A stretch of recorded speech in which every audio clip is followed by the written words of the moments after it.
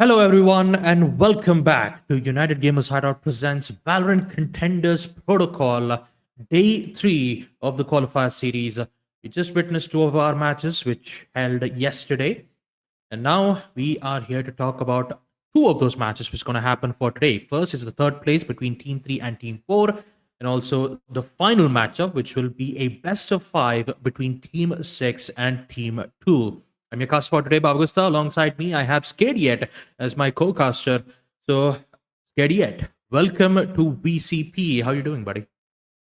I am doing really good, and thank you so much for that warm welcome. And honestly, just as you mentioned, we've got two insane matches up in front of us, and one of them is going to be between teams 3 and 4, the lower bracket finals, or you can say the third place match as well. And we've also got the veto right in front of us. We've got Ascent, Lotus, and Haven.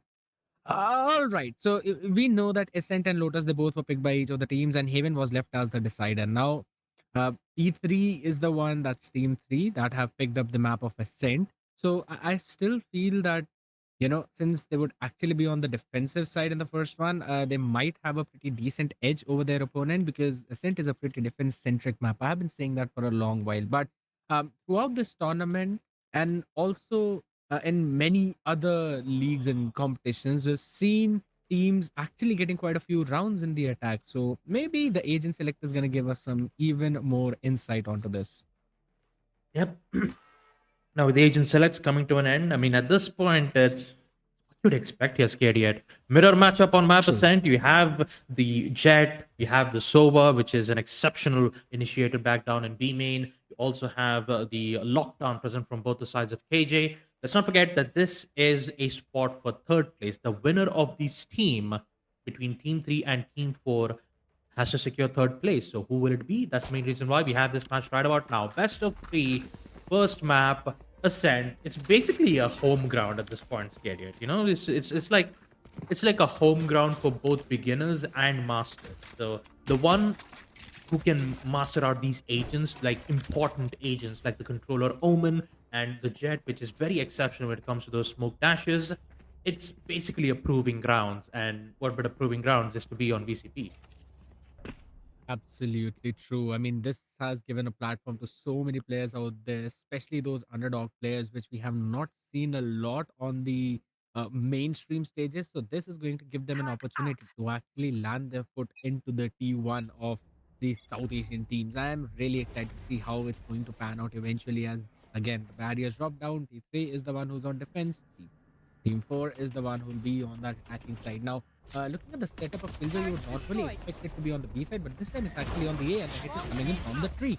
Shader still holding his pace and goes in for a Sammy right click. Easy has been taken down. That's already 1% taken off, and they've not yet got the side controls. The Team 4 would need to move their steps way too quickly. Will finally be putting down the door and will plant the spike. In the meantime, I don't like the post plant a lot as the trades go back and forth, and Ixris gets double. He needed that one to equalize the numbers, and inside the smoke stands Guru Run. Gorang, that's actually Gorang, my bad. And he actually gets one more 3v2 situation.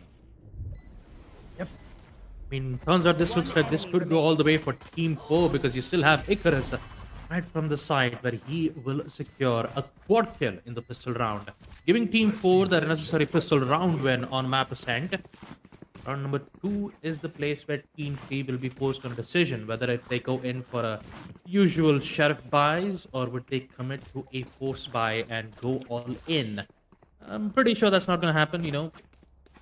Taking risks specifically on round number 2 would be a huge risk. So they'll just go with the usual sheriffs and ghosts being picked up from Fox. Sheriffs from Arjun, mainly because, on B main side, if you want to wall bank towards the wall, especially with the dart, which could be thrown about right about now. Yeah, there you go. Dart has been thrown out right from the mid side. Yes, the dart is Drone. down and also has been taken care way too quickly and easy. In the meantime, finishes off Savage Yoda, taking him down just as quickly. And this has given an advantage to Team 4 as they've won fights on two different fronts. Now, even in the mid, they want to take the long range fight, and it's literally not recommended, especially when you're on a save round, to take any long range fights. Rustic, the Vandal in hand, goes in for hunting, is taken down. Fox hitting some great shots with the ghost, a head and a body, but he's got a mountain to climb. And the question is, how much damage can he do? How many rifles can he take off of the hands of Team 4? That's going to be the question. Because I don't think so he would be able to retake. Knife is going to scan out Icarus. Broken though. Here. And a 1v3 situation, the main thing that the KO can do at this point is to save the weapon and try to play it on the bonus round. So, yeah, once again, this round will go at the hands of Team 4. We will proceed to round number 3 without any hiccups. 2-0. Actually, 0-2 is the score line. Favoring for Team 4 and Fox. I think he didn't get the Vandal all the way from the mid side, so he decided to just, you know, especially just die in the explosion rather than, being able to save with nothing. So round number 3 Yeah, will be that's opened true. up, and Team 3 apparently they're looking okay when it comes to their buy rounds. But yeah, for Team 4, this will be their bonus round. So winning this would be very favorable for them.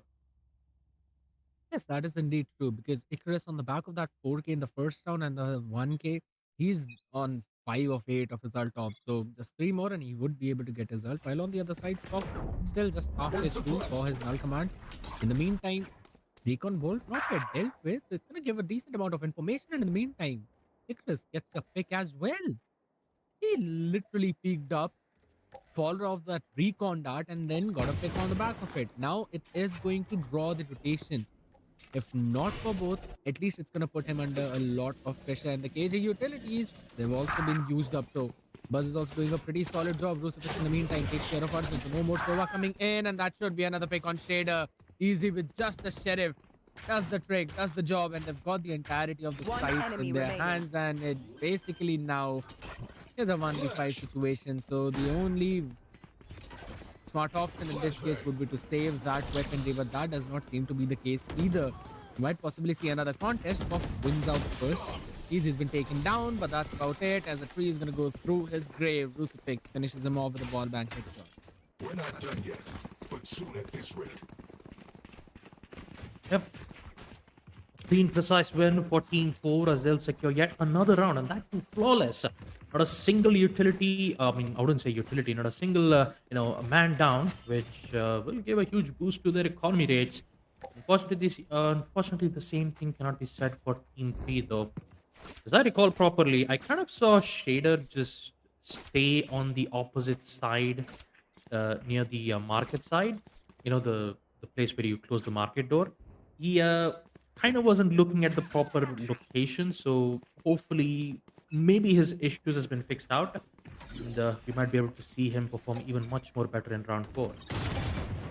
Yes, that is indeed true. Just I like double possibly a small stead. hiccup, but that's about it. They need to brush it off again. 0 and 3, so it should put Team 3 on another save round. That technically is going to be a 0 and 4 starting point. And once you get the bonus round and the round after that, it basically puts you in a situation where your economy is snowballing. And that is something Team 3 would need to keep in mind because the next rifle round could literally be a make or break round for this half. Because again, if they lose the next one as well, I mean the next rifle round, then One enemy remaining. that's basically going to put them in a pretty precarious spot. Yep, that is true indeed, Scary. But yeah, right now we currently don't get to see any video feeds as of now. But as I hear from the audio feeds, turns out that it is 4-0 favoring for Team 4, I believe. Currently, we can't hear any audio cues coming in from our side, so hopefully we just have to see what's going on.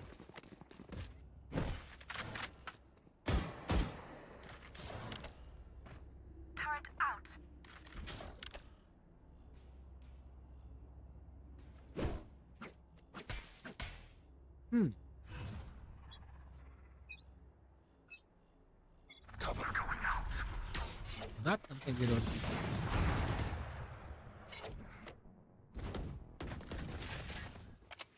Blocking sight. Ugh.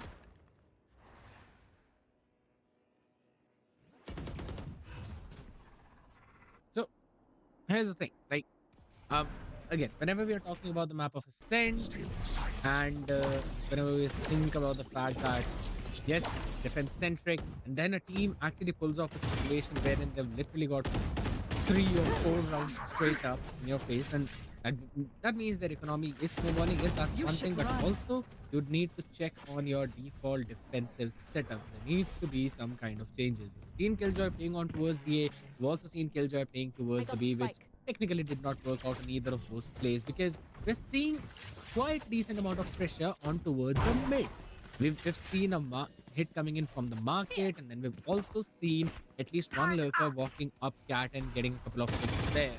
So I still think that the hold in the mid needs to be checked upon. 30 seconds left. Otherwise, it's going to create problems time and time again, and it kind of is troublesome. But we'll just have to wait and see how things are Last eventually going player to pan out standing. for either One of these enemy teams. remaining.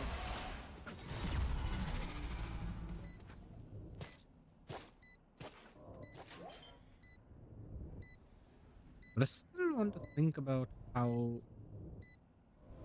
The spike is viable it is going defused. to be to actually see a few thrifties here and there. Everyone loves to see a thrifty round. What better chance for Team 3 to pull off one right away? Because the next they'll be playing on this map would be on the attack side. And honestly, yes, the mirror composition it helps you opening up the map with the recon, also the omen smoke. But one of the most important part of that entire map is going to be how well you manage the control of mid, including the tree catwalk and also the market side. For the defenders, that becomes the important space if in case the opponents are not actually going in for some heavy main hits. Because ouch. Discord पे बता दे. Bot coming News back. पे. Uh, Never mind. Yeah, I was defending long. Recalling my bot.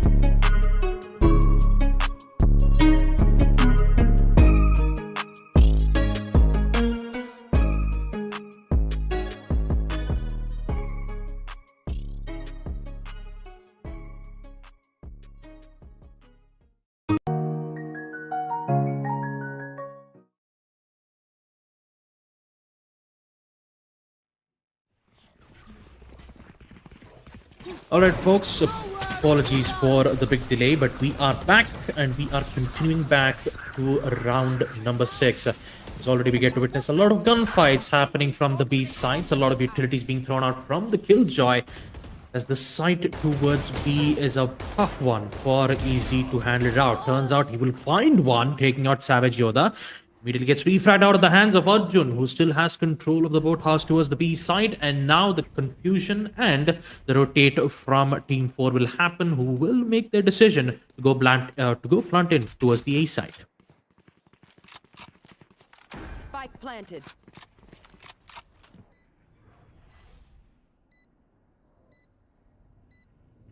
One enemy remaining. Yes, eventually. Now we were talking about how the rotations are also going to pull off, but they've already got a pick of Omen. So Crucifix needs to win these important fights, and he gets the timing perfectly. He goes into the M and gets the Governor straight down. And now also has the recon to work with. 3 bullets, cuts the gun quickly, and it's down to last 1v1. But Decroid gets the wall bang and gets the better of Crucifix. You will get the defuse. That was dangerously close. The lurk timing coming in from Crucifix, it was absolutely everything. If only he was just half a second early, he could have caught Jet as well. But nonetheless, that was a valiant effort. We'll still see the round going in towards the side of Team 3 this time around. 2 and 4. And looking at the ult economy, Decroid has got the Blade Storm up. Arjun also has the Hunter's Fury. And since in the previous round, Crucifix used up his Hunter Fury, he still got 3 orbs out of that. And Icarus with his own Blade Storm is going to play with the knives. So I think so. We might possibly see a pretty chaotic one as well. Yeah, for a moment there I thought Shader would go a bit too aggressive, knowing that he still requires one more orb to make sure that he has lockdown in play, because countering a lockdown is the lockdown.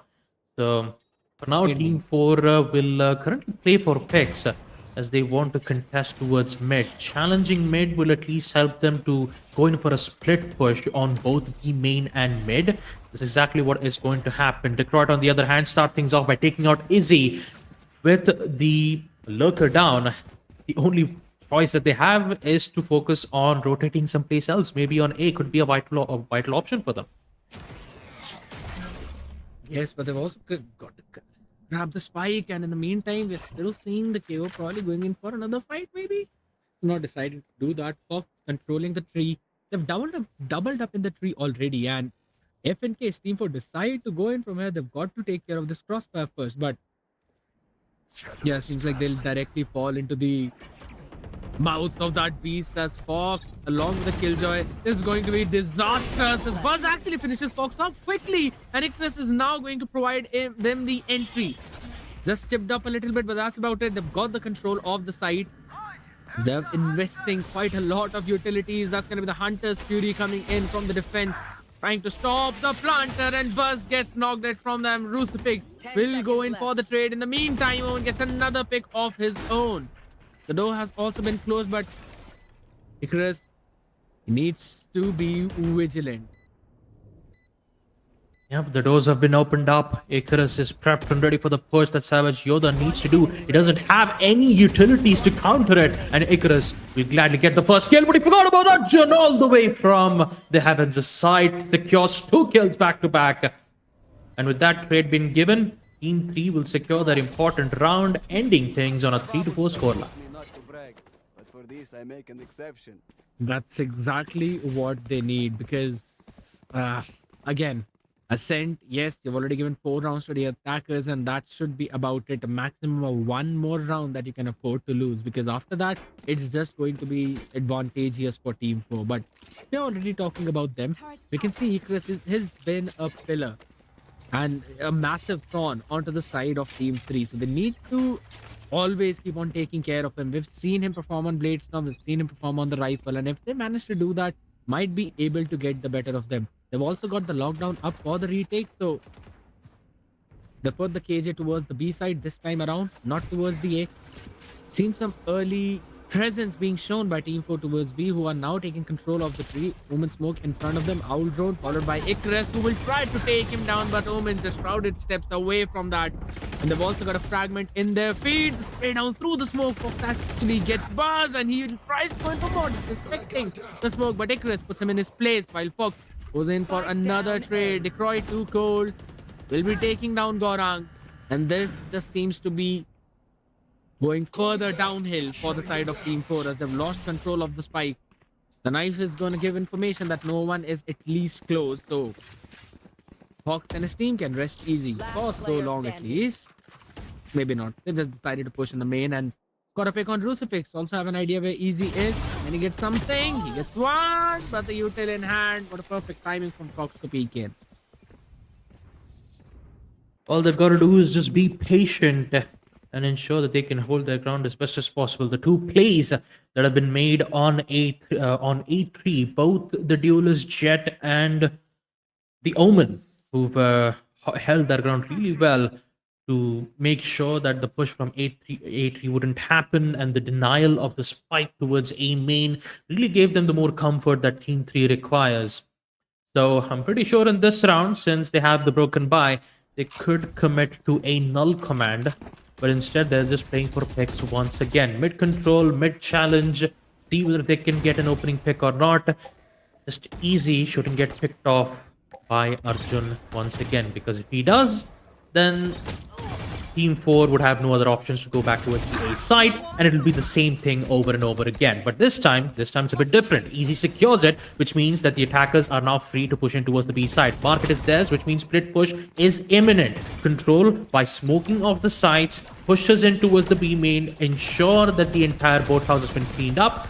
And with that, Team 3 will have a difficult choice, because now they have to figure out a way to complete this post plot. And the timing with the Gorang is also pretty good, right? Because he clears out any potential possibility of the lurker, and they know that there's absolutely no one. So the only angle they need to watch out for is going to be the CT. Easy. Still using the nano swarm. Wow! What a shot coming in from Decroy. He actually takes Easy down, but Gorang was quick on the trade. And it's now just left to Savage, Yoda, Shader. They've also got the KO of their own. Gorang's been taken down. This 1v3 situation was Crucifix. He can deal the damage. He was not able to do that previously, and he'll fall even now, as well as Shader will put a bullet to his head. Not investing a lot. They will also get the no command of their own up now after this defuse. So the next round seems to be even more difficult for Team 4 to grab a hold of. Yep, things are starting to be a lot difficult for Team 4, as they have yet lost another attack round, and that too in post plant. The perfect use of paranoia to disable a person who was holding in towards the market side, and then gladly push in towards the side with just one player remaining in the site itself. So a timeout will be requested from Team 4. So they've got to figure out a way.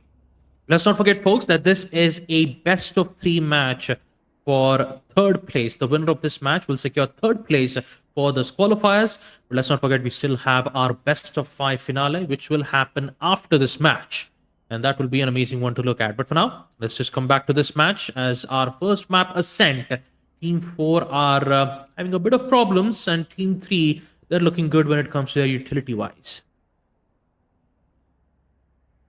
Yes, indeed, that is true, because, again, talking about utilities, they've got 2 massive ultimates, Null Command, Lockdown. You can try and invest both of them. But on the other side, you also have a Null Command of their own for Team 4, and they've also got the Hunter's Fury. So the Lockdown can be countered with the Hunter's Fury. And, I mean, the KO who puts up his own Null Command first will have the upper hand. But on the other side, I think so, Team 3 this time around can try and stack up towards one side and leave the other one open, or at least let one person anchor it, because they've got some heavy retake ultimates of their own. And if in case we see Team 4 using their own ones first to try and take control of the site, it will be inevitable for them to just leave it as it is, because the other side is just going to take that space back from them. I like the aggression this time around coming in from Icarus, though, taking control of the market. He's not dealt with the alarm bot, has he? Yeah, he has. I mean, the KO definitely did. Oh my goodness, this is going to be disastrous. As again, the split was not anticipated. Savage Yoda was taken down by surprise on the market. Boathouse taken control of. Gorang will be able to plant in the spike. Nanoswarms relate as well, but a 3v3 situation.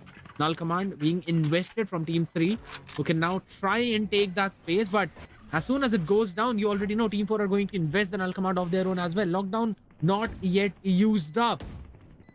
I'm kind of still surprised how they'll be able to take any kind of space. Flash comes in. They've also invested the lockdown. No null command from Team 4 whatsoever. So now they are in a pinch as they've got to close in the fight as Buzz gets taken down along with Icarus. Fox, good for that trade. And they'll should be able to finish everything off as Gorang will be coming in from CT, but he'll be just way too late for the defuse. Yep.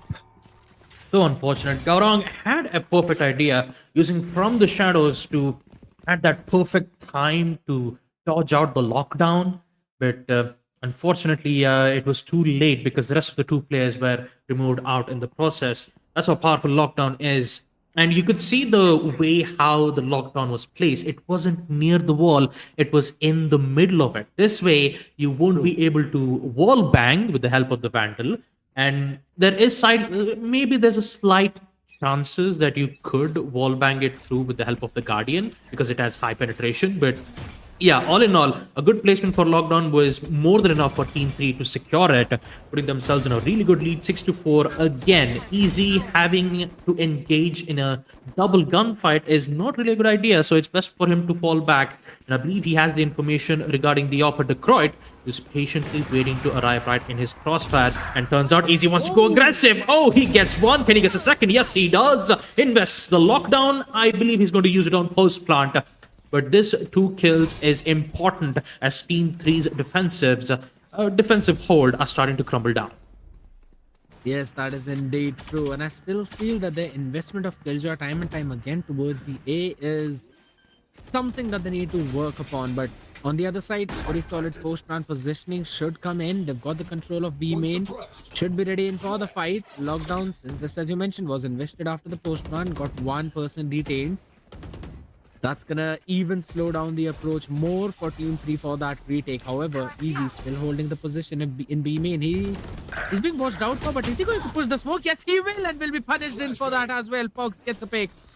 Goes a flash out. 0 points gonna come in 15 more seconds. Cannot wait for it as Crucifix will be taking him down, but the trade comes in from Shader down to last 1v1. Icarus in the boathouse, staying with his foot, and he'll get the perfect timing. Uses the timing to get the perfect peak and move their team to another round. Finally, a round for the attackers after all this while. Yep. An amazing presence though from Easy. Using the power of the Sova's Owl drone to provide information and also going in with a peak like it is exactly how you'd go in for a peak. You know, you'd usually invest a utility if there's an Opper who is, looking at that one particular line of sight. So a really great way for Easy to secure those 2 important rounds, and maybe this round could be even much more favorable for them as they've invested the null command smoked. They haven't used it just yet, but Easy's just popping off. He's just on points with his shot, securing 2 kills just like that all the way towards the CT side, leaving only 2 players left on the table, which leads to Shader and Arjun, who is making their pretty kills all to themselves, but it's too late. Actually, Buzz will be the final one who gets the final kill and ensure that Team 4 put themselves back on the track. 6-6 is the score line. As we get to see what... Yeah, that would definitely makes them even. So, there's still one thing that I personally kind of find a little awkward. I really love the placement of the fragment in the previous one though, because it cut off any possibilities for Arjun to reposition himself in the boathouse, and the eventual and inevitable double peak that came in was they were able to take him down, and they also invested a lockdown for the sake of it. But on the other side, I still think getting 6 rounds on the attack, it should be more than enough for Team 4, but we still can't quite put out Team 3 from the equation whatsoever, because we haven't seen them how well they are on that attacking side. And as of now, stacking quite a lot of people just outside the B main. It kind of is a risky move, but they'll directly be moving into the Killjoy setup. That was set up way too aggressively, so the smoke's gonna come in. 0 points gonna scan quite a few people out there, but Savage Yoda is gonna get Spike one. down, Detroit B. following it up as well. Crucifix taken down in towards the CT. So they've taken the control of the side, but they don't have CT control. They don't have market control. I think Team 4 should be able to retake it, but the planted. numbers are not with them. Yeah, although the same thing cannot be said for Team 3 because they have less amount of utility to deal with post-plant. They just have to rely with Omen's one-way smokes. And look at the aggressiveness that we get to see from Team 3. Team 4, actually, sorry, apologies. Detroit, on the other hand, I believe he's just waiting for the perfect moment where Icarus immediately knows that Detroit is playing in that position and Gorong gets the headshot nonetheless. Now they just need to focus on the B main where the knife press two of the important agents, but you forgot about Shader and Savage Yoda, who both of them manages to take out, forcing Gorang on a 1v2 situation. 7 HP remains, and Shader one more tap to the head to secure the pistol round win for Team 3, putting themselves back up on the lead 7-6, as the second half could favor for the attackers if they keep up the aggression. I still can't quite understand why Buzz would directly walk up and take the fight towards the boathouse player, because his knife scanned too and he got a pick on one. So it was kind of obvious that the other one was playing up close on over the boxes. Maybe he could have waited for his teammate and they could have played out a flash pop lineup and would have been able to pick that one player off as well and then gone in for a 2v1 situation against the boathouse player. But eventually that's not what happened and everything fell to pieces. Another round, but it still kind of seems to me the same story. Detroit gets the pick on Crucifix, and that's the Sova out of the equation. So no more Aldo, no more recon darts coming in, and a headshot by Shader. Easy is taken down. They should be able to get control of the B side. They pulled off a rotation, but that's just of one player. Seems like their position shows that they still want to end up towards the A. I don't think so. That should be a bit big of a problem. Because again, Team 4 are just on a save, but you don't want to risk it. Yeah, since two of the agents have sheriffs in their hand, being in a 10 meters range, a single shot to the head would confirm the kill and also give them a free weapon upgrade. So it's very dangerous if you go in all by yourself. So yeah, absolutely. We're going to see them go all the way towards the B side. Flash will be thrown to ensure that they'll have a little bit of problems pushing in, but 30 why do you have to seconds worry left. about it? You still have Shader to make sure that even with a pop flash, it's still not enough to secure that kill like that. 7-6, 20 seconds remain. It's all up to Icarus. Beautiful shot with the sheriff. Will secure the kill of Arjun, but he still needs to find three more agents. The dash will be able to find one of the information, but there's 3 peaks, 3 angles, and sheriffs can only find one of them. 8-4, actually 8-6 will be the scoreline, with the Team 3 looking very confident on their attack push. That is indeed true. The shots were pretty crispy from Icarus, but the question was how many more rifles would he be able to take off of the hands of Team 3 to kind of force them on an uncomfortable bonus. But I still feel that they can definitely do it. They've got a couple of Spectres in hands, a Vandal, a Bulldog, a Sheriff, and they can try and put the Sheriff in the hands of Shader. He's just being absolutely demolishing using that weapon. But on the other side, if you're also trying to look out for the ultimates, we can see Savage Yoda is just a couple of them away from the shadows, while on the other side, Shader 4 away from the lockdown. Arjun, he's quite far from his. Detroit just 4 away from his blade storm as well. So I still feel that in terms of the ultimates, we will possibly see Team 3 going on a steamroll after the next 2 rounds at max, and then they should also be able to invest those important ultimates to try and get a hold of those sites. The way that they've been doing that till now is that they've just been taking fights in the B main, they've been winning it out, and then they've been brute forcing their way into the site. Now, since this is going to be basically the first rifle round of the game with full utilities, we will have to see a pretty comparatively slower approach from them at least, because they would need to find out the information as to which site is stacked. Killjoy setup is still towards the B site, so and this time it's a pretty defensive one as well. If you look at that, the turret directly placed up at the common position towards the CT, nano swarms towards the switch. So you know that Killjoy is just going to play as a solo anchor to try and delay the push and wait for the team to come in for the retake.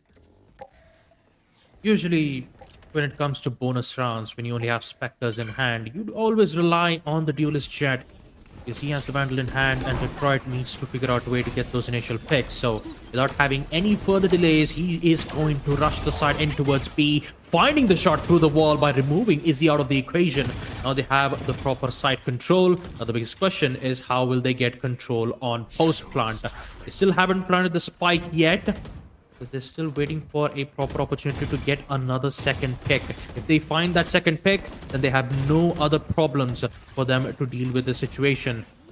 They're still waiting for it. Yeah, there you go. The plant will be made. The rest of the players on the side of Team 4 are slowly gathering themselves way in towards the side. And the Jet, the only player having the Vandal in hand, and one more player who might have the upgrade too, are waiting for this push. Yeah, but I really don't like this post plant at all. They've got absolutely no space to work with. Everyone just on side. The 0 point's gonna scan almost everyone, but Shader and Arjun will demolish any kind of attempt for the retake. Gorang will be there for the last stand, but that's about it. A bonus round converted for Team 3. What a brilliant maneuver coming in from their side. And again, it all came down to the post plant positioning. They were not allowed any kind of space.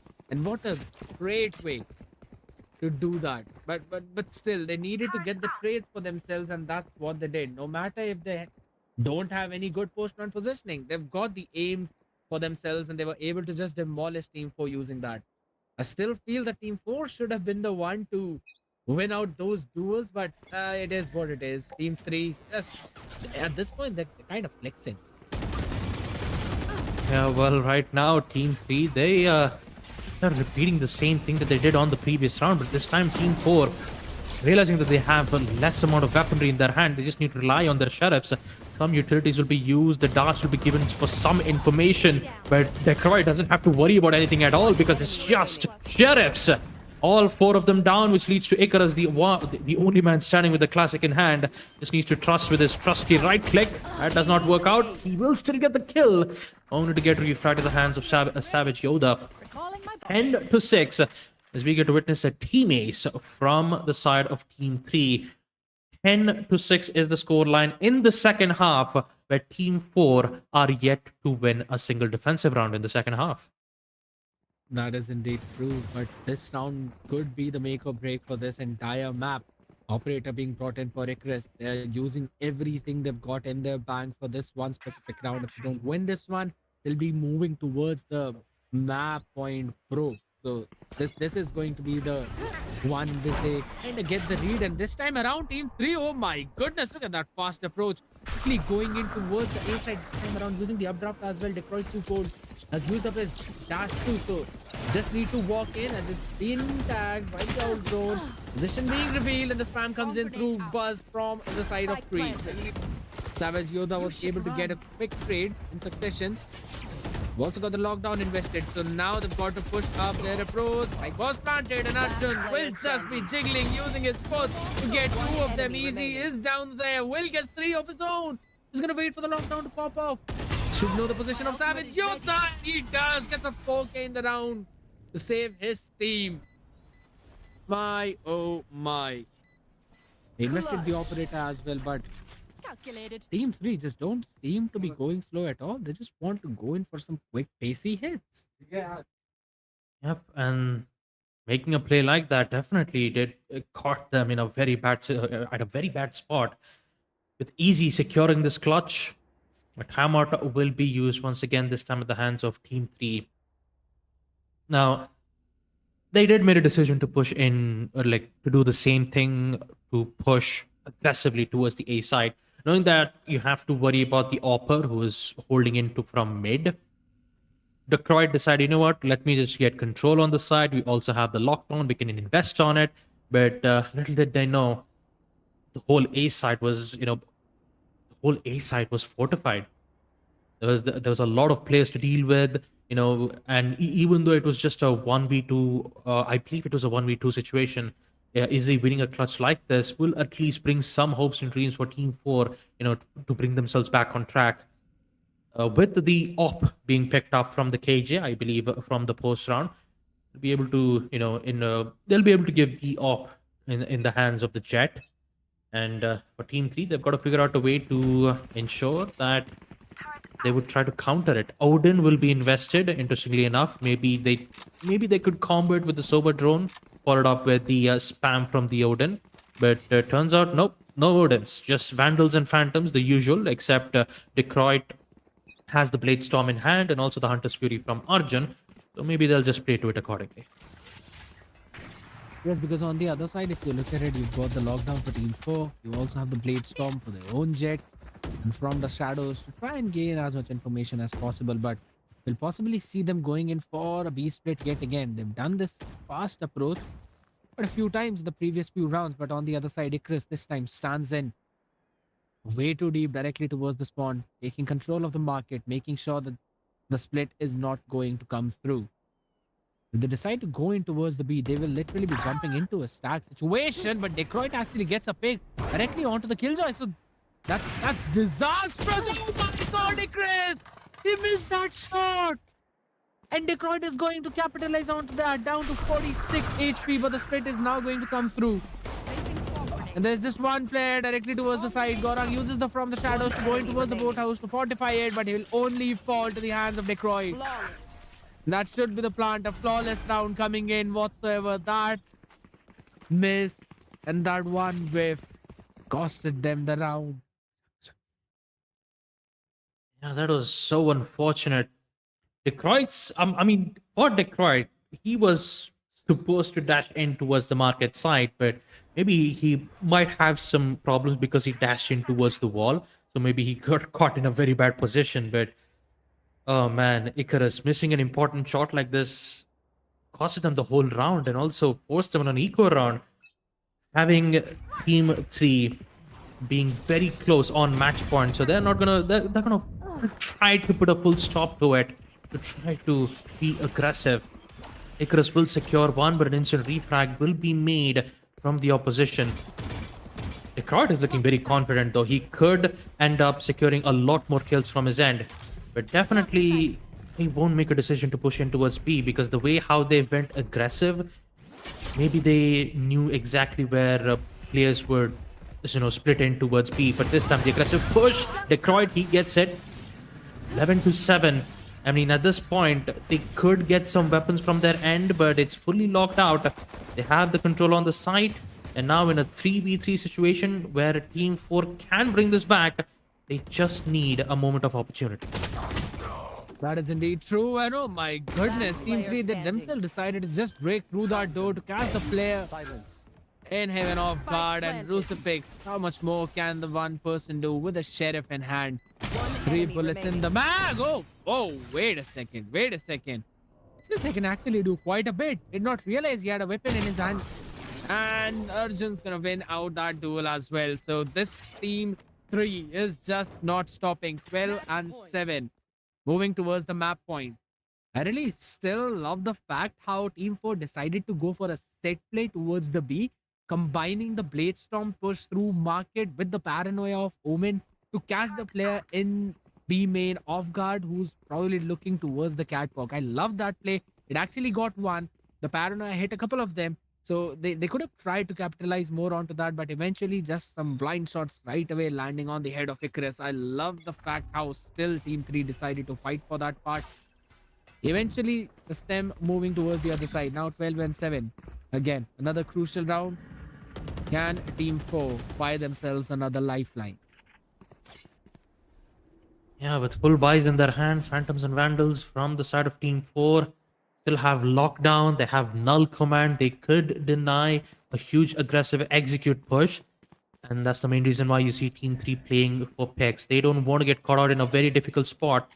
At least neutralizing one or two of the players from Team 3 could give them a very important opening so that they can push in towards the side. But mainly, they just need information, and pushing in from the B side could be an optimal solution for them, because it's just Icarus. Null command will be invested from Team 3, which will force them to not use any utilities at all. Detroit will be taking quite a lot of damage all the way from the CT side, but he will still stay alive. Only 40 seconds left. Control of the site is imminent, and whether post plant will be made. Team 4, now's your time to secure this post plant. Yes, they've got the null command. They've invested it. They've also got the lockdown, but they need to take care of the player. Savage Yoda's been done for. Gorang finished off, and now even the lockdown invested. They will be peeking in one after the other. The trades go back and forth, but still it's favoring Team 4. As again, the fight for the lockdown goes in. Shader tried to get it, but eventually was taken down by Easy. What a beautiful timing. Now Arjun needs to move quickly. He needs to be fast on his feet. Easy is stopping his way. Knows how the recon, and the diffuser will stick to the diffuse. That is just a brilliant retake coming in from Team 4. And I love the fact how Easy spread out his defensive setup. He had Nano Swarm towards the B. He had an alarm bot holding mid and a turret holding tree. And he was himself playing in A directly, just barely being in the range of alarm bot and the turret, making sure that no matter where the null command hit is going to come through, he would not get caught in it. And that is eventually what helped Team 4 to delay the push for Team 3 for a while and then flood in for that retake, and pairing up the lockdown with the null command and peaking perfectly on time. I love the way they played the previous one. Yeah, although Arjun's possession from B main was was a little bit questionable. I know he was trying to utilize his Hunter's Fury at the end of the post plant, but he decided, you know what, a lot of utilities has been invested. Let's just, save it for the next round since it's a 1v2 situation. So I could maybe be a little bit of a devil's advocate from his end, but this time for Team 4, they're looking very confident in their shots, especially with the shots from Rusifix. Good shot from the Vandal, an opening pick, taking out the Killjoy would put Team 4 in a very good spot, knowing that they don't have to worry about turrets or lockdowns. They still need to worry about Hunter's Fury. They still need to worry about the information that can be gathered from those darts and drones. And how can I forget about those pop flashes that could be given from KO's flashes? Indeed, that is true, but Cover going still, out. all of that noise has not grabbed any kind of rotators to move towards the B. We still have Killjoy just playing there. 30 seconds Nano left. Swarm's been popped in, and now, yes, everyone's gonna move towards the B as well as the hit comes through towards that side too. From the market, we're still going to see that pop flash connecting in. Paranoia was sent in to catch anyone who was up close, but Ikroid being caught from behind from the CT. Savage Yoda will try to flood in on towards the side, but Easy and Gorang will get a pick of their own. 13 more seconds, they need to get the plant down. 2v4 seconds left. situation. Fox a blind shot into the throat, gets one. Can he try and find more? And Last answer player is standing. absolutely yes. He gets Attackers 3 win. and Icarus was taken down by the last man standing. Savage Yoda. What a beautiful play coming in from Fox. Demolishing any retake attempt. Oh my god, just look at that. They lined up for him. Yep. Absolutely lined up from that B place. And man oh man, what a great way to end things off with the first map of Ascent, 13-8. And with the second map being in play, folks, we'll be taking a short little break as we'll be back with the second map of the third place. Don't go anywhere.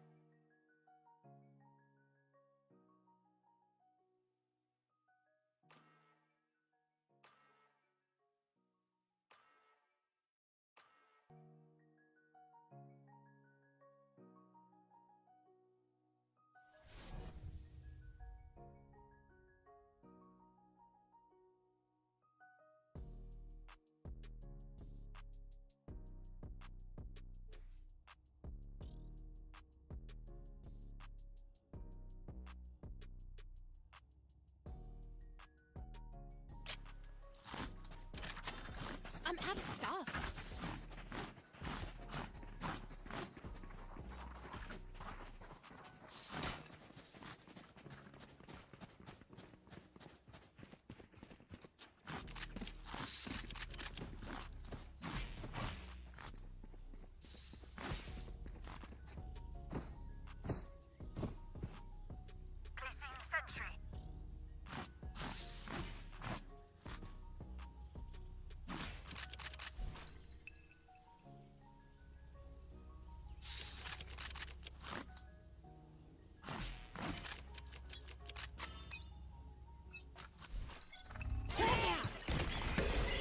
Blinded.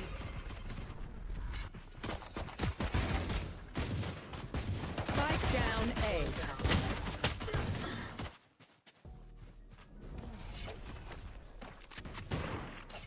I got the spike.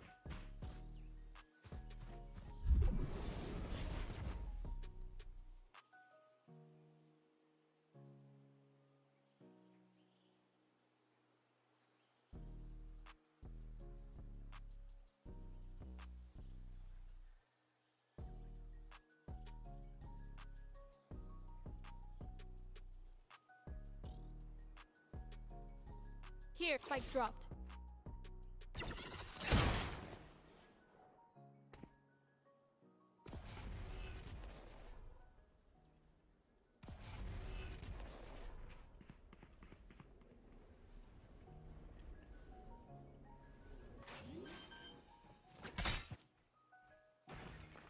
Spike planted.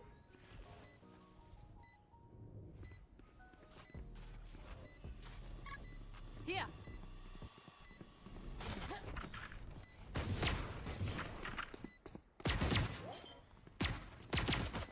One enemy remaining.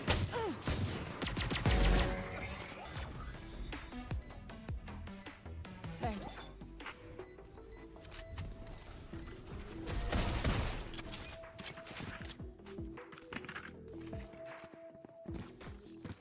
Look for my shadows, they will hide you.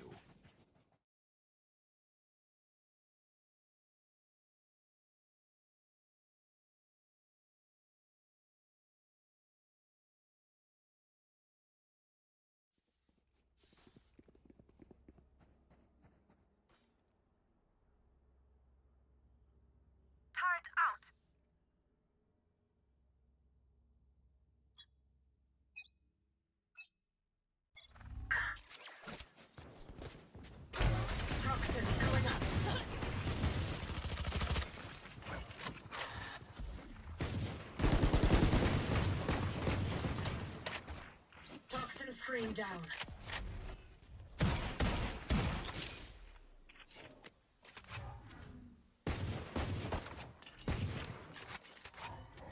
Here. Welcome everyone. Welcome everyone. You are watching the Valorant Contenders protocol presented by United Gamers Hideout. And it's a platform where aspiring Valorant players get an opportunity to go pro. And we're seeing that happen right now as we're seeing the second map unfold in front of us. Team 4 this time around on the side of the defense, while Team 3 on attack. Map of Lotus. Team 4 won the pistol round already, so now are in their anti-eco. Placing swamp grenade. While on the other side, team number 3 creeping up towards the B side. They've got to take control of more space. They can't just rely on the one that they only have. That was a nasty shot coming in from Detroit. A pick coming in for themselves. Icarus, the timing has been disastrous, but he still gets to keep his life for a few seconds. Swaps the gun quickly, gets a bulldog in his hand. One enemy While on the remaining. other side, Rufus Pacifics and Easy were able to get a pick of their own, winning their important crucial duels. It's just down to Detroit who falls to the bulldog. And a round goes in another one for the side of Team 4, just losing a couple of weaponry, so not a major problem for them. Still have to wait and now eventually see what's going to happen in the next one, because it's going to be their bonus round and they get to keep a couple of bulldogs for their bonus and also a specter in hand. So pretty solid bonus coming in for them. That one thing for sure is true. While on the other side, a couple of half shields in the mix for Fox and Kansa. If you're looking at the side of Team 3, Kansa is playing on the Killjoy and quite had the start you would want him to have. Savage Yoda, he was on the Omen in the previous one, but this time Shader is playing on Omen, while Savage Yoda on his Breach, and that's the first pick already going in for Detroit, and he doubles it up as well, takes down Buzz. So that's the Sky taken care of. No more Initiator coming in.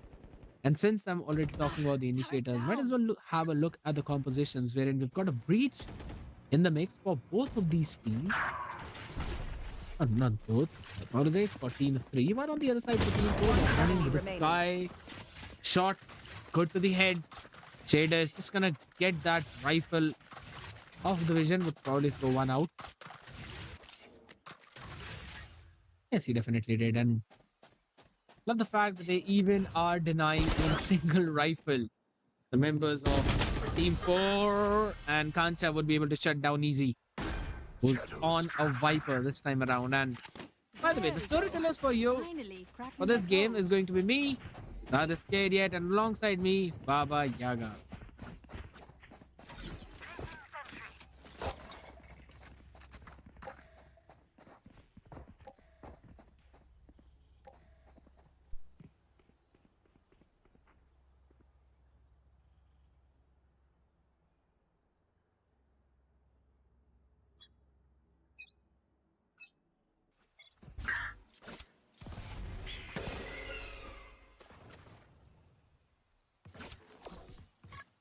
Placing swarm grenade.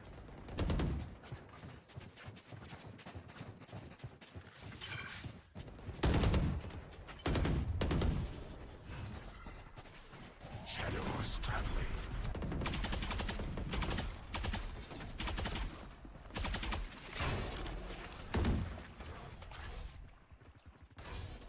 Here.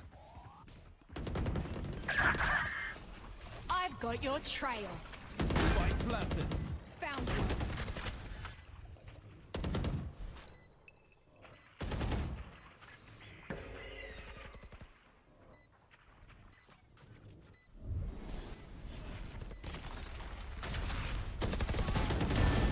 One enemy My remaining. ultimate is ready.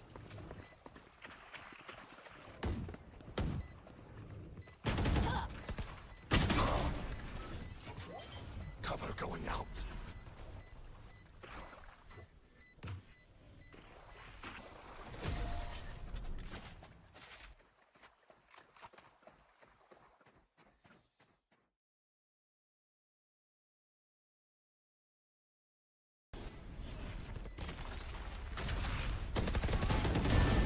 One enemy remaining.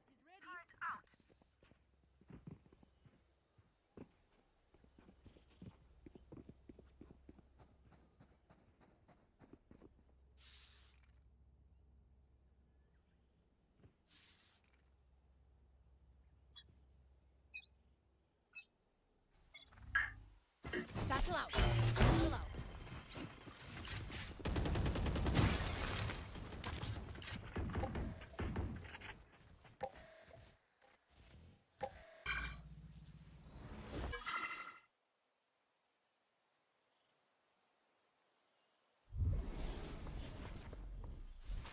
Hawk out. Here. All right, so moving on to another round, maybe a different story this time around. We'll just have to wait and see how it eventually pans out as a couple of picks goes in for easy. So they're still continuing the super performance on their defense for team number 4, not letting team 3 off the hook at all whatsoever. The only round that team 3 won was the one in which team 4 were bonusing. So yeah, there was a massive weapon advantage for team 3, but apart from that, now the main rifle round has been won by team 4, and this time they still seem to be the one in control, because we've seen this aggression towards the B main which has been punished. So maybe team 3 are going to plan something else, as Fox quickly takes 30 easy seconds down. left. So trying to equalize the odds, not dipping further. At least the smoke goes in his face, but he actually goes and follows up on the back of Paranoia, which did not hit Gorang, and Detroit will be punished for his over aggression. The heal will be there. Can he go in for another Player pop flash play? standing. He does, but Gorang is not caught in it, and the punish is there. Yep. Very close call, but in the end, it will be Team 4 who will secure this massive round win, 4-1. What we thought Team 3 had a field day on Ascent second map. This time, Team 4 are showing that they could do the same thing on map Ascent as well. A huge lead, 4-1, is for Team 3. They're having some major issues, especially with their economy rounds. They still have their 3 ultimates from Shader, Decroid, and Savage Yoda. So maybe we could see a combo of Rolling Thunder and Decroid's Blade Storm could be in play. But when it comes to ultimates like Jet's ultimate or Chamber's ultimate, having an extra weapon at your disposal is always very powerful, especially when you're in a broken buy. But for now, let's just focus on the round as we see Team 3 deciding to push very aggressively on C long, but apparently this one-way smoke will try to hinder a bit, but not for long. Decroid too cold. They don't want to miss a single second, and they want to find a picks as fast as they could. Turns out Team 4, they're making a decision to just hold on and stay in towards Waterfall. Use whatever utilities that they have, lockdowns, which will be used right about now as we see Sky slowly coming in all the way towards C-Long. Indeed, that is true. And this lockdown, it cannot be broken, so has to be respected. Those gets Decroid too cold out. There's one person already detained. That's going to be the showstopper being invested. There's a very quick retake attempt coming in. The showstopper does not catch anyone. Savage Yoda still pretty low on the HP. Gorang with the TP gets the attention. Perfect peek coming in from Crucifix, but the spray down from Fox and Kancha was there, but it all was just for a distraction because the defusal was there. And eventually, the 5th round falling in the laps of Team 4. Look at how well coordinated their play was. The showstopper, it got Savage Yoda on a very low HP. But at the same time, Gorang going in for the TP and Crucifix following him up because he knew that the crosshair would not be in the perfect place. And he got one pick out of that. That was a brilliant performance coming in from their side. Buzz, yes, he's not even got a single kill right now, but he's still got 4 assists. So you know that Sky is doing a pretty solid job at that. Another quick push this time around coming in. But yeah, he wanted to land on top of Rubble, which was basically denied. Yeah, but that's 2 satchel charges gone. But at least on the bright side, they still have a very good hold on towards A-Long. And this time, Team 3 will respond to it with their own utilities as Fox and Decroid just gets all 3 of them. Challenging A-Long is usually a thing where the attackers choose to fall back and reroute back to C-Long, but Team 3 decides to contest the angle with only 1 being the casualty and Team 4 having 3 of them. So this is a huge value coming in for Team 3 as they are in desperate need of this round win. One enemy remaining. Yes, that is indeed true, and Decroid's position was unanticipated. Gorang paying the price. Icarus punishes Decroid for getting too overzealous in heaven, but I don't think so he'd be able to do anything more than that. There's a crossfire as well, a bunch of utilities, and all he's gonna have is going to be a turret on the disposal. Fox goes in for the peak, gets a chip damage onto his face. Icarus brings a shorty out and is welcomed by Savage Yoda, who gets taken down. This could be much more doable than what we had anticipated, but the Nanoswarm is gonna stop any kind of defuse and should buy enough time for them to actually run off from the harm's way. Icarus would not be able to save his rifle. He is done for. A brilliant use of utilities coming in nonetheless. Just few casualties, but eventually, finally we see Team 3 getting around for themselves. I just love how casually Icarus just looks at the breach and decided, you know what, shot is not the weapon for it. Let me just swap back. Re-peeks back again, crouches and gets the headshot. You know, making a one-tap like that is always difficult, but man, Icarus just makes it look easy for us. No matter how many times I play on competitive Valorant, I try to do exactly that. The opponents would just respond back with, "No, that's not how you do it. It's not how you actually peek and get picks like that." That's the thing about Valorant. You need to be very precise. You need to be very disciplined when it comes to your movements and shooting mechanics. And the main reason why we love watching tournaments like this is to showcase their amazing talents and skills, in which we are looking at it right now. Once again, Team 3, they are applying a lot of pressure towards A-Long. They did the same thing in the previous round. They've secured it, and now they're looking to do the same thing by getting 2 kills right off the bat. Yes, that is indeed true. They get a couple of them, and they've also taken care of KJ. So you know that since KJ is down, you can go in quickly and take the C control. That's what they've done. And the gamble stack, I still feel the stack was pretty good, but It's just them wanting to re-clear the other part of the map. It Last got a player better of them. So standing. Team 3 is just gonna wipe everyone off easy. Oh my god, that's a good splash dodge. That was literally a 90-degree turnaround, but Shader following it up perfectly. And you know, you always hate to see that happen when you see a person phantom in hand, crouching, moving, and also hitting shots on your head. Well, I mean, easy phase that just now, but eventually 5 and 3 is the situation, and Team 3 is making a comeback. Yep. Let's not forget, all of those 5 rounds from Team 4 are from post plans, which means that Team 3 are very confident in securing in their pre rounds, like executing the side is going very well. It's just that Team 4 are doing an exceptional job at, using the utilities at post plant and securing those important kills. But right now, Team 3's decision to push in towards B side proves to be promising as they've secured one, taking out Gorang and Rusifix both at the same time, taking out the controller and duelist at the same time is going to place Team 4 at a very difficult spot. My ult's ready. Difficult indeed, that is true, but that's how they love to always play it. Shot off the aftershock, not One connecting. enemy remaining. Buzz gets traded as well by Fox, so it's down to a 1v4 situation now, and Savage Yoda is just going to take Icarus down, making sure that it does not get any pick whatsoever. And Rusifix both at the same time, Beautiful taking out placement the of controller lockdown, and duelist at the same time is going to place Team 4 at a very I mean, difficult they, spot. they don't have any breach. They only have a race to try and take care of the lockdowns. They can't fight for it. It kind of is just not working out for them. But honestly, you still kind of feel that even though there's no Viper on the side of Team 3, they're actually playing pretty solid with just one controller. They're still utilizing those smokes pretty well. And their double initiator is just giving them so many possibilities to work with those flashes as Decroid gets one. He was paranoid as well, but there was a smoke in place and support from his team. Bugs and easy though. Actually get a couple of shots connected, and even Fox is not high on that HP, just 3, barely breathing. A stray bullet landing even onto his feet would do the trick.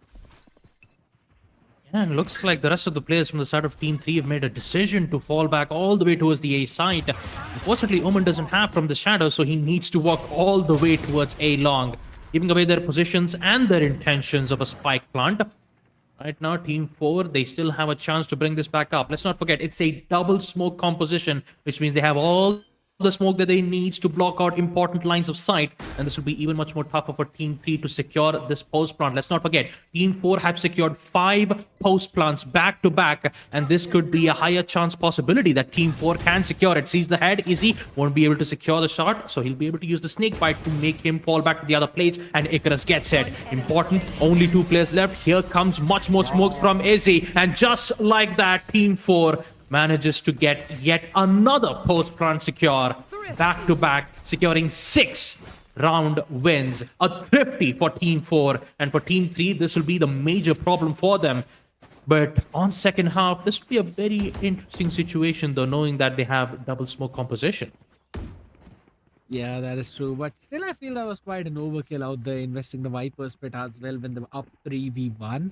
I think so they still respected the possibility that they don't have perfect weaponries for the job, so might as well just invest the pet to help his team out even more. But that was the exact time wherein his teammates won out their own duels as well. And I love the utilization of the snake bite there. But for now, Paranoia.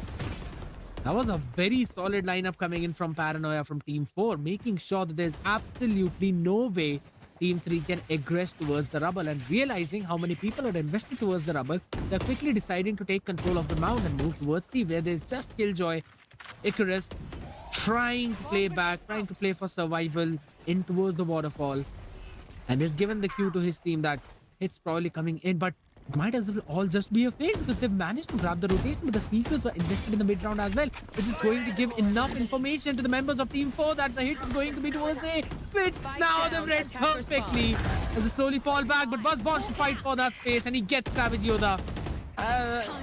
Alright, so the Trailblazer now just moves up back a little bit to invest the Trailblazer, gives them the information of the main that There's literally just one, and a couple of members have moved backwards. I love the way Team 4 played that one, but Kansa with the aim is even better. Gets caught by his own teammates' paranoia, but the follow-up is brilliant. And they cried.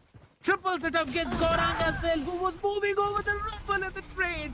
It's just perfect as Kansa finishes off the job. There's literally just one. Gets a round for his team. The way Team 4 played that one, but Oh boy. This whole round reminded me of those chair games that we've had when we were playing as a small kid. You know, once the music comes to an end, you just fight for your chair. That's exactly what was happening from this specific match.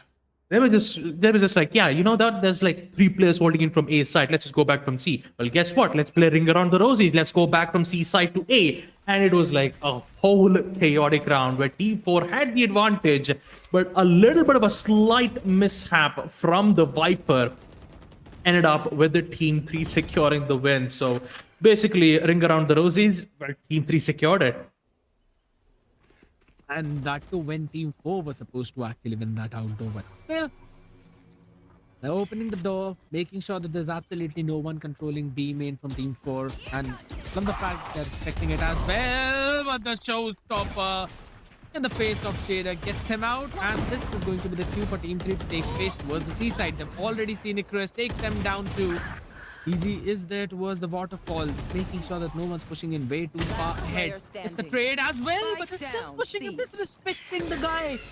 He's taken down 3 of them, flash in his face with the snake bite to stop. My, oh my, can Crucifix find this pick? Fox seems to be knowing the possibility, and he gets his head.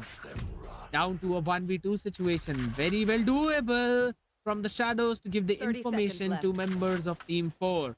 And they're now doubling it up. He's giving a lot of puts though, so they should have an idea that the hit should be towards the sea as smoke comes right in his face, but it's just half a second late. Fox makes that cross. No, He can actually catch a timing onto those members.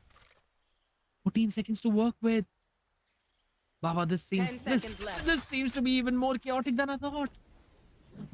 You need 4 seconds to, secure the spike, in which he does. Fox left in a 1v2, no guiding light, no trailblazers, only a Vandal and a Dream to secure this 1v2. Let's not forget, Team 4 has secured a lot of post-plant defusals, and looks like history repeats itself. 7-5. Except one of them wasn't a post-plant win, but still, Team 4 are making an exceptional job at holding down the sites, reading the attacks pushes time and time again. And we see a lead being racking up from Team 4's end. As we almost reach to the first half, second half is where Team 3 will have a really good momentum, knowing that everything will be reset back to the pistol rounds. When it comes to economy, it's all about the fight to get the advantage of Spectres. So let's see what's going to happen in the second half.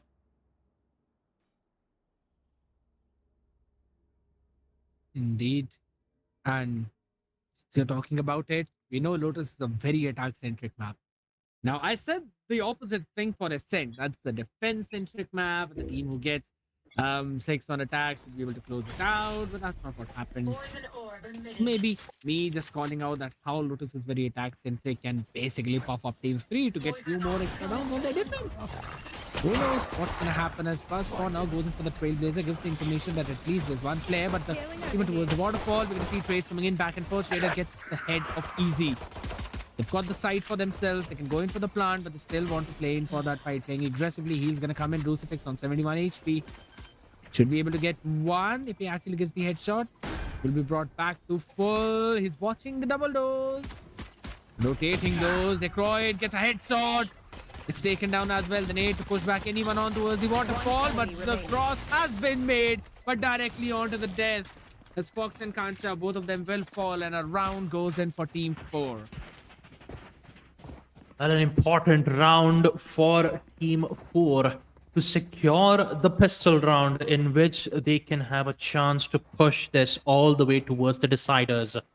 Let's not forget, folks, map number 1, Ascent, did go with the hands of Team 3, which means that this is map point for Team 3 if they secure map number 2. But looking at the way how Team 4 has been preparing this moment on map Lotus, bringing in double smoke, bringing double controller ops is definitely applying a lot of pressure towards Team 3. Already a lot of damage being dealt around to the Jet, and easy, my goodness, a tap from the Bulldog. And just like that, the entire side of A goes at the hands of Team 4 unless and until they get their timings right, because they're about to meet with two other agents. The Jet and the Omen were slowly creeping their way in towards the site. Detroit, unfortunately, only having 7 HP and a classic in his hand, needs to rely on his alternate weapon. And I don't think that's going to happen. Oh boy. Buzz just whips out his punchline as he say to infinity and beyond as he secures the second kill. 8-5 post plant Team 3. They're not looking good. The Leafy Dog's teeth are too sharp for him to bear. One And Easy enemy gets remaining. another pick on Kancha as well. He's just dragging at this point. The flash to catch Crucifix himself. But eventually Gorang will finally finish off Shadow. And that's another round going in for the side of Team 4. Moving up 8 to 5 for Team 3. Long flash, applying a lot of pressure towards presence. Team 3. Already a lot of damage being But dealt seriously, I around to the really Jet, love and the play that actually came in from him, right? Because he saw the flash, he dodged it, and then he also moved forward because he knew someone might be following up on it and was able to catch Fox in that position. Detroit has not got a shield though. It might actually be mistake coming in from him. He might not have even realized that. Could be a Yeah, little that- bit of a problem unless he actually gets those one taps on right. Maybe, but yeah, not having a heavy shield on a bonus round is definitely a difficult decision for Team 3 to go on a decision like that. But nonetheless, the aggressiveness plays from Team 4 continues as they're applying pressure towards the A side, but turns out they have their own kind of counters from Fox and Savage Yoda. Replying back with 2 important kills. Since this is a bonus round, Team 4 doesn't have a lot of players though, so they will rely on rotating back. A quick rotate back towards the B side, met with a flash from Fox. Buzz, he finds those 2 amazing headshots with the Bulldog. And now with the continuation of post plant, Team 3 are desperate for a win. And Easy, he's just making a lot of efforts to ensure that they won't set foot towards the B side. Post plant is present, so is the concussion. The reply from Easy is just too powerful, but it's too late for Savage Yoda because he will get the kill. Taking off Easy, forces it on a 2v3 situation. Detroit is still worried about Gorang that he might push in, but no, it's just a distraction. A lot of times being removed out. Detroit is still trying to contest.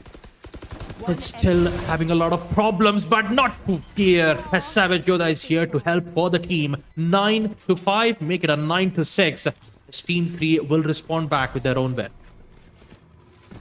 And they also gave the defuse to Savage Yoda, so he's gonna creep one step forward for his rolling thunder. A lot of times being removed out. Detroit is Even still though trying that to was a contest. valiant effort coming in, It's also still dodging in the having a lot flash. of problems, but not from the here. breach. As Savage Yoda But all in all, they were not able to stop this retake from happening. And 9-6.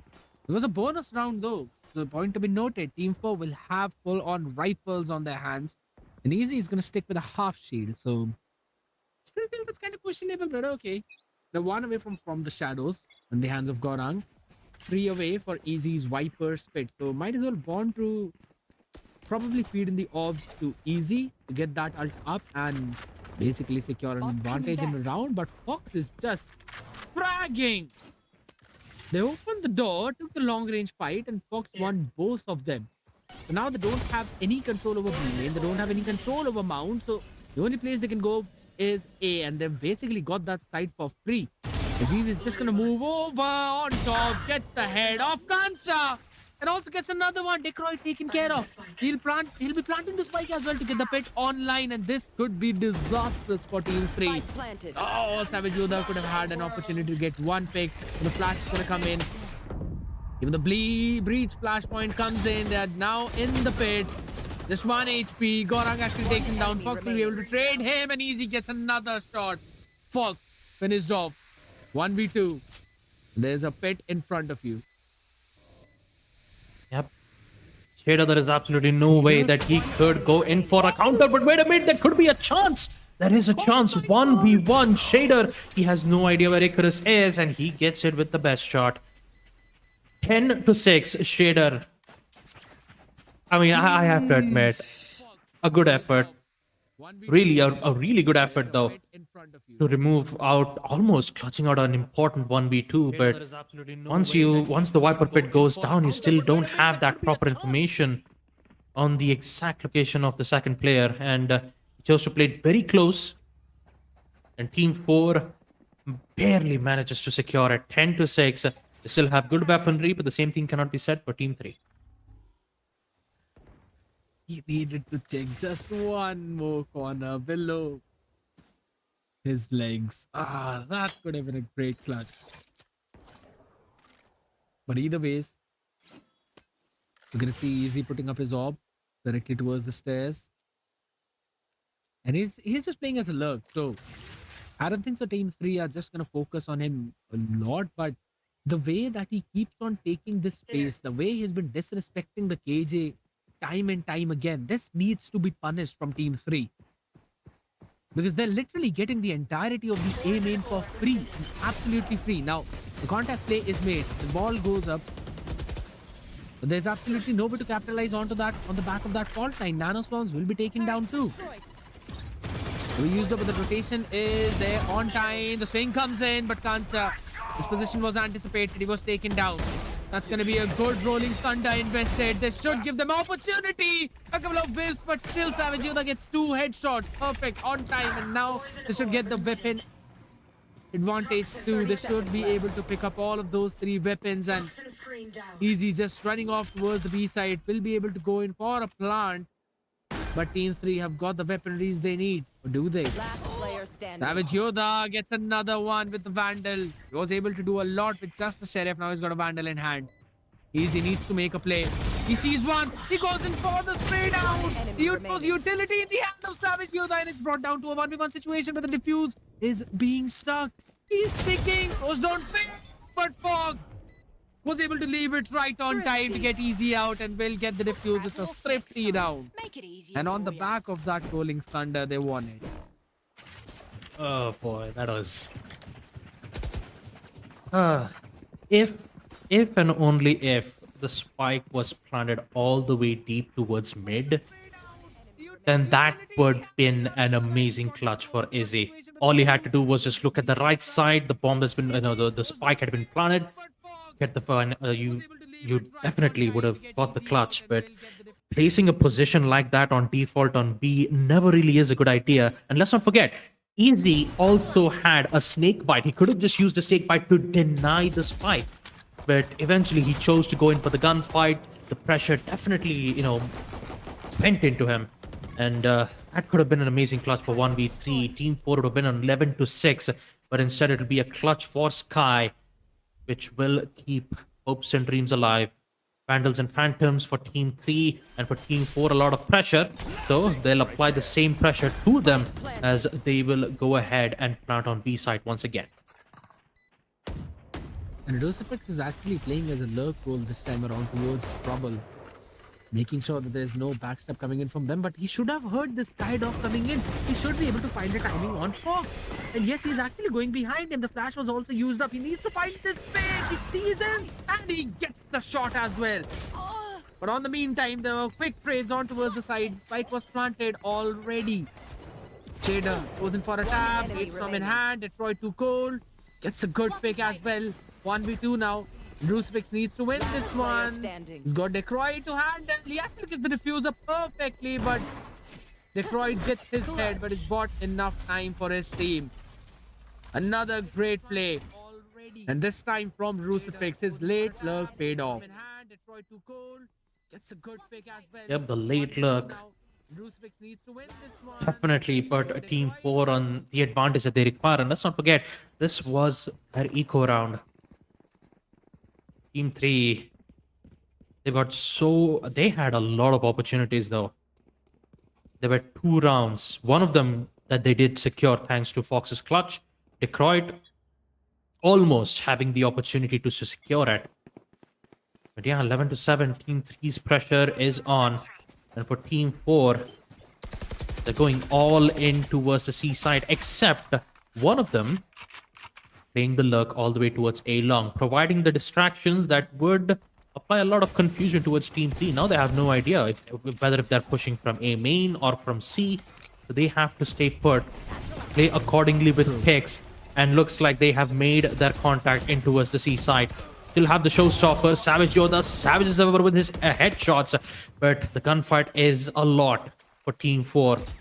They will secure it nonetheless. 3v2 post plant. Team 3, how can they secure this? There just seems to be absolutely no way for them because this post plant, it actually is very solid. They've got control of the site. They have the information for the backstab because there's a KJ turret out there. The dog's going to reveal the position of Fox 2. So they know that there's one at least towards the waterfall. They've got Shader as well. It's just them getting the orbs and moving towards the map point. Team 4 just looking in an immaculate form for this one. A pacey hit towards the sea. Worked out really well. They followed up on the dog using and looks like they have made Race Satchel 2 did not invest the showstopper. They still have showstopper and lockdown for the next round. They knew that it was just a few eco frags that they're going to capture. Detroit has now finally pulled out the operator. Will this be the difference maker for the round? They've got Seekers to work with as well, but on the other side, it's literally just ultimates flowing left and right. Detroit gets a pick on easy though, so that's one person off the picture, but he's the one who had no ultimate. Seekers being invested from Team 4. They've also got the showstopper and the lockdown, and Shader still gets one. Will be traded quickly with the showstopper. Lockdown still available. They can try and invest it as the return Seekers will also be invested from Team 3. Gorang gets a pick on Kancha, down to a 3v3 situation now. I have the spike. With the spike in hand, now Team 4 is feeling the pressure. Unless and until they figure out a way to take out yet another lurker, Sky, who is slowly closing in towards the CT side. He secures one, so is Savage Yoda. Securing the spike on the other hand.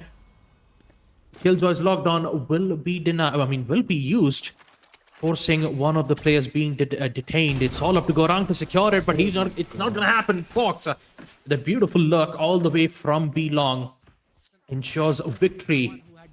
Make sure that they have at least a little bit of hope to secure map number 2, Lotus. Let's not forget, if Team 4 secures map number 2, then that means we are going all the way to the distance. Deciders will be on Haven. So it's going to be all or nothing to secure that third place for the Valorant Contenders protocol from UGH. 12 to 8, folks. 12 to 8. One more round win for Team 4 to secure map 3. And a lot of rounds left for Team 3 to secure map 2. Yeah, but that blind, it was not brilliant, but it was decent enough. But Detroit too cold, ego peaking again. Has to get rid of his life. Fox trades in. That's a Sky duel being won. 3v4 situation, so they can play it slow. They've got the numbers advantage. Skydog going in to clear outside of the breakable door. That space will also be taken away from Team 4. Smokes are going to come down. Spike should be planted, but it just seems that the only way they are going to survive through this is one, yes, there's going to be a pit, and also on the back of KJ's lurk play that's going to come in now. It's going to get activated at this point. No more rolling thunder available. Savage Yoda would just have his fault line and his flashes to use. That is all. And they've lost their numbers advantage that they once had. Because again, that KJ lurk is paying off. Easy. He can actually find Savage Yoda. Yes, he gets the snake bite in on his feet. And this is going to be it. The final nail to the coffin. And Team 4 winning on Lotus. Yep. With that win, folks, we are going to map number 3. Haven will be opened up. It's all or nothing to secure that third spot. And who is the biggest question? Will it be Team 4 or Team 3? Well, we just have to wait and watch as we take a look at the match schedule once again. Ascent map number 1. Ascent, it went all the way to Team 3. And now map number 2, Lotus, went all the way for Team 4. And Haven will be the deciding factor to determine which team will secure third place. But in order for that to happen, folks, we're going to take a short little break. Until then, go get yourself hydrated. H2O is important for health. We'll be right back.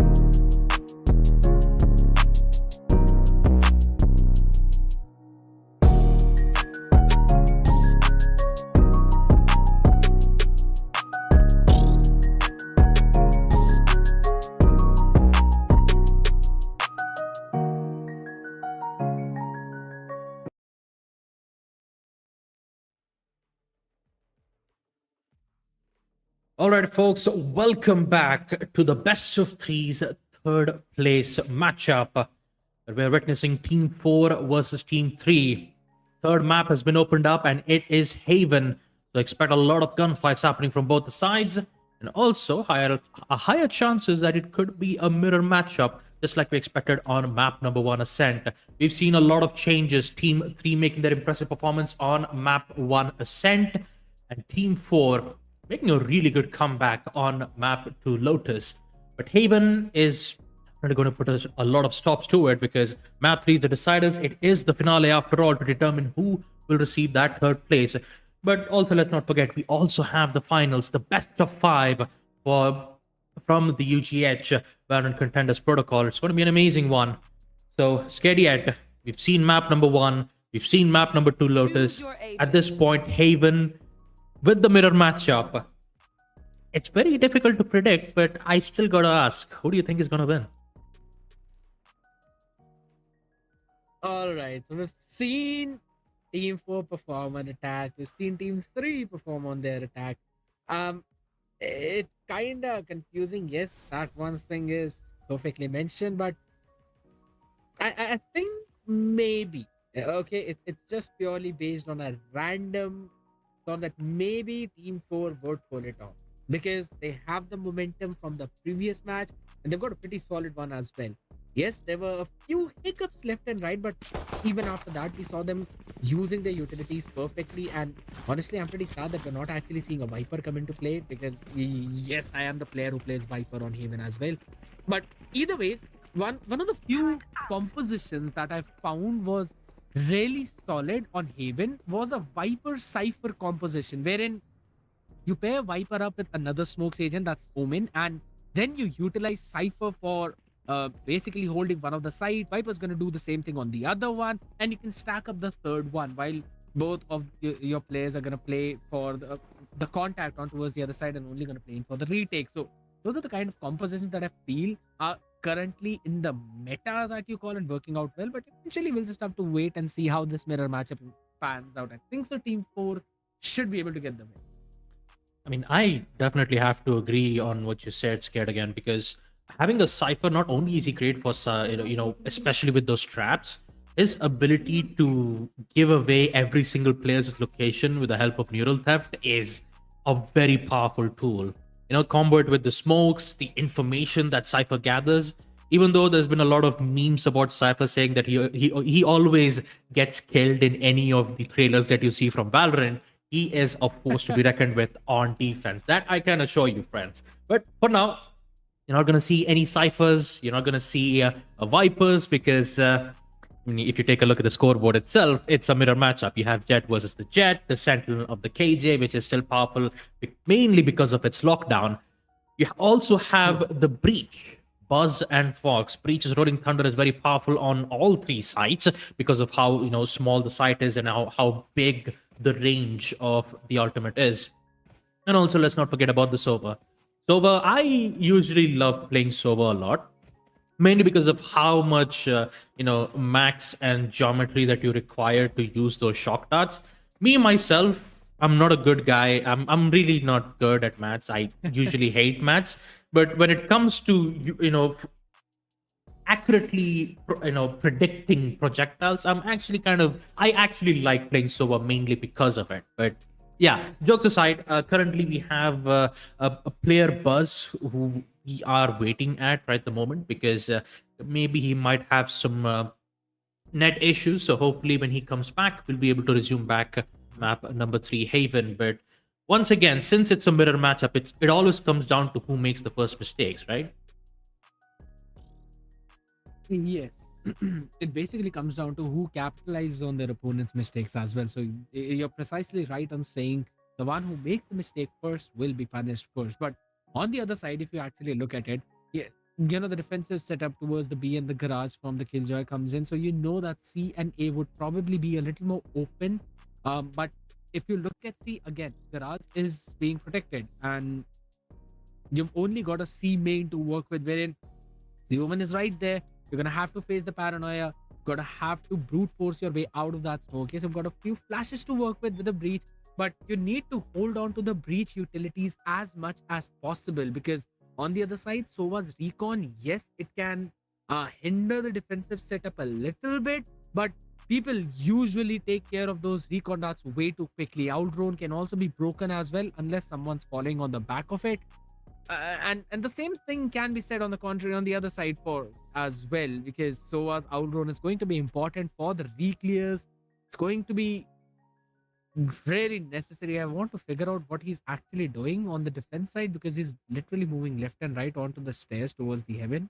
Mhm. I really like that movement on the minimap. But okay, jokes aside, um, if again we're just talking about the utilities, right? Taking space on the map is going to be the key. It always is the key, especially for the defenders. If in case there's the pressure coming in on one place, then you need to clear the other side with some utility. Or if in case the noise has been cut, then you need to clear that exact space with your own utility, so as you get to know where the real pressure is and where the hit is going to be. So it comes down to how well you kind of jiggle your recon dart as well as your fault lines into the mix, then clear all of those important angles. But again, the wait is over, guys. We're finally going to be watching the round unfold.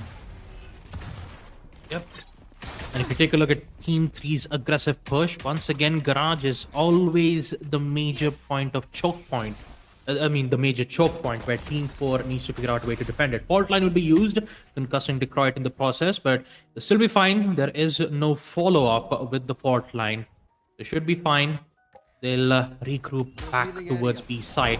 Finding good information, they'll have no other choice but to proceed with the spike plant in towards B. And Detroit just start things off with a beautiful shot, followed up with Arjun and Detroit doing the same thing once again, removing 2 players off from Garage. On a 2v4 situation, Team 3, they are looking very powerful on this B post plant. One enemy remaining. Oh, that is a beautiful flash coming in from Fox, and they finally take Icarus down too. We've seen 3 different maps and Icarus playing 3 different roles, but Gorang sticking onto that moment, Sheriff in hand, gets 1, but only is good for 1 as Fox trades him as well. And that is going to be a round. Another pistol going in for the side of Team 3. Now, their aggressiveness is something that Team 4 would need to deal with. And the way that they quickly rotated from Garage towards the B, it took care of the Garage setup coming in from Killjoy and then moved towards the B side. The smoke was also perfect, and the follow-up, I would say the zeal of Detroit to take that space away from Buzz, that provided them the opening to win out those important duels and also go in for a very safe plant and then a solid post plant setup. But this is going to be the anti-eco round coming in, but still there are a few pistols paired up with a couple of heavy shields coming in, and they're actually going to run in towards the stacked side. Omen is ready for Sova's recon dart. You can see his position. His Gorang is literally ready for it, but on the other side, there are a couple of players as well waiting for any kind of move being made. Outdrone used up by Arjun. It should have spotted at least 2, at the bare minimum 2, because I think I saw the head of Easy as well, and that's going to be the right click. But the full shield, Faultine was just a second late, but the follow-up will be there. Gorang, Crucifix would be able to finish him off, and the hit is going to go towards the B side. Good awareness for the side of Team 3. Yeah, the information was way too much. And instead of deciding to plant on B, they decided to rush all the way towards Garage. Not quite sure if that was a good idea, because it's a 1v3 gunfight. Not a good idea to be pushing like that aggressively towards Garage. But on the bright side, they will fall back. They will take high ground potential. But look at the lurk, though. There are 2 lurks happening from both the Omen and the Jet. And Breach is patiently waiting for it all the way towards mid. Savage Yoda very in a tough spot, but he will TP out of safety. Fox, on the other hand, he gets 2 kills, removing out the top mid. But they still have the side control, leaving Fox on a 1v2 situation. A very tough one, but not to fear when he has shots like that with the Ghost. But he's too late to get the 3rd one, and Buzz gets it at the right time, securing the important round win. And also very close encounters from both the Breach mains. Such a close encounters though, 1-1, very close encounters. It wasn't planted for him. That's the only reason why he was not able to win that clutch. Otherwise, he should have. And this is basically going to hinder their own economy. And Honestly, Detroit pushing forward towards the garage is exactly the kind of mistake you want to avoid. And the way Team 4 were able to capitalize on it, not even losing a single member, the flick from Icarus was absolutely insane at that point second to get that pick and basically give his team an advantage and also a weapon upgrade. So I think so that basically snowballed into an uncontrollable situation, and Team 3 could Here. not capitalize onto any of the space they acquired. But on the other side now, want to look in towards the A, get some chip damage on Rusfix, who dashed out of the harm's way. The shock dart's going to push Detroit back too. Sheriff in the hand is just trying to get some lucky shot to connect. And the fun fact is that it has not grabbed any kind of rotation from anywhere. And the hit is now finally going to come through. The site is going to be reinforced by Breach as well. Shader gets one pick. Icarus falls. And it's going to be doubled up as well. But Buzz joins in the fight perfectly towards the graffiti. Gets one. But is smoked off. Can't do anything else. Gets the Vandal. Now he should be able to try and get a pick. But he actually gets a little too overzealous. No 1-for-1 trade coming in 2v3. He needed to make a play. But I think so he should have waited for his teammates. I should have. I mean, you still have the late lurks coming in from A shot, and Gorang has to coordinate this properly. Knowing that they only have the pistols, they just need to hold on. Savage Yoda removing off the lurk, which leads to him being the only play. And Shader just ensure that is not gonna happen. Another attack round win, as they've had only sheriffs, classics, and ghosts. And they've ended up figuring out a proper weakness that ended up losing Team 4's pistols. I mean, I wouldn't say pistols. Like, they've lost a lot of vandals from their end. And when it comes to the value of that economy round, Team 3, not only did they get their own weapon upgrades, but they've also secured a win, which is a huge W for Team 3. That in the one which basically was supposed to be a bonus round for Team 4. It just seems that the team you think should win the round is the one who eventually ends up throwing that round away, or I wouldn't even say throwing, enemy takes it from them. With a beautiful usage of utility, Fox gets one, but they want to reinforce it right away, and they'll just land into the crosshair of Detroit and Savage Yoda. As Buzz and Easy will fall. Crucifix in towards the garage. Visual turret not active, and that's the defensive one indeed. So he's just trying to get some ding onto one of the players. Icarus as well, now joining in from CT. But again, that angle is watched out for. High-low setup coming in on site. They're all playing way too close though. If in case they want, they can try and play for the long, but still, they just want to not give up the control of the site at all. And Last player give them a standing. close angle to work out for Savage Yoda. Gets Icarus too. So that's just Crucifix remaining, and it would be better for him to just die off the spike than to give another ult off to the members of Team 3. But they want to hunt for it, and Shader is just too aware. Does not give any kind of vision to Crucifix, takes him down and moves towards the next round. So that's Yeah, a just flawless round is never really a good way for Team 4 to be, be losing, especially on an eco round like this. Having to at least removing one or two players or dying to the spike could have been the optimal solution, but yeah, turns out it's not looking good. So they have to make do on this round. Op will be brought out from Crucifix. And for Team 3, they have the Rolling Thunder. The main question is, will they invest it? Fault line will be used. That would make sure that Crucifix will be aware on C long, or maybe they could just use it as a distraction, because if you take a look at the minimap, they are applying a lot of pressure towards Garage, and this is kind of working out well for them, since they don't have to worry about the op, or maybe they have a little bit of that fear, knowing that the op might be in a different place. Let's not forget, they don't have any information, so they're just going in blindly towards the B side. Yes, but I love the fact how well they're clearing the KJ utilities. The contact towards Garage could be everything, and Easy wins that one duel. The crucial one too. Because B-side is also being locked down. Gorang wins his own fight. Fox been Last taken player down. standing. He was able to take a lot of space, and Easy is just fragging at this point, getting those picks one after the other. You don't use utilities to clear him, he will clear you. And it's just all down to Savage Yoda, who basically caged in and move anywhere, and that's a phantom headshot and a body shot. It's actually a two headshot connecting perfectly. And eventually getting a flawless for them, their own self. You mentioned how getting a flawless round upon you is not that good than actually getting a flawless round win for your team. So, well, they've done both of them. Yep. And honestly, I think so that Reed was also pretty solid over the fact that Team 3 is going for a garage push and then retreating back. So the re-clear that came in from Easy at the perfect time, it was brilliant.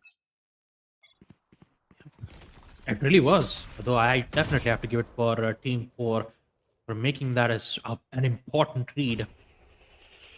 But yeah, Team 3, they're still kind of unaware or unsure. Usually they make a committed push, but this time they are going to commit for it, and Gaurang just catches Jet off guard Placing swamp grenade. just because of a slight misclick of the smoke, which is supposed to be placed right on top of those boxes.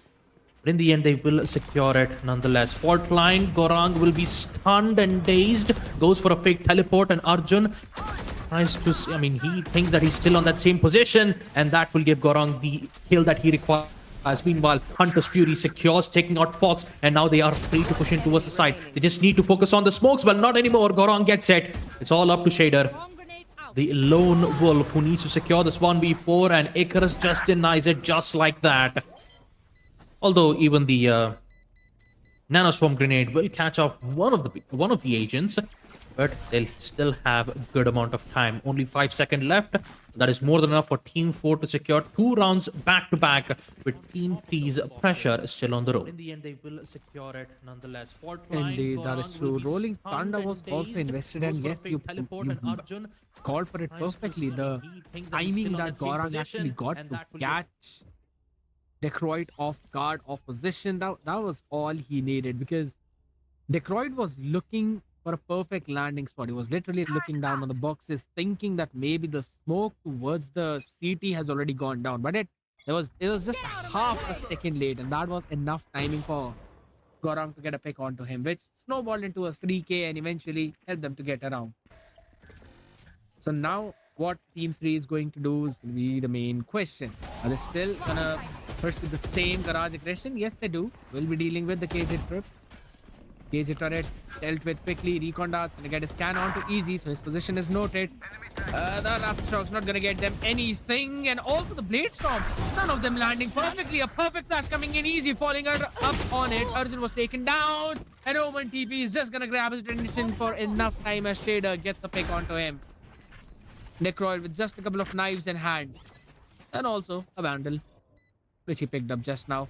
Down to a 2v4 retake, and Crucifix has an op. Not the ideal weapon you would want, Revealing and area. neither the Frenzy for a long range though. Yeah, and the worst part about it is that the AWP has zero value for the past 3 rounds. Most of the time, Jet has been holding on from A long, and certainly didn't work out well for it. And Team 3 continuously providing pressure towards C would have been a good idea for Crucifix to, swap their roles back. But yeah, they have no other choice but to, save the round instead, and maybe make a decision to see whether they want to go back to holding to C long, or maybe to A long. I mean, at this point, it's a huge question mark though, because they've managed to secure C side 2 times in a row. I mean, they're not going to do it thrice, right? I mean, they're not going to do it for the 3rd time. So either A or B, and I would suggest Crucifix to be on A long. Had it been a game of chess, I think so. That's exactly what Team 3 might be thinking, what Team 4 are thinking about them. So Team 3 would go in for a 3rd hit towards the seaside. I know that makes absolutely no sense, so please do not pay attention to that. But yes, I think so. The op should now be posted towards a different angle, maybe towards the garage. It's in C long. It's in C long. I predicted it right. Jesus. Why you? All that's right. exactly where the hit is also going to. Okay, that's good. That's good. Yes, that's good. That's good. For a Yeah, moment there, I against thought it the would be A long. aggression. Yeah. I do apologize for that. Not a pretty spray down, but Buzz gets the job done, down to 30 HP as well. And Crucifix is holding very passively just outside the garage. The fault line is going to catch Shader, but he will move back as well because he got a pick onto Buzz. Now that's going to be the dash into the smoke. B-side is where the hit's going to come in. Crucifix gets the value out of the off, finally gets boxed down. and now is holding towards the side. A good angle to watch out for, but he still is worried about someone flanking in onto him from garage. So two different angles that he needs to watch. Lockdown is available. They're just waiting for the plant to go down. But look at the lurk coming in. Look at the lurk from Savage Yoda. He gets the pick. Perfect. You should And run. his luck has paid off, basically down to a 3v2 situation. Attacking Lockdown in play. 30 Easy, seconds making left. it equal. But they still got to take care of the Lockdown, as well as they need to deal with Jet, who is going Spike not going to be planted. able to do anything. Lockdown's been taken care of. Jet has been isolated in the fight. Icarus, wait, they've got no idea. They've got Oh no boy. idea about Detroit. He could have a nasty timing on the back of it. And he does. He does. And wins the round. Oh boy. Here. You know what? I have to apologize in the previous round. You know, I was laughing for the fact that I thought my prediction was right. But turns out Team 3 decided, no, we'll just push and execute C for the third time. And guess what? It actually did work out.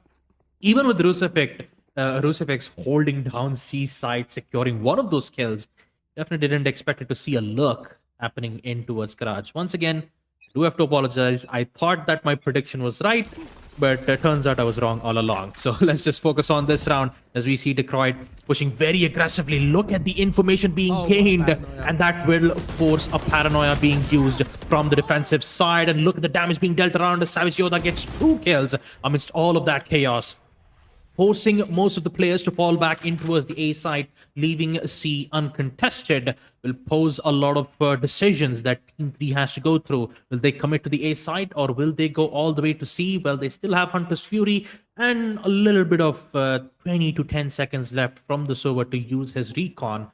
So maybe he could try to gain some information out of it and see whether if they can make a decision amidst those 30 seconds. That is indeed true, but again, just as you mentioned, the information has been gained. 50 more seconds to work with, so it's going to be either an A side or it's going to be a full rotation towards the C. And it seems they all just slowly want to work towards the Sivers. Yet again, Buzz, he's clearing the corners, and the information is given, and his aim adjustment is even better. And this is just going to push Savage 30 Yoda seconds into a left. very awkward 1v3 situation where now there's an owl drone in his face. He's going to be tagged up a couple of times. And the site has already been reinforced. And look at Buzz. He is still moving forward. Should have heard this TP though. This should have heard the retreating footsteps. 13 more seconds to work with. He can't go anywhere apart 10 from B seconds side. The left. smoke's going to come in to stop anyone from trying to pursue him, but yeah, he's got to stick to this plant. And now he's just down to 3 HP. Can he make a play? And the answer is yes. He gets one, but the AWP is posted, and Ruth Pix is going to get an important kill. Also, the defuse to get his blade storm up. Yep, 4 rounds left. The first half to come to an end, and Team 3, you can see a little bit of those cracks being opened up from their attack executes, Seems they all and clearly Team 4 is taking a lot of advantage over it. But let's not forget about this amazing shots from Buzz. That recall control, that spray transfer was just, man, you rarely get to see spray transfers like this, especially on a game like Valorant. You always expect to see a one-tap shots with the Vandal, but man, Team 3, once again, they're currently facing a bit of problems from their attack push. So either they go in for a fully committed execute on A, or just play for picks, get some kills, and then try to rotate to it accordingly. But I think going for a dash and a smoke push from A shot, it's just, I think they're using it more of as a decoy, which leads to the duelists being all by themselves from the A, and the one who are executing towards the C side has no, execute potential. So I think at this point they're just playing mind games. true. They went up, posted Detroit quickly Right in there. towards the Sivers, and then tried to take the attention back away from the A side towards the garage, which they've been doing for past few rounds, just basically going in for their default aggressive play to capture the garage control and then move towards the other side. They are also given a lot of information with the Killjoy turret that has been posted in the window, so no one's pushing out B main. They have the information of that as well. They just cleared C long, and they've already got the control of A main as well. Defenders have absolutely got no idea about what's happening around this map. fault line 30 paranoia seconds used up. left. Smoke's gonna go in towards the graffiti. All they need to take care of is the heaven, wherein Icarus gets a pick onto Savage Yoda, who wanted to TP up top. And he got punished for it, but the side control has been taken already. Lockdown in play coming in from the defenders. Detroit wants to play in a nasty off angle. Fox actually gets a pick onto Icarus with the aftershock. That's going to be Hunter's Fury invested. They need to take care of the lockdown, and they do. Rolling stun instead, but no one's checking the corner. Detroit only good for one. Ruspix takes him down with the blade storm and is now trying to take control of the side as he gets another one in the main. That's Shader falling. Still two people need to be taken care of. You forward, the right click is not good enough. Arjun and Fox spinning out their own trades and moving to 6. What a chaotic round. What a chaotic round. Detroit just getting the opening pick. I wouldn't say I'm sorry, not the opening pick. Detroit just was in a very good off angle, securing at least one of those kills. And when it comes to the execute, you always need to understand you need a jet on Haven if you need to push to the side. Without jet, it is very difficult for the rest of the 4 players to secure the site and proceed with the spike. And Roosfix, my god, are you okay? Guardian he just dashes towards the play, gets the kill, and falls back to safety. And guess what? All the utilities have been used for Roosfix. He doesn't have any dash, no updraft, no smokes. So unless and until if he gets 2 more kills in this round, he could be able to refresh the dash and proceed with yet another push. So having that information in mind, Team 3 needs to figure out a way. But, getting an important kill like Easy, making sure that both the turrets and the alarm board being removed out, they are now freely be able to, push towards the site. All they have to do is just smoke accordingly, Right there. get control on the site, and just plant. But they still need one more kill in order to have that 80% success chance. That is indeed true. Icarus' angle is going to be watched out for, but Fox wins that duel because advantage coming in play. Roosfix, he needs to make the play. He already did once, he needs to do it twice. And he will not be allowed to do so as Savage Yoda gets him off the picture. Smokes towards both the connectors, so B cannot be flooded in. 2v4 situation. Well, that's the Sheriff with even more style, but Fox will be able to take Buzz down. Smoke right on towards the spike. Util's gonna be dumped in. Oh, the shock dart's being used up down to 80 HP Gorang, and he'll be taken down. Will he be? That's a nasty shot right onto the hill. Detroit taken out with that headshot, so now Gorang can try and go in for a reposition. He gets the smoke in, uses the TP as a fake. He actually has nailed the pick perfectly. Savage Yoda was taken down, but Arjun was just a little too aware. He made every possible play he could to try and catch both of them off guard, but my oh my. Big teleport for the kill. And he only had 40 HP. He only had 40 HP. There was a slight chance, but yeah. The read is exactly what Team 3 did. 7-4 as we proceed to the final round of the first half. And I can see that the momentum is favoring for Team 3. Rolling Thunder is opened up. And the fault line will stun Roosfix, and that beautiful shot. Inking out the duelist means that it will weaken their execute push for a very big time. And this is going to hurt a lot for Team 3. Yeah, because even the fault line was used up. That was a very good set play coming in for Team 4. It's been working out for them. That to 2 rounds in a row now. They did once towards the garage, and now they punished the push that was coming outside the A main. So a very good read coming in, but Easy. Is this position going to be red? Oh my god, he was basically in front of the cavalry. Yep. When you see 3 players holding on that same site, man, it is tough to even secure one. But at least on the bright side, without the use of Jet, the duelist, they have managed to secure the site. Now they just have to hold on to post plant. Savage Yoda taking out the upper roof, Roosfix. Gonna put a lot of dangers towards Team 4 because there are only 2 players left. The darts will give some information, but guess what? The rest of the players, the rest of the attackers are all the way deep towards the long, and they have to get at least 1 or 2 confirmation on the kills. There is no smokes, only flashes and darts to make this stream. And look at that peek from Arjun and Savage Yoda. Just peek shoots at the head, and ends the first half on an 8-4 scoreline. Sides. A really great first half coming in from Team 3, but now this time they have to go on the defense and see whether if they can hold things off on the aggressive playstyle that Team 4 does on attack. The use of Jet the Duelist, they have That is true. Arjun also had a couple of shock darts to work with in the previous one, though. But yeah, I mean, why to use the shock darts if your jiggle peak is just enough to get the headshots on your opponents?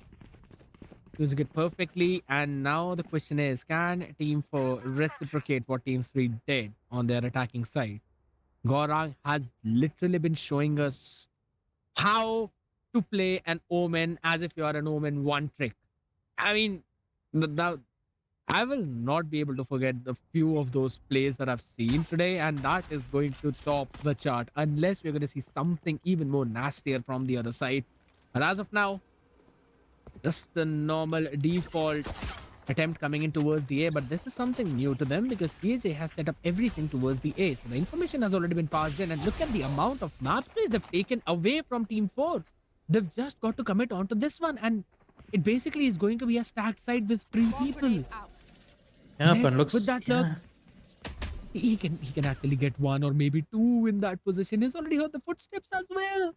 Oh, Detroit is in a really good position. Easy is unaware of his position, and Detroit gets it without a fuss at all. Crucifix also does the same by taking out the Sova. We still have a double peak, so an instant trade will be made. And now the attackers have no other choice but to execute on the A side. Plant will be made, post plants will be given. They have certain information. Now they just have to convert those information into kills. Gorang playing near towards the smoke, seeing if he can catch off at least 1 or 2 players off guard. Sees the info on Savage Yoda. My god, through the smoke. He gets away with 1 kill. He gets the other. Looking at the backside of the B side as he removes out 1 more. And now it's all up to Buzz. He secures 1. It's a 1v1. Jump spots to figure out Detroit's exact location. He has to commit to it. Half defuse. Tries to find out. But Buzz, he is not budging an inch.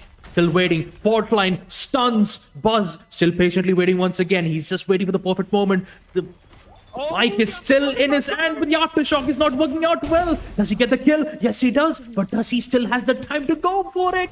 Yes, he does. Just 4 seconds for Detroit to go for that clutch.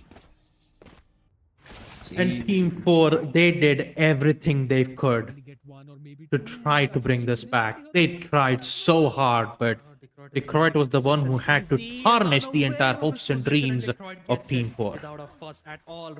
That is indeed true and correct, but what a play coming in. Honestly, Buzz almost got it, if not for the aftershock just being out of the range of that spike, and I think so he did not even know that it was out of the range. That's kind of heartbreaking, I would say, but at the same time, Detroit just playing perfectly with his food, with continuous fake taps coming in. But as of now, Easy is just gonna get a pick onto Yoda. That's the smoke out of the picture. Know the position of the second one as well. Crucifix gonna wait. The shock dart paired up perfectly to finish him off. Arjun gets 1. Easy's been taken down, but the side control has been given. But look at this lurk coming in from Breach. So long, but it's been watched out for, and Detroit gets a pick onto Gorang though. And in the meantime, Aftershock been used up, goes Detroit back. Got a Vandal in hand, so he can make a devastating play. Shot to the head, connecting perfectly. Buzz has been taken down. Spike is down though, but how well can just 2 people hold? And the answer is they can't. Yep. They can't because you have Detroit on the prowl. 2 kills. And an instant spike defuse too, putting themselves on a 10-4 scoreline. Man, this has got to hurt for Team 4. I mean, 2 rounds. Detroit is the one who's been making a lot of critical plays. To twice back to back. 15 kills to Savage Yoda. He's the one who's on the top of the leaderboard, but this time Detroit took hold. Second half, he is just owning on both post plants. 10-4. 3 rounds remaining for Team 3 to secure 3rd place of United Gamers Hideout Valorant Contenders Protocol. And by the way, we also have the grand finals after this. That's going to be the best of 5. So to all the audience out there, make sure not to go anywhere as you're going to enjoy some amazing Valorant action. And if this is the third place match, I can only fathom what's going to be in the grand finals. But as of now, that shot is just crispy. Gets Savage out of the picture, but Arjun will be able to take down Crucifix. So 1-for-1 trade coming in. Fox wins out his own one. Utilities were being used up as well, along with that recon shader with the perfect opportunity. And now, if you look at that flash, it was drawn perfectly, but Fox still wraps up both of those kills. There was just eco fragging in this one. 11 and 4. Is the comeback possible for Team 4? That's the question. They have to take a timeout. Just take a timeout. Realize that one of the player is lurking from C long. This is the third time. Detroit does it the first. Second, Fox does it when they pushed aggressively towards B side. They need to have at least an alarm bot or a turret placed in towards C long. They have to be careful because this is getting out of hand. I mean, this is 2 times where a lurker has succeeded in getting 2 of those important kills, and they are steamrolling at this point. Savage Yoda once again taking out the important duelist. There goes your chances of a perfect executing towards A. Now you have to handle it without it.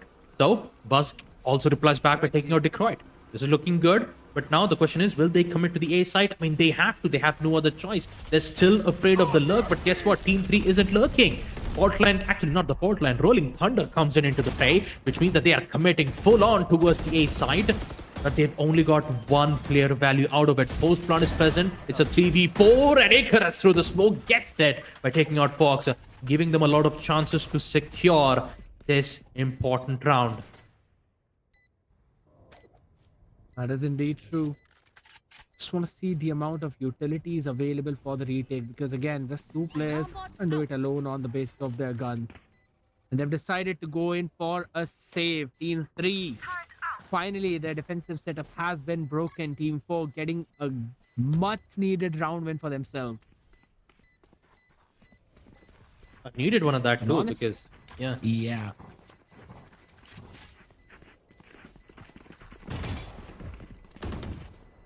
They really needed this one though. That is true. But how many more times can they replicate it is going to be the question. Can they find the same kind of success onto the next few ones as well? Because the adjustment is going to come in from Team 3 this time around.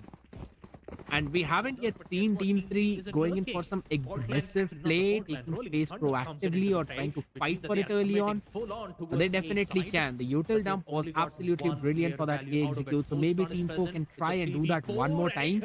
Even their post plants were looking pretty solid. Yeah, and could be even more solid, Cover going out. as I was about to say, but the AWP is the more difficult part to go through, because still have Detroit still holding in towards the B side. He's not going to give away the positioning just yet. This time, Team 4 has made a decision to just play for picks. They've been trying to execute quite early for the past 2 to 3 rounds, so they've made a decision to at least get an opening pick or 2. But Savage Yoda, look at the positioning that he's playing very close towards short, unless and until if that owl drone doesn't give away the positioning. This could be huge. Oh boy, Savage Yoda. Oh, good effort though. I'll still have to give it to that. But Crucifix will just make sure that that important dirty plays won't be made. Losing the controller, no more smokes, which means that the defenders have to make do without it. Executes will be made. Once again, a push is always very important, and Crucifix catches Breach off guard. An important one, as we get to witness Team 3 losing players one by one. The pressure is on for them. I mean, once again, you can see that they're continuously applying pressure from A. But at this point, they have to worry about the timing. They have to worry about the reads. And this time, Detroit might have a bit of a problem saving his own AWP, because he will be met with 4 angry players who are waiting to arrive right at his crosses. A lot of pre-fires have been made. Crashes, okay, TPs didn't quite work out, but Classic does the job, apparently. Alt fire to get 2 kills, and guess what? Detroit wins the gunfight. And with it, he gets to save his AWP. Unless and until Icarus and Sova has something else to say, but I think it's best for them to save their own weapons. Okay, no, he's not going to do that. All right, that is 4 players down for the count. And Detroit, my god, that's a quad kill. He's still alive. He has the op. And guess what? He can give a vandal to his teammate. Not a good one, though. Not a good one. He took 4 weapons away from him. Yeah, exactly.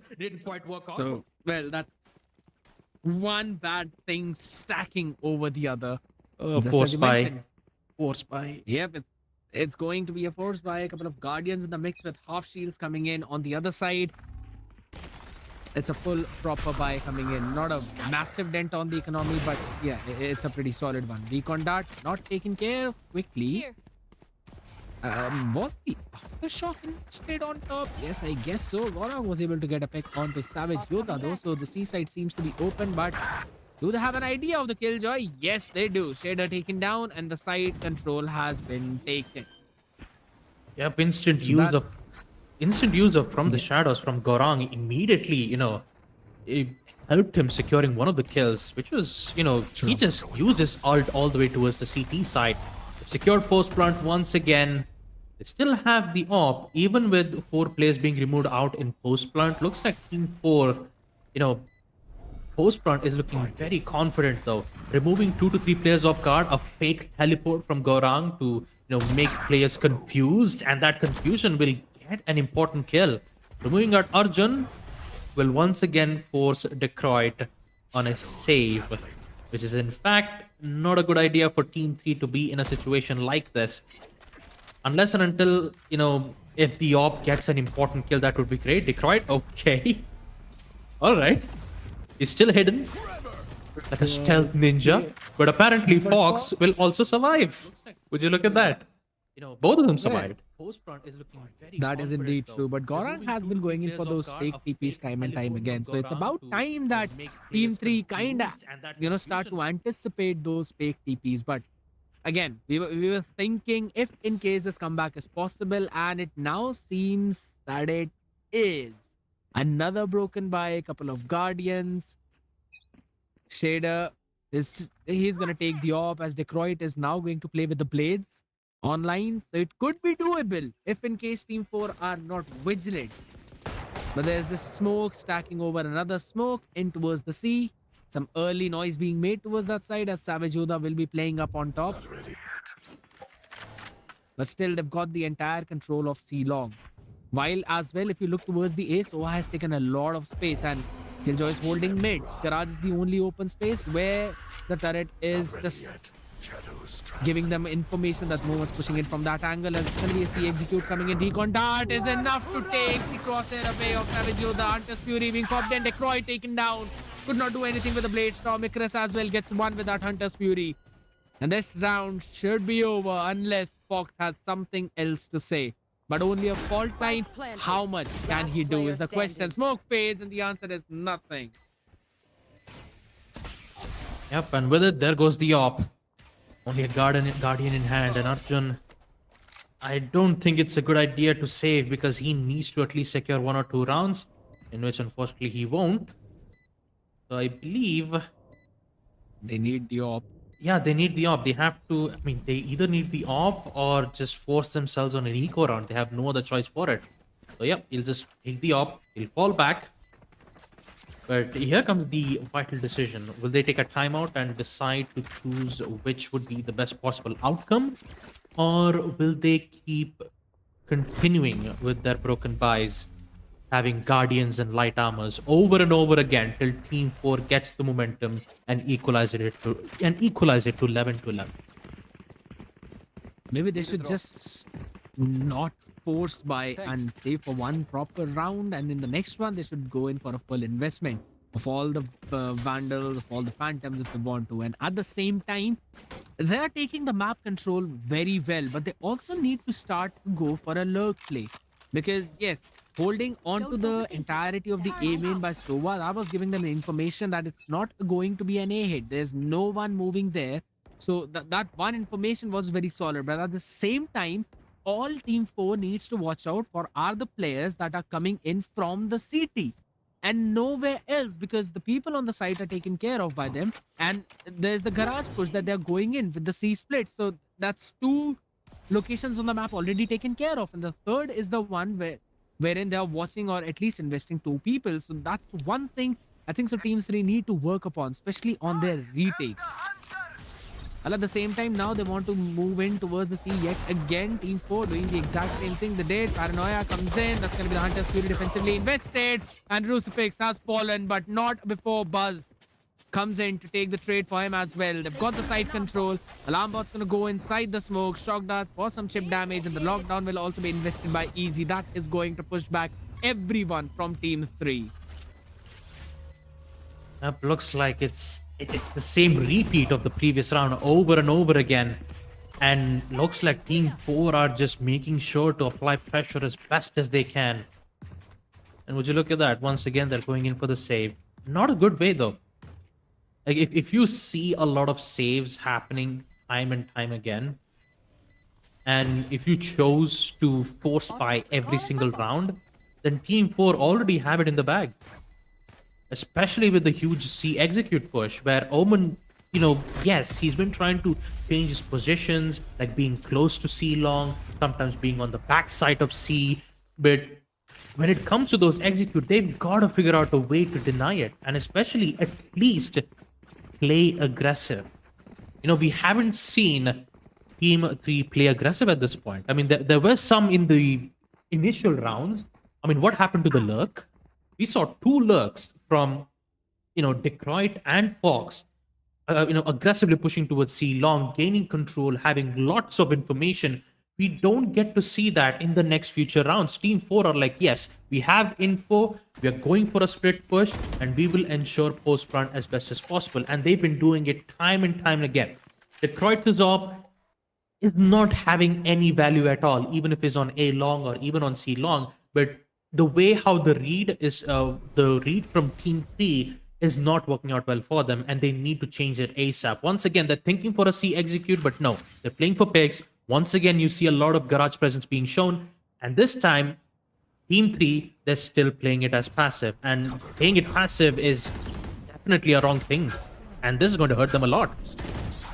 Oh, maybe not, because Shada was able to get one, and that's going to be the reposition coming in, but Buzz anticipates that, hearing the sound of the TP, and everything has been used up. That even the Rolling Thunder invested. Everyone dodges it perfectly. The side should be stacked up. Everyone along with Fox as they hold their front. This is the answer that they were looking for. This is their comeback possibility. 12 finally reaching the map point. Team 4, they were doing so good. But that one Rolling Thunder changed the entirety of the game, because it gave Team 3 enough time to stack up the site with even more bodies. And there was just not enough utilities to deal with all of them, because everything was used on the first execute. I actually forgot to mention about the Rolling Thunder too. I was way too much focused on the playstyles because they're playing way too defensive. But for now, Team 3, they are in match point 3rd place. And Team 4, they are on the prowl. Aggressive push. They are here to end it.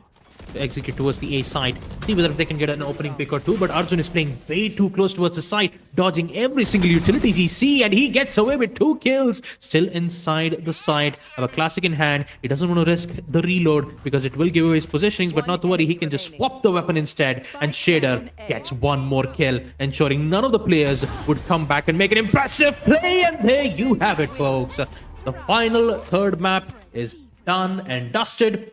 And with it, Team 3 will secure 3rd place for the Valorant Contenders protocol of this tournament.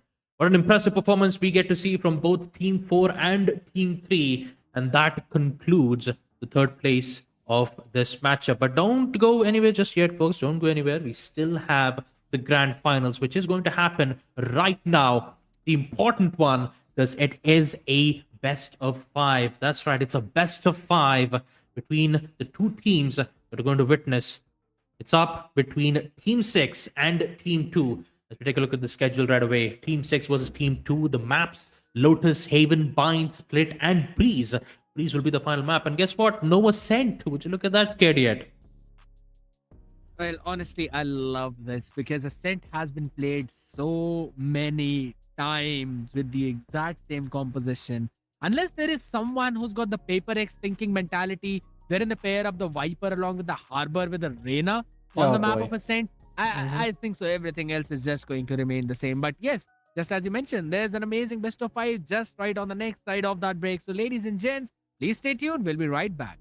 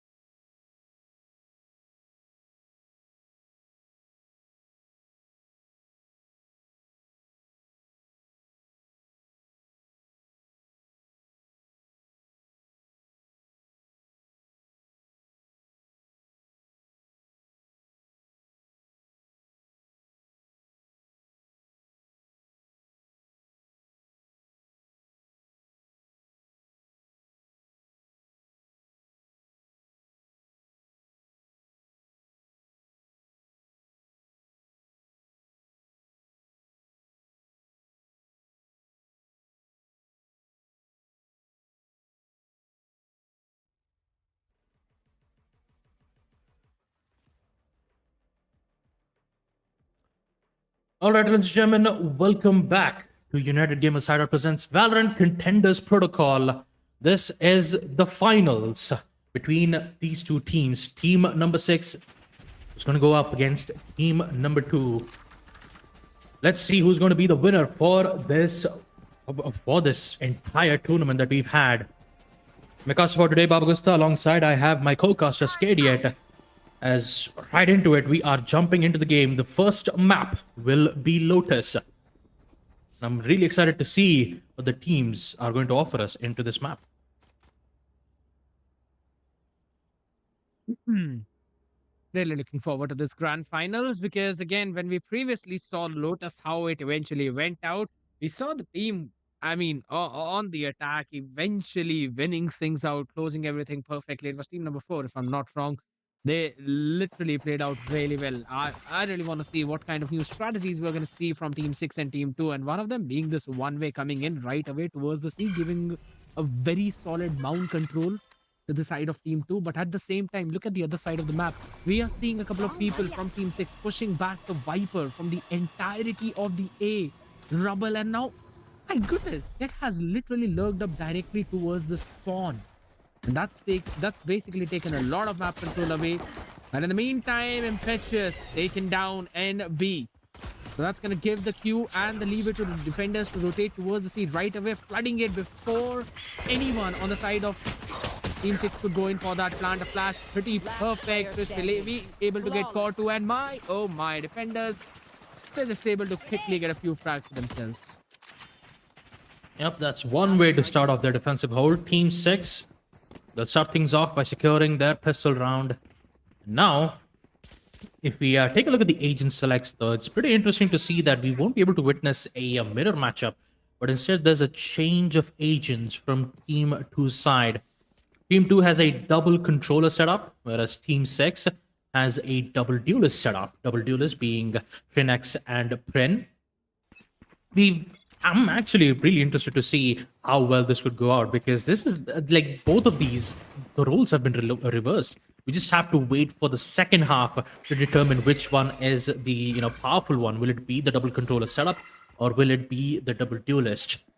As we proceed to round number 2, with Team 6 having the control on their economy rounds, they'll have good amount of Spectres to push in directly towards the site, and they'll waste not a single second to execute in towards B. Nades will be thrown out to see whether they can flush out the Omen. Smokes will be placed, but they're not going in for a plant just yet, but instead it's just a distraction, and that distraction is going to cost them dearly, because Trinex and Tejas, both of them are doing an excellent job, and a beautiful headshot of the Ghost from Trinex to end things off, forcing the lone Impetuous on a 1v5 situation. And unfortunately, that is not going to happen. A flawless round win coming in from Team 2, as they are here to just assert dominance towards Map Lotus. That is indeed true. And we eventually thought that, attackers would be able to get a few rounds. But as of now, right from the bat, we are seeing Team 2 doing a very solid job on that defense. Trinity literally fragging, got 4 kills already in the previous 2 rounds. So he's halfway there towards that showstopper already. While on the other side, Core 2, Evil, Panzer, Fearless, Impetuous, they all need to still open up their killing bank account. They haven't got even a single frag. That's going to put a massive dent in their ult economy right early on. Core 2, as soon as I said, was able to get a pick onto Triss. Now he's been punished. That was a very solid punish coming in, because Team 2 has been pushing all the way towards spawn. And that is another great play from Impetuous. Just waiting in that corner. Gets one, but Trinity was able to get that trade and the weapon upgrade on the other side towards B. Panzer, can he get the pick? Answer is no. Tejas is just so quick.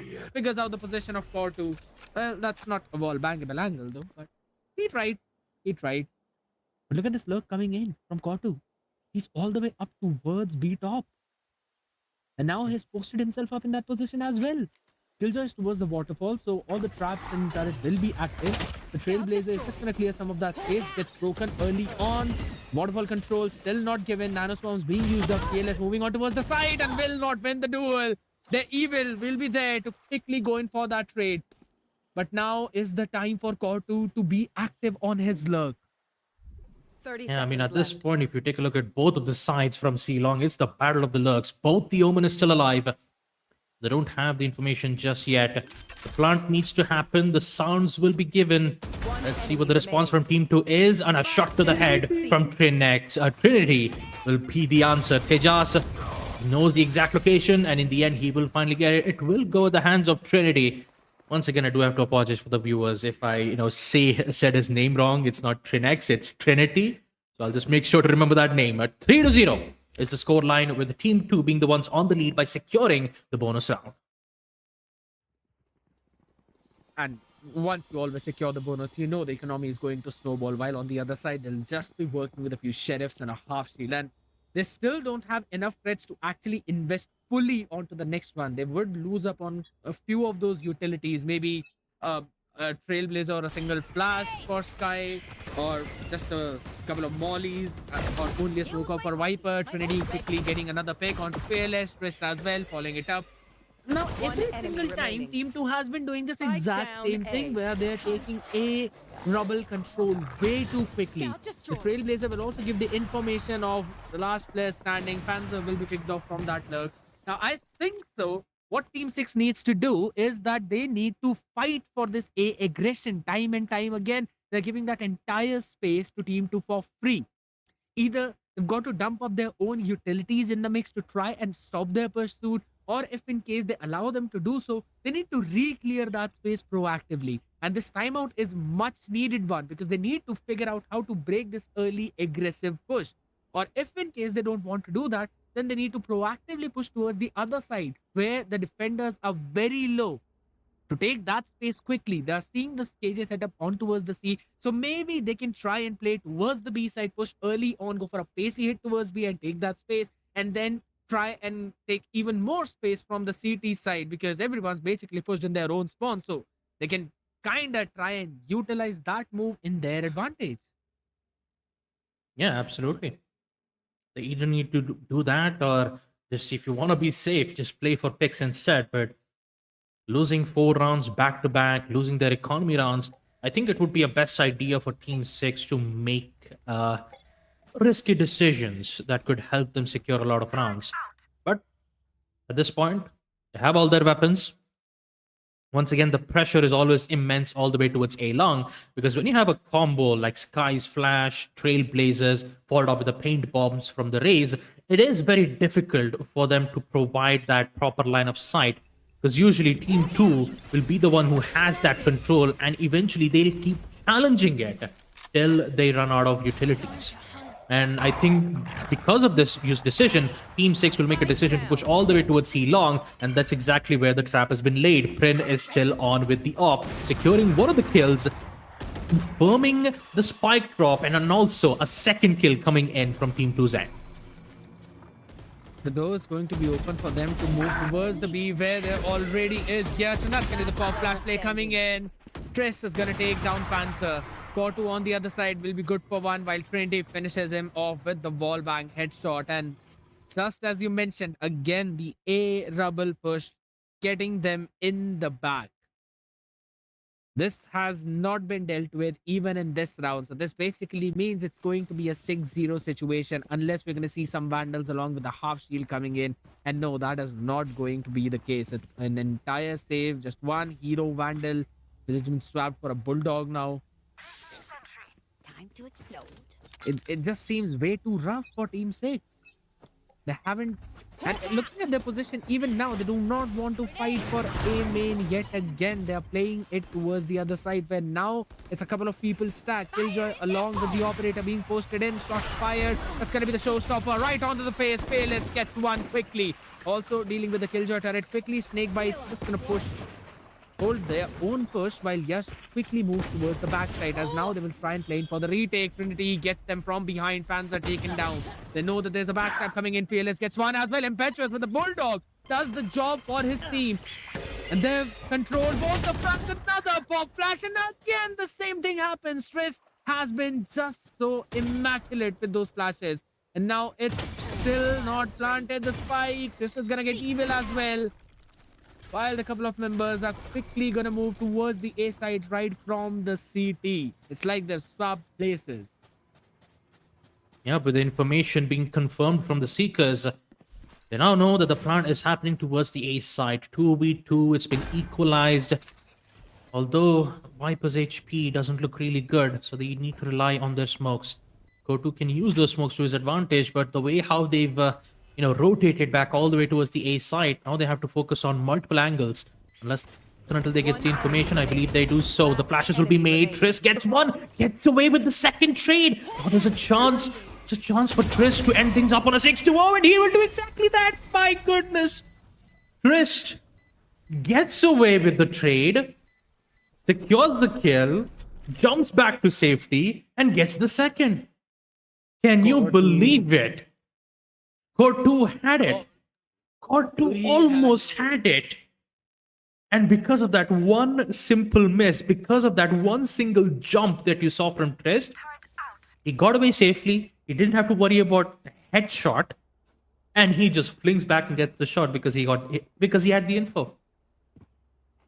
No one would actually expect him to re-aggress using that pop flash, but he did, and he caught Kato off guard with that and was able to finish him off to get 6-0. Flawless.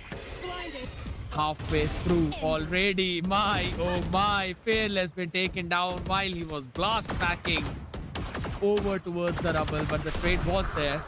And if you're looking at the other side, you've also got the Viper's Pit. They can try and invest that from the shadows to gain a few information for Team 6. Maybe they can try and work it up. B and C, both of the sides are clear because the A is entirely stacked up. All the 8 players in the game are literally just in this one confined space.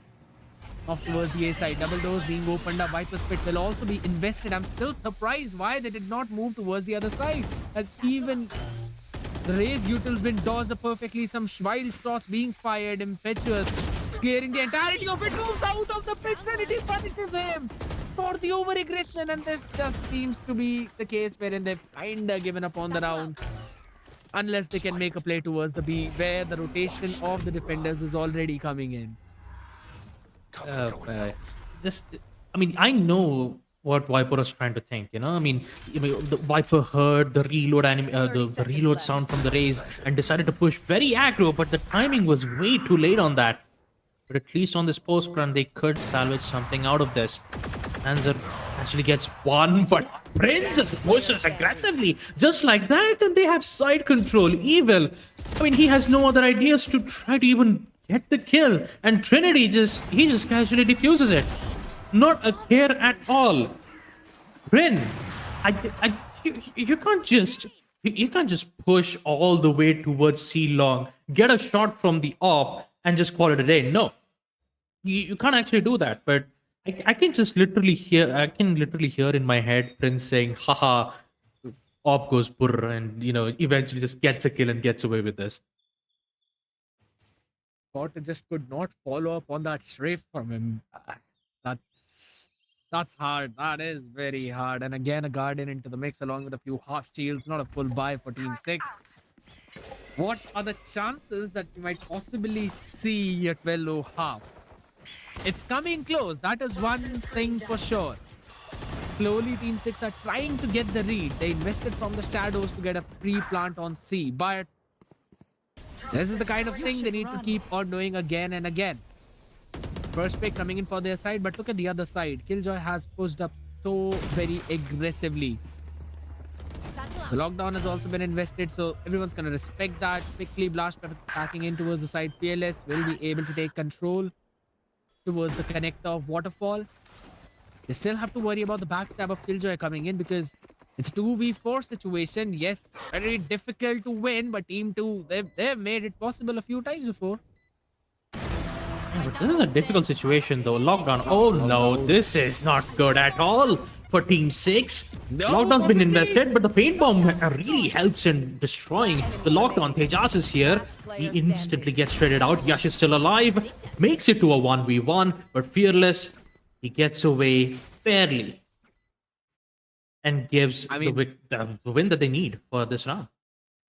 It was on the back of this one paint shells that they literally won this round. Had that lockdown been left unchecked, it would have been a disaster for Team 6. But they avoided it on the back of that. But they still do not have enough threats to actually go in for a comfortable buy. A Bulldog and a Guardian into the mix. Still, things look pretty rough. But Again, if you're looking at the economy of team number 2, Yash does not have creds. It's just got 800 after this. So if they lose this round, maybe he can afford half by in the next one, but not after that. So you would not expect that to happen, especially for a team that has won 7 rounds in continuation.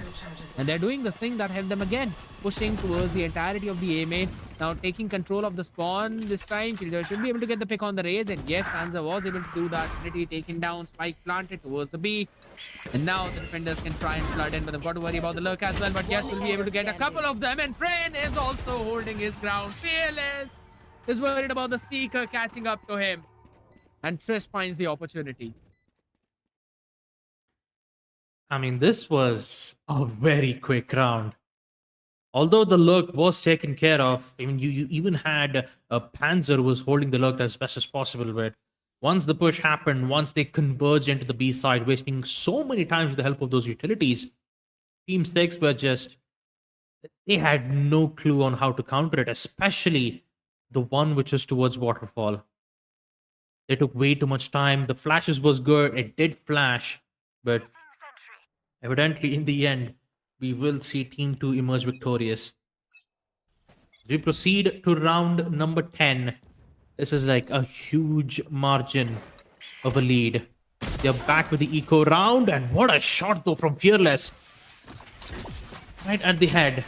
Bryn misses the shot from the Vandal and gives the upgrade to Team 6 instead. That Marshall is a very, very crucial buy for Team 6 to get the opening that they require and control the CISA.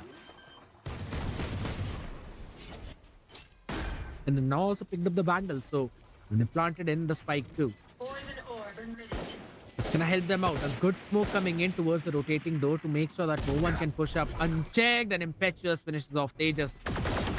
Team 6's post plant look absolutely brilliant, and paired up with that Paranoia, that was impeccable. Getting another pick, and Gotu just moving up on top of that box. Remaining. He's probably not gonna be checked either ways. That does not matter. Yes, those still can make a difference. 1v2 situation. Are they going to expect this reposition coming in from Yash, who's out in the main? He's basically decided he's going to save his rifle. He does not have enough time. And another round going in for the side of Team 6. And 8-4 Thirsty. is something that they can maybe work with, but that is a very big maybe. There's a humongous doubt on the back of it, because Lotus is attack-centric. You cannot keep on getting round after round on defense, which Team 2 has been doing for some reason. Yeah, and definitely it's not a good way for Team 2 to be winning 7 rounds back to back. Actually, not 7 rounds. It's like, it's 8-2. I do have to apologize for that. But yeah, Team 6, if they have to make a recovery, it has to be these 2 important rounds. At least end the first half on an 8-4. You don't have a lot of utilities left if you try to lose this round as well. I mean, in the last round itself, it's not going to look very good at all. And look at the aggression this time. It's not going to be on A long. It will be on C long instead, where you have both the Duelists and the Sentinels contesting this heavy aggressive push.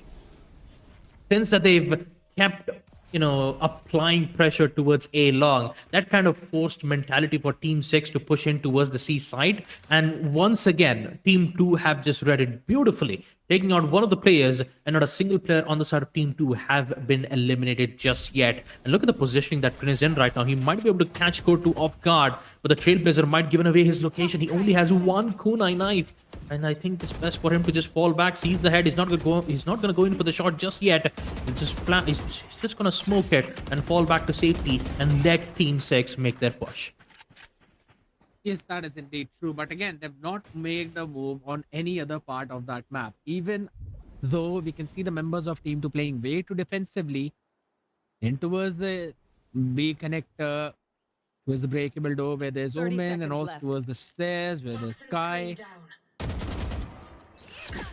There are a couple of people towards the sea, but that's about it. That's going to be the showstopper. Invested, and Impetuous finds the perfect timing. Gets one quickly. Trinity taken down, and all is going to invest. The Viper's failed, but Tejas gets him out. Oh my, what a perfect timing. And this guy seconds might have won the round if not for Kotu taking him out. That's going to be the pop flash coming in enemy remaining. perfectly. And it will catch Panzer. Triss is just going to double up on Kotu, who had no time left whatsoever. A great round Last coming round in the half. from the side of Team 2. Especially the play being made from Tejas Impetuous, just being caught off guard. He did not anticipate Omen to be so up close quickly. That was a brilliant play. Yep, those pop flashes from Trist is it's just on point.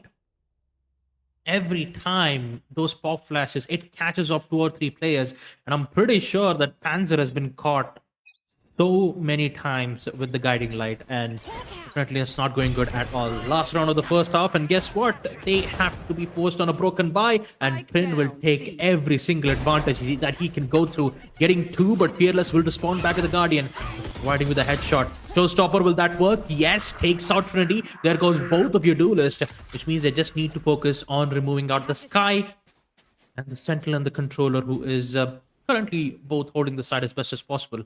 The amount of information that the Lurker Panzer is giving right now is so vital and crucial. They finally figured out a way.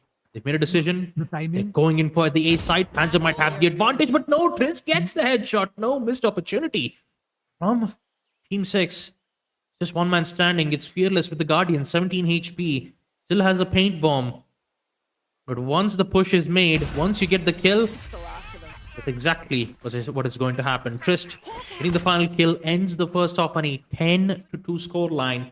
A huge lead coming in from the side of Team 2 as the first half comes to an end. There. It's not a 12-0. That's one thing. Team 6 have got 2 rounds to work with, but if in case they miss onto this pistol round, then I don't think so there would be any way for them to come back unless they're just masters of thrifty like EG. Seems to be a difficult case, but eventually, again, the way Trist has been using his utilities, those pop flashes, even the Trailblazers, I think so it's going to be even more difficult for Team 6 to kind of hold. But one thing that you mentioned perfectly was the fact that they're actually running a double controller composition. So they would be able to stop the push from the choke points. Now, this is the kind of Viper wall that people usually use to try and take rubble control. But no one is capitalizing on the back of it. So this wall is not going to provide any kind of value. And it will not even help in the retake attempt. No, it's going to be opened up. The right click from Panzer gets 2 of them. Just could not move backwards. The paranoia not catching anyone, and Prin gets a couple of his own. What a way to answer back. Team 2 still moving with the same kind of aggression that they were on their defense. And Impetuous now way too close. He gets 1, actually doubles it up as well with a couple of headshots. Now that's something that they can definitely work up with. It's either an ace or nothing for Prince, and he's gonna get 3 in the meantime. But now he's got to be worried about Evil as well as the backstabber Fearless, who opens up the door and now puts him in a pinch. No one's made the cross yet, so that's going to be the Trailblazer taken care of. A good decision coming in from Team 6 as they want to double up, but still it's going to be Prin who gets one. And it's going to be the ace. He will not let Team 6 move forward whatsoever. If he's not the iron pillar of the team, I don't know who is. Absolutely fantastic performance from Team 2 right there. What an ace for Prin to just smash it out with an ace in the pistol round. 11-2. Man, all hopes and dreams are just lost at this point. Team 6, they have no idea on how to deal with this. It was the duelist, and he only had the ghost. It's getting an ace like that definitely hurts Team 6 morale boost a lot. And this time they want to go all the way towards the aggressive. They want to go very aggressive this point. All 3 of them into the B side, and apparently they did get some good value out of it, but the reply back from Team 2 is very heavy. Forcing just 2 players left. They have weapon upgrades like the Bulldogs and the Vandals. It's going to be tough though for Team 6 to be holding down this site. Yeah, that is indeed true. Alarm bot not taken care of quickly, so that's going to be the vulnerable. Panzer gets pick on Trinity. Low HP Panzer, only 26, was not good for the second as Yash takes his head off. And it's only Impetuous with the orb, with a snake bite to work with. But that is it. And it's got to deal with the Vandal, with the Bulldog. And I believe, if I'm not wrong, he's basically got a classic in his hand. Or maybe a Sheriff. But nothing apart from that. Turret's destroyed. That's going to be the turret dealt with. Going for the snake bite, uses it, but there's a gap. They can still go in for the peak. But I love the fact how they are very patient. The high-low setup coming in. There's absolutely no way Impetuous would be able to get this one. Tap cannot get the half or right away on the spike, but yes, we'll be able to finish him off More tests to and run. move his team onto the map point. Match point. Yeah, there is absolutely no way that you can counter a double peak in a 1v2 situation. And yeah, this will definitely hurt Team 6 a lot, especially in the grand finals. 12 to 2. Match point is opened for Team 2. And they are in it to win it on a map like Lotus. The double duelist composition, the amount of aggressive plays that we've seen from Team 2 on defense is just too much for Team 6 to handle. And the next map that is coming out right now will be Haven. And Team 2 will be the ones who will go on defense first. So Haven is going to be an amazing match to look out for. But right now, let's just focus on this. 12 to 2. Pushing the aggro. This is the bonus round after all. And when it comes to bonus round, Team 6 is currently the one who has the good advantage at this point. And it's still not enough. Trinity is just pulling away all the stops, getting 2 kills, followed up with Yash on the Bulldog. But Impetuous, he might have to do something about this. Good headshot with the Sheriff, but Prince decides to just Out of my way.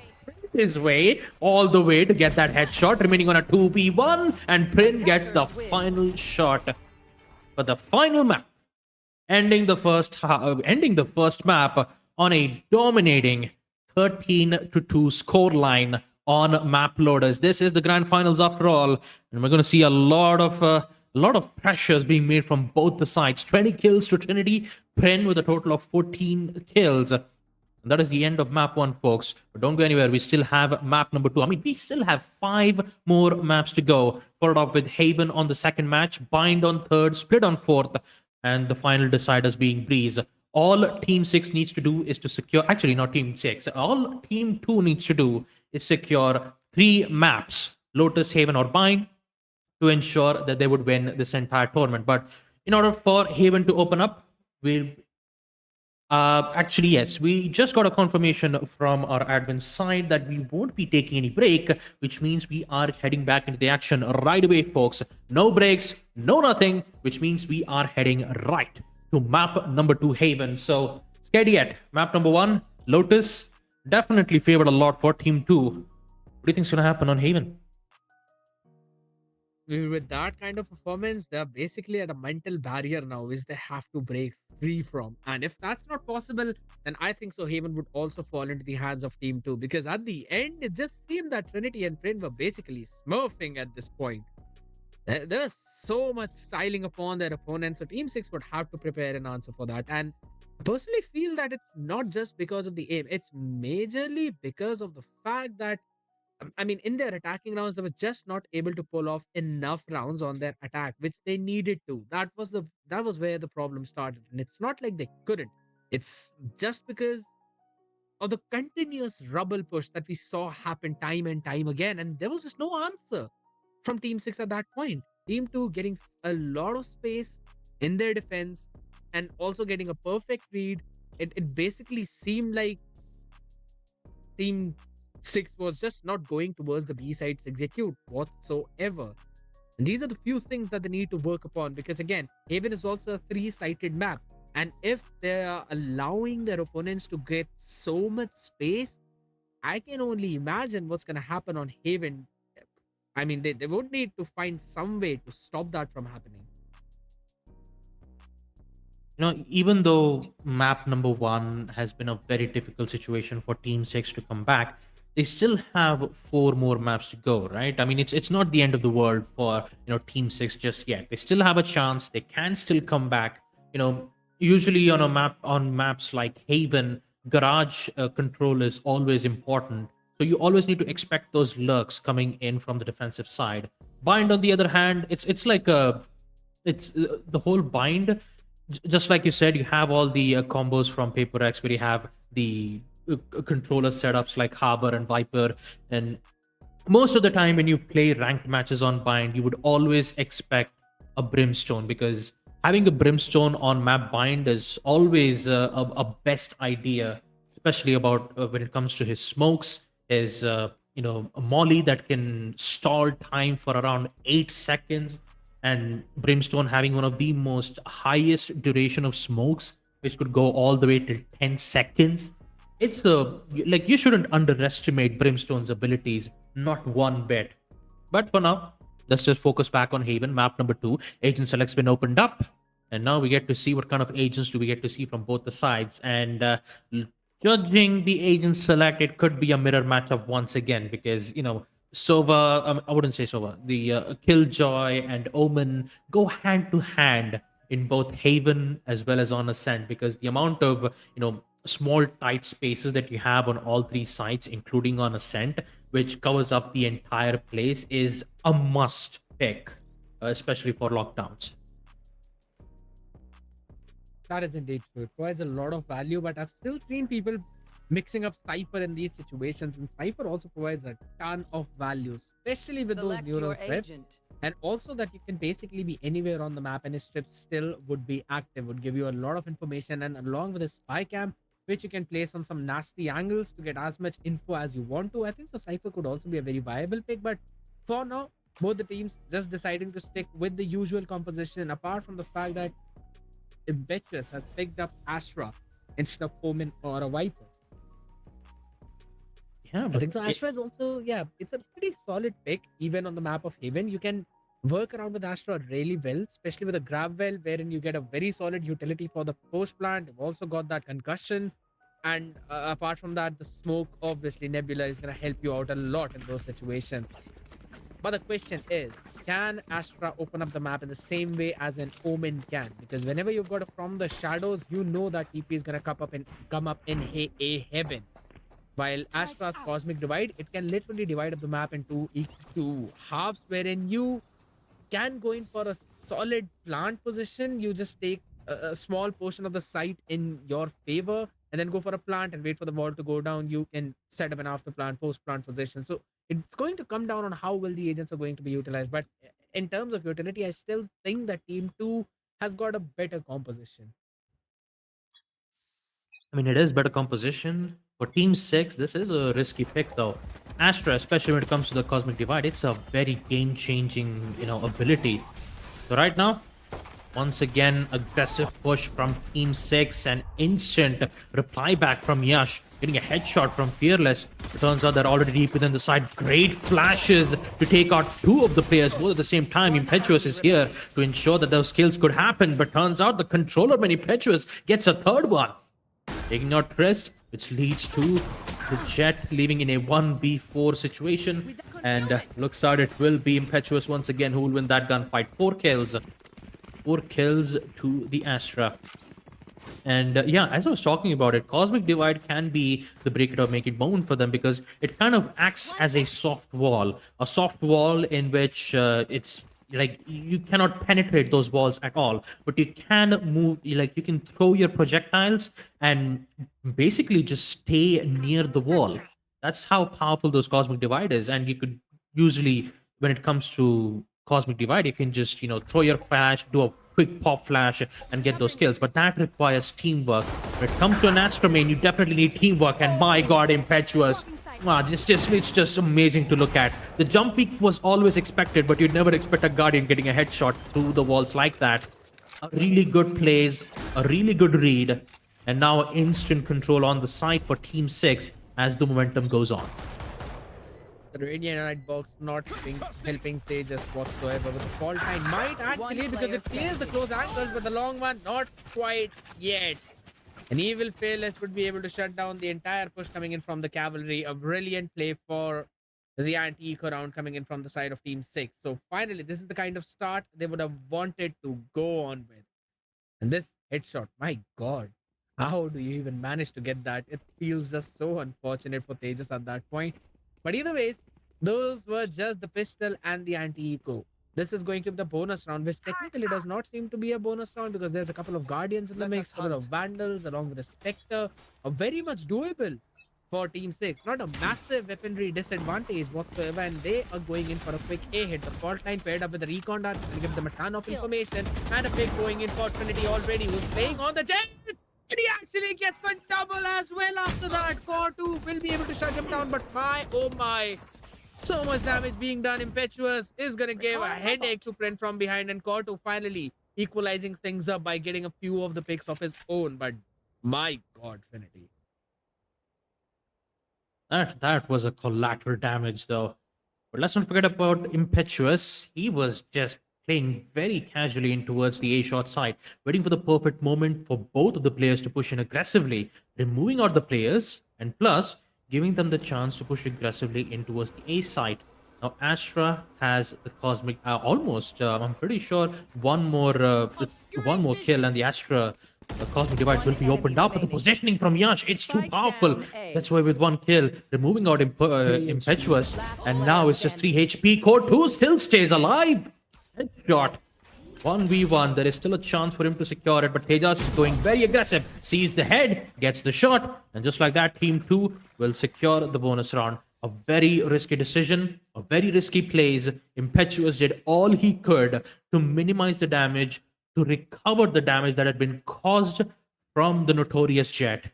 But yeah, in the end, it will be Team 2 who will secure it. Trinity, the collide damage is it kind of made me recoil IRL. I mean, I looked at the shot and I just went, oh my god, my head.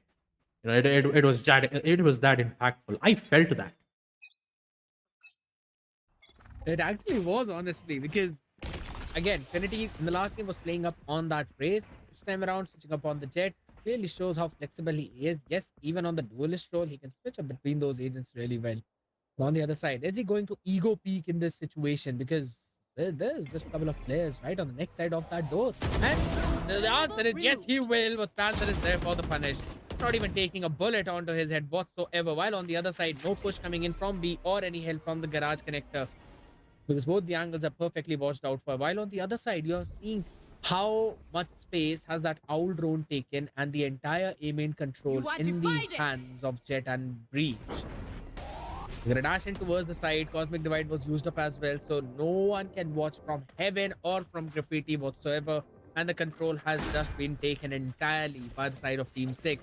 They've got the advantage in the numbers, and I think so. They've basically got the weaponry advantage as well. This is the shock. Everything is paired up with the shock dart. Faultline's gonna come in, but wait, it did not connect perfectly. The recon dart as well. Core 2 would be able to get one, and the reposition comes in to dodge the aftershock. He was flashed, but does not matter as Panzer demolishes everyone with that lurk. And it was just one simple timing, and Panzer just said, hello there, and just ends up removing every single player's out one by one from that important flank. Panzer, man, at the How beginning was he he was at there? garage. I mean, he was in How garage. was he In there? garage, he was in mid to B, and then in B, he decided to go all the way towards CT. Actually, no, I don't think he pushed from mid. He was in garage. I think he pushed from garage, and then he retooled his way all the way towards CT. That's exactly what happened. But man, 3-1, Team 6. Well, a great way to show their dominance towards Haven. Now, this is something Team 2 would have to worry about. Taser, though, playing aggressively in the smoke, gets one quickly traded as well. Core 2 finishes him off with the head. Recon did not clear Yash. He gets a 1-for-1 as well. That's about it. I don't think they should be allowed to get any more than they already have. Though they've still got a flash to work with, so Breach is going to go for that. Classic in hand. Panzer gets him down. Trinity with the Blade Storm. He is the one who can actually make some difference. Gets the headshot on one. Now they've got to worry about two different angles. That's another. Trinity is just not stopping, and inside the smoke is Impetuous. In the nebula. Gonna dissipate soon. He actually gets one. He was able to isolate the fight, but can Trinity finish him off? That's the question. He would be able to stick it to half right away. No, he's gonna fail. He stands strong. He will fall at the last bullet though, but he got the defuse in. Pros never fake. Pros never fake. Always been the word for it. When it comes to, there's a word for it. Modern problems require modern solutions. No matter if you're in a very tough situation, just go for it. Just believe in it. And since the Vandal, even though it has mid penetration, it doesn't, go through the boxes, right? So it's currently safe. He went for it. He believed in it. and secure that thrifty round, which is very crucial for Team 2 to secure it. This time, Team 6, well, they're going all in towards the B side. Flashes, I mean, smokes should be given from the Astra. The Nebula smokes didn't give away, but Impetuous and Dr. Evil, both of them ensures that the flank and the site control will be theirs. Looking good. Site is currently under the hands of Team 6. Now it's a 2v4 situation where Team 2 are currently facing in a very bad situation. I don't think so. They should go in for this retake unless they're able to get at least 1 or 2 picks. And one of them needs to be on Impetuous, who's literally on that lurk row. And okay, that's one. That's important one. And Tejas wins that duel. So should be able to provide even more opening. Though Stovard wants to go in for a very long flank as well. Wants to double up with Tejas. Now this is going to take a lot of And go in time. for this fight. Yeah, that is true. Maybe they just want to play in for some exit. If possible, yeah, they know the position. Last player There's the standing. utility. It's just a dry peek coming in from Fearless, but Frisk gets him down. He does not have enough time to go for the defuse though. So yeah, they were just playing for the exits. That's going to be another round going in for the side of Team 6. Now Team 2 needs to worry a little bit. Yeah, let's not forget, Team 2 were the ones who secured Lotus on a 12-2 scoreline. And now Team 6 are giving a huge battle in Map Haven, putting themselves on the lead 4-2. And Team 2, they are back again on the eco round. Sure, David Priss, which means that he might play maybe towards Garage. No, not on Garage. Tejas is the one currently playing on Garage, which means that yeah, never mind. No shorties. It was just an accidental pick. They should be fine for now. All sheriffs at the hands of Team 2. Now with the stars and the executes coming in from Team 6, they just realized, wait a minute, no one's actually on the site. Where are the rest of the players from the side of Team 2? Well, they're lurking all the way behind C Long. And I believe Spike that the planted. Breach, Dr. Evil, gotta be very careful about this though. Unless and until if he gets caught out, that's a free weapon upgrade from him. The flashes will be made. Trinity will get one, and Impetuous will make sure that the garage control will be theirs. Then that means that they have the exact location on the rest of the 3 players who are slowly pushing in towards the side. And they've got to force their way through the smoke. The Falcon is going to come in along with the volley to stop their advance, and Impetuous is just going to finish all of them. He's been eco fragging. If I'm not wrong, he basically used his own star to stop that push. That's probably the gravity build that he kind of used up, but man, oh man.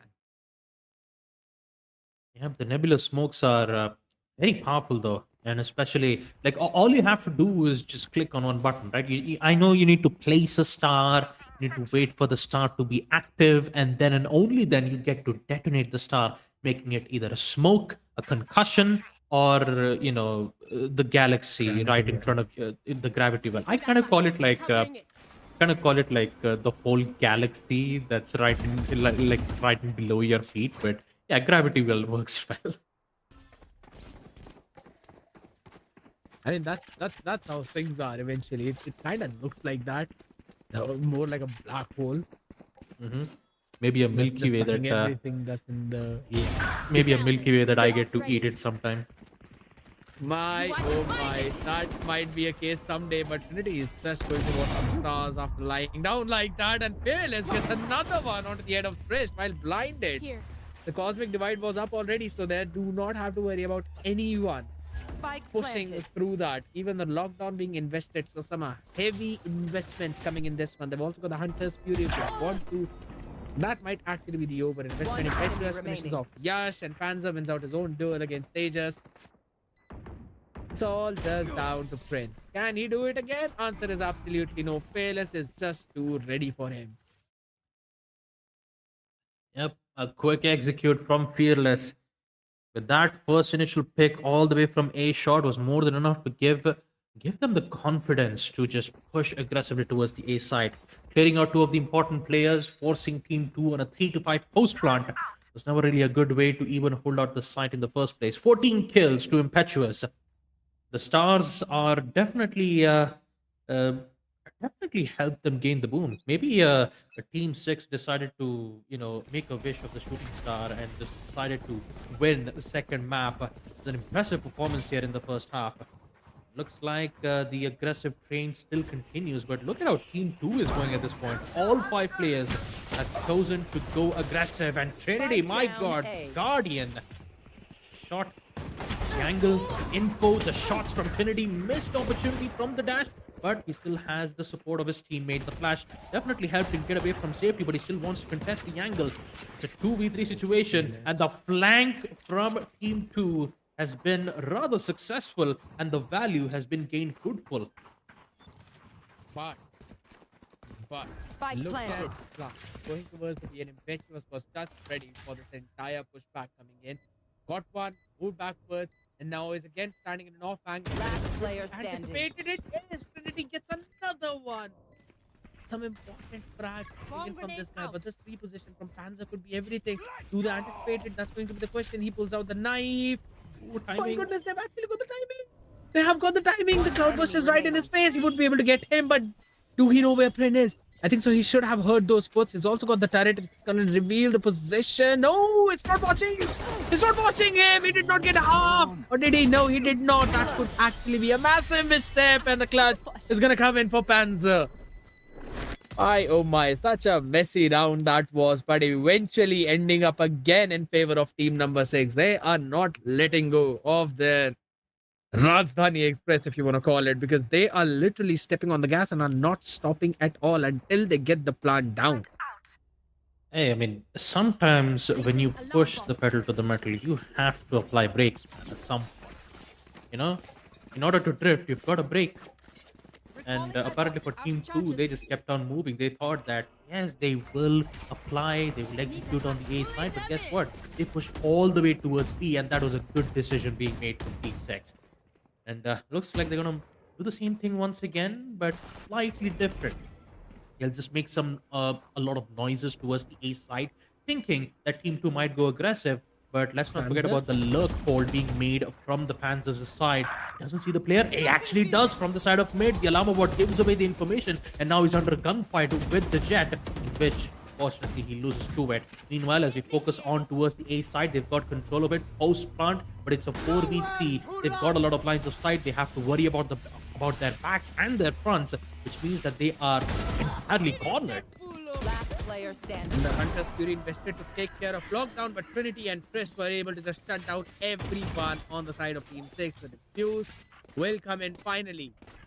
Team 2 getting the third round of their own. Now they need to get the next 2 as well in order to stand a chance at equalizing the scoreline after the next pistol one. But the Hunter's Fury, it was a pretty solid one. Impetuous also playing towards the graffiti. No, he knew that someone's going to push in eventually through that angle and he would be able to get a pick, and he was able to.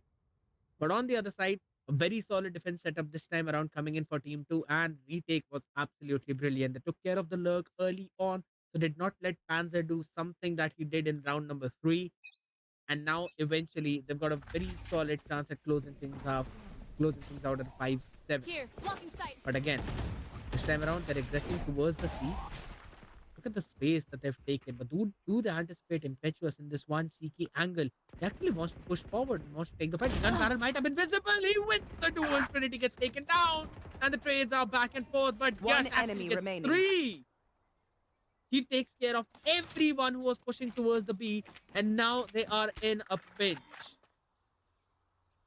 A very dangerous pinch at that, scared yet, because getting 3 kills, I mean, that was a 1v3 battle from the Killjoy, and he won that. Forcing Team 6 on a 1v3 could definitely put them in a very bad spot, and high likely end things up on an 7-4 score line, which could be highly efficient for Team 2 since they're slowly bringing themselves back up. Scanning ahead. You know, the attackers are very relentless on their push, securing rounds one by one, It is done. and also they'll make sure that they will get this round as well. 7-4 is the score line. Last I round believe we before still the have a switch. lot more rounds to go. Maybe 2 or 3 rounds left before we end the first half. One more to go, that is true. But can this be a situation of a 5-7? They very well put themselves in a situation where it can be. And what a comeback, honestly, coming in from Team 6 in map number 2. after the performance that they showed us in map 1, it did seem difficult, especially from their perspective, seeing how they're just not being able to win any of their duel, but moving through that mental barrier, it takes a lot of effort, and they were able to do that. That's the fault line being invested. No one playing towards the log, apart from the AJ turret, and right Omen. in Omen. volley, he's landing in, but yes, the Omen impetuous as well, ending You want strong. to fight it? Through the lockdown has been invested, and that is going to be a 3v2 situation Spike already. planted. Chris though getting a hold of impetuous, so finally trying player to equalize standing. the odds, and he actually gets one more. Chris, how much more can he do? Because everyone's just behind that cosmic divide. Shockdart's gonna come in, revealing the position. He's gonna be chipped down to 55. Gonna throw another shock dart, but the ball bang is perfect, and he was forced to peek. God who wins the fight, and 8 and 4 is where we end things at. Yep, 8-4. Team 6, they've managed to at least end the first half with their own lead in the second map of Haven.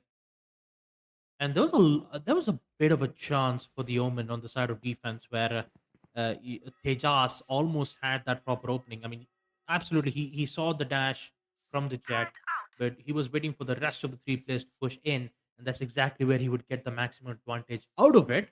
But unfortunately, he couldn't find anyone, mainly because he might have got himself flashed, or maybe he got caught out from the information that had been gained from the server start.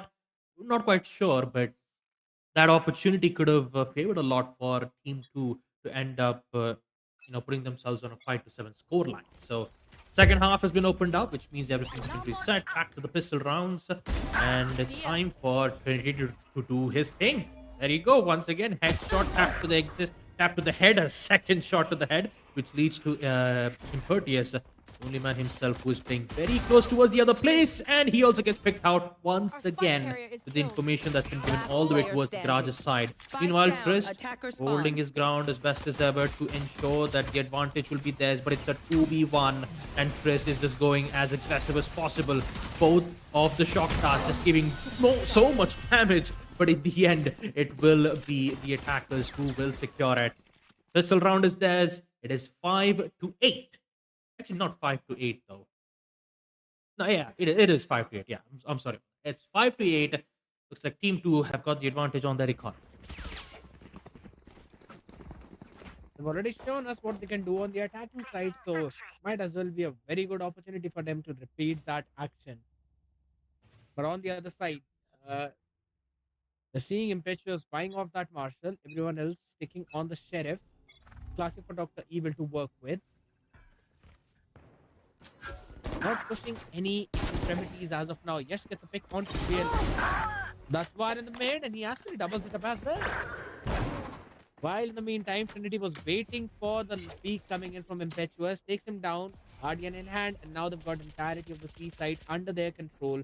No problem whatsoever, because a Breach cannot do anything with Spike just planted. a Sheriff, especially when a smoke is in his face. Yeah, and let's not forget about the weaponry that Team 6 have. Only Sheriffs in hand. The Marshal was a risky buy, which evidently, okay, Dr. Evil. That's a great Last player headshot. The standing. second, though, not gonna happen. The fault line being in play and Core 2 being stunned and dazed. Prince just casually walks around, looks at the guy, and waves goodbye, giving the win for Team 2 6-8 as the attack pressure goes on. I've got to admit, for Impetuous, risking an extra 150 credits for a Marshal definitely did not work well because of Trinity, who had the Guardian, which is a very devastating weapon, high penetration gun. Many players really underestimate how powerful the Guardian is. And maybe, I mean, and that's the main reason why we get to see it in this tournament, at least. 6-8. Let's see what Team 6 can afford on I this. have the spike.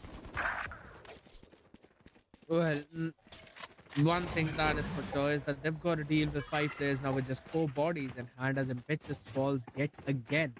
It seems whenever he goes on the defense, he's just not that comfortable.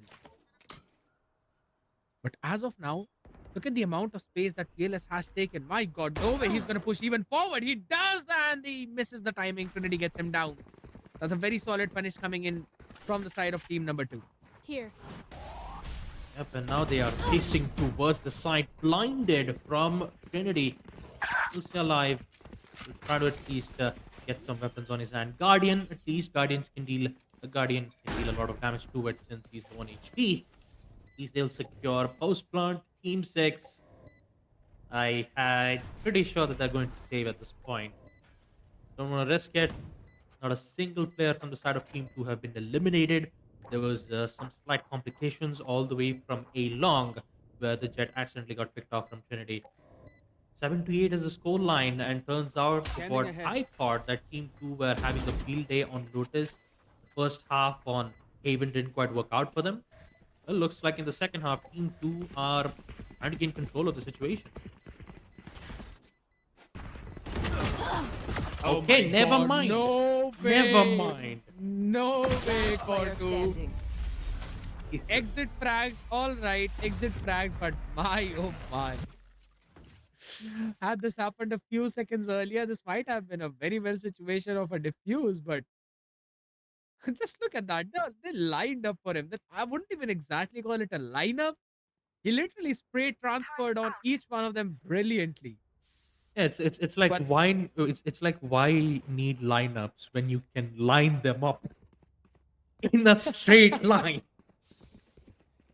oh god, that was actually pretty great. That is true. And on the back of it, they're just gonna put a dent onto the economy of members of Team 6, but Team 7, Team 2. All that's about it. It's like I mean, that spray down has given me some epilepsy at this point.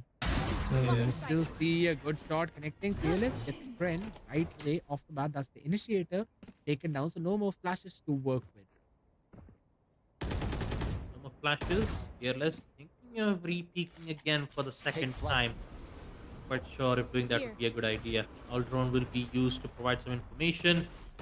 And I believe that Team 2 will risk a decision to at least fall back. This time, though, they're not going to execute on the side just yet. They're just trying to get some picks. Once they get at least a kill or two, maybe they'll just rotate back and commit themselves to the side. Find death. Maybe that could be the perfect solution for it. Chris gets one. Fearless once again with the Sheriff, securing the second shot, but immediately gets traded from Trinity, who is prepped and ready, waiting for the opponents to arrive right at his crosshairs.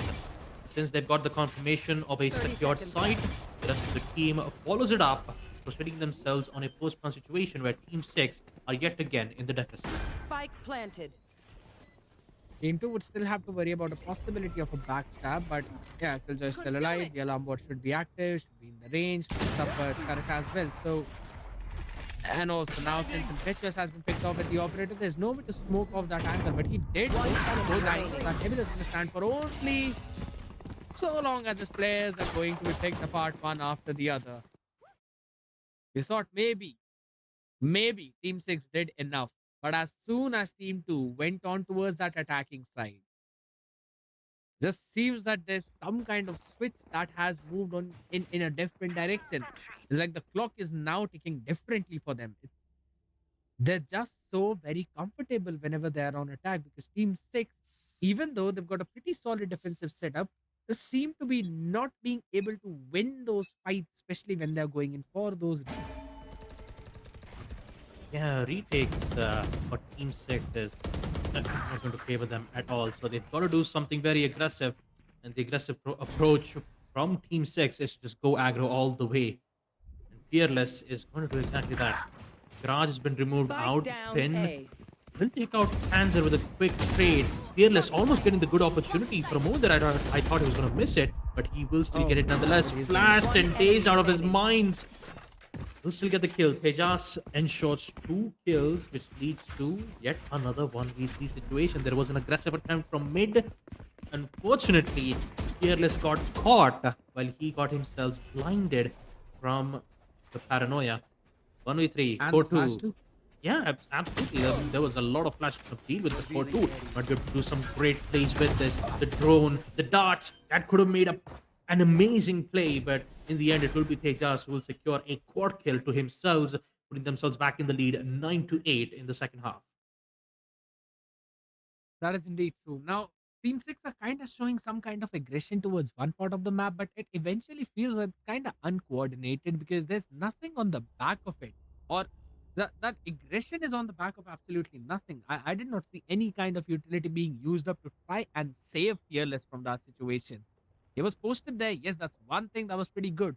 But eventually, there's someone need to be present there to bail him out if things get nasty, which they did. He was just picked apart with a bunch of utilities, and after that, Team 2 was just easily able to move in towards the seaside to gain control of that. So the way that they are gaining control of that map space needs to be taken care of by Team 2. They've been putting their Killjoy up towards the A side again and again. It's not working out for them, so might as well just decide to put the Killjoy towards the garage and C, or maybe the garage and B, and stack the A side with at least 2 or 3 people. They've got the Hunter's Fury to work with, also the Blade Storm, while on the other side, you've got Lockdown.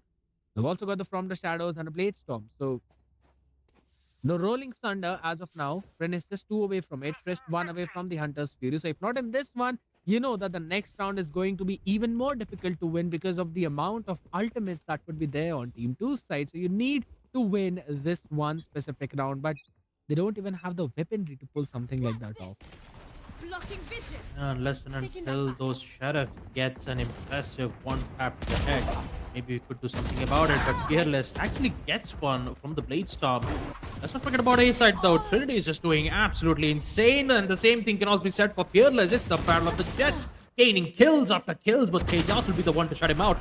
He will, on the other hand, the Sheriff gets the shot, which means now both of them, both of the teams are equalized 2-2, Shadows and traveling. both the HPs are on low level, both from Omen and also from the Breach. Now the only question is, did they find the last player? They're still hoping to find one player to at least try to guarantee an information. Plant will be given, host plant, team 2. If they lose this, then team 6 has the maximum advantage that they could afford of. They're not going to put a lot of stops. Not a good position for team 2 to be in, because the plant that they've planted has a direct line of sight towards A main, but this positioning that you see from Team 6 might be a huge trap. aggressive. And I believe that's going to happen exactly that. Oh, that's one push. The second, Trinity has no idea where Impetuous is, but now he knows. It's a 1v1. Impetuous is on full HP. He will try to defuse it on half, but no, he's going to fully commit to it. And Trinity knows this. Push! Oh, once again, pros don't fake. It's a clutch coming in from Impetuous. 9-9. Once again, we might see a lot of back-to-back coming in from both these teams. That indeed is true. And it's just as you mentioned, the plant not being the best friend for team number 2 there. Had it been planted for on the other side of those boxes, it could have been a situation wherein we might not have seen this clutch being pulled off from Impetuous. Trinity might have won it because he would have had direct line of sight. But that's not what happened. And now Panzer is just 1 away from his own lockdown. So maybe they could try and play in for it. Bob Taylor gets one. Trinity gets taken down. Hunter's Fury being invested. Paranoia is going to be committed. He was right. Clear up the logs and everything. But Fearless is just standing in the main. There's no one to push him back. You can use as many utilities as you want to for the other side. But if in case Fearless is just going to hold that choke point, there's absolutely no point in all of those utils. And now I don't think so they even have enough to move towards the other side. Apart from the fact that Yash has lurked up so far forward, but his lurk is also being anticipated. So look at the positioning coming in from the side of Team 6. Kind of seem to be ready, but maybe Yash could get a timing on the back of everything and get a pick. Especially on the Killjoy, who seems Spike to be unaware. planted. Even look at the positionings from Team 2. They are so far away. They are separated. And Yesh gets away with 1 kill. Taking out Panzer, Yeah. he also has the second information, especially from the Alamo bot, giving away Jess's location. Last Impetuous player has no standing. idea that Triss is looking from the back. The split hold worked. It's now a 1v3 once again. Team 2 are just pulling wonders back and forth. And this is not looking really good from the Jets' side. A powerful show of performance in C long goes all the way to a 1v3 post plant, where Team 6 have no other choice but to fall back and wait for the next round. That is so unfortunate for Fearless. Oh no! Where are we going? Oh no! That has got to hurt. Yash, Yash is basically the villain of the story. 4 kills, lurking from CT, getting kills back to back. The opening was more than enough, you know? Nah, that was The nasty. opening. That was The nasty. opening from B push. That is pretty much it. True. That is absolutely true. And Team 6 yet not being able to hold their ground. Seems still the Obscuring exact vision. same story for the map of Lakers. They've only given up one round. Panzer gets one. Chris getting impetuous. That's a 1-for-1 trade. And since KJ has fallen, no use of any nanoswarms or anything. Trinity as well taking control of the entirety of the backside. And you've already got Tejas watching for any kind of backstab. Now there are just 2 angles they need to watch out for, and Alvin is clearing one of them. Lockdown being invested. Panzer's gonna get one more pick. And along with that, Hunter's Fury as well. Koto would be able to take care of Trist. And now Team 2 can do nothing but move back. For the rolling thunder though, they can try and invest it, and they definitely will. Refuser will be stopped as well. Standing. Can they get both? No is the answer. Fearless was able to get one. And that's going to be just Tejas left in a 1v3 situation where he needs to win all of his duels. He wins one. But Evil will be able to shut him down from a long range. But look at the HP on both of them.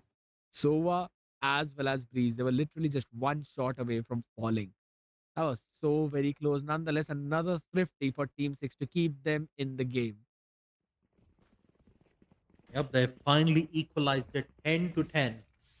24 kills to Trinity, 21 kills from the controller Astra Impetuous.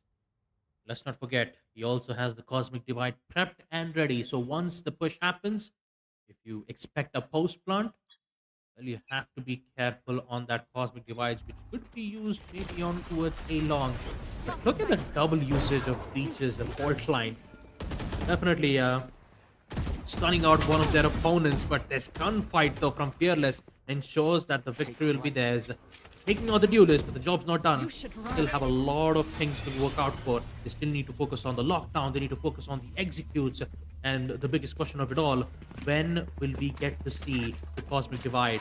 The rest of the players are falling back to safety, whereas Team 6 haven't lost a single player just yet. Securing the A side, which means the Cosmic Divide will be used by blocking out the entirety of A main and A short altogether.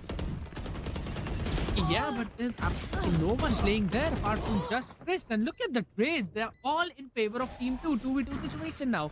Tejas is just going to Last player reposition using standing. his TP, One which will be enemy heard of, but remaining. Chris will be playing on the back of it. Recon should give the information, but Impetuous was there and ready for him. For a second, I really thought that maybe the rotation from Team 6 is just a little bit too slow. Because when the lockdown was almost half That moment completed, is gone. But if you Impetuous was still standing at the seaside. They were still holding their ground. But all eventually worked out for them because they won out in those trades on towards the side. But for a second, I really thought this might be again another round going to Team 2. But Team 6 finally pull it off, get in the lead again. And Fearless is playing with a judge. Yep. Fearless is using Judge. Oh boy. Okay. Looks like the Watch this. Get out of my way. plays from Team 2's will be judged from Fearless's shotgun. So excited to see what's going to happen. Let's not forget, he also has the Blade Storm too. So we're going to see whether if that works out well for him. But for now, let's not forget it's 10 to 11. Team 6 currently has the advantage. And Team 2 are slowly, they could also equalize it once more.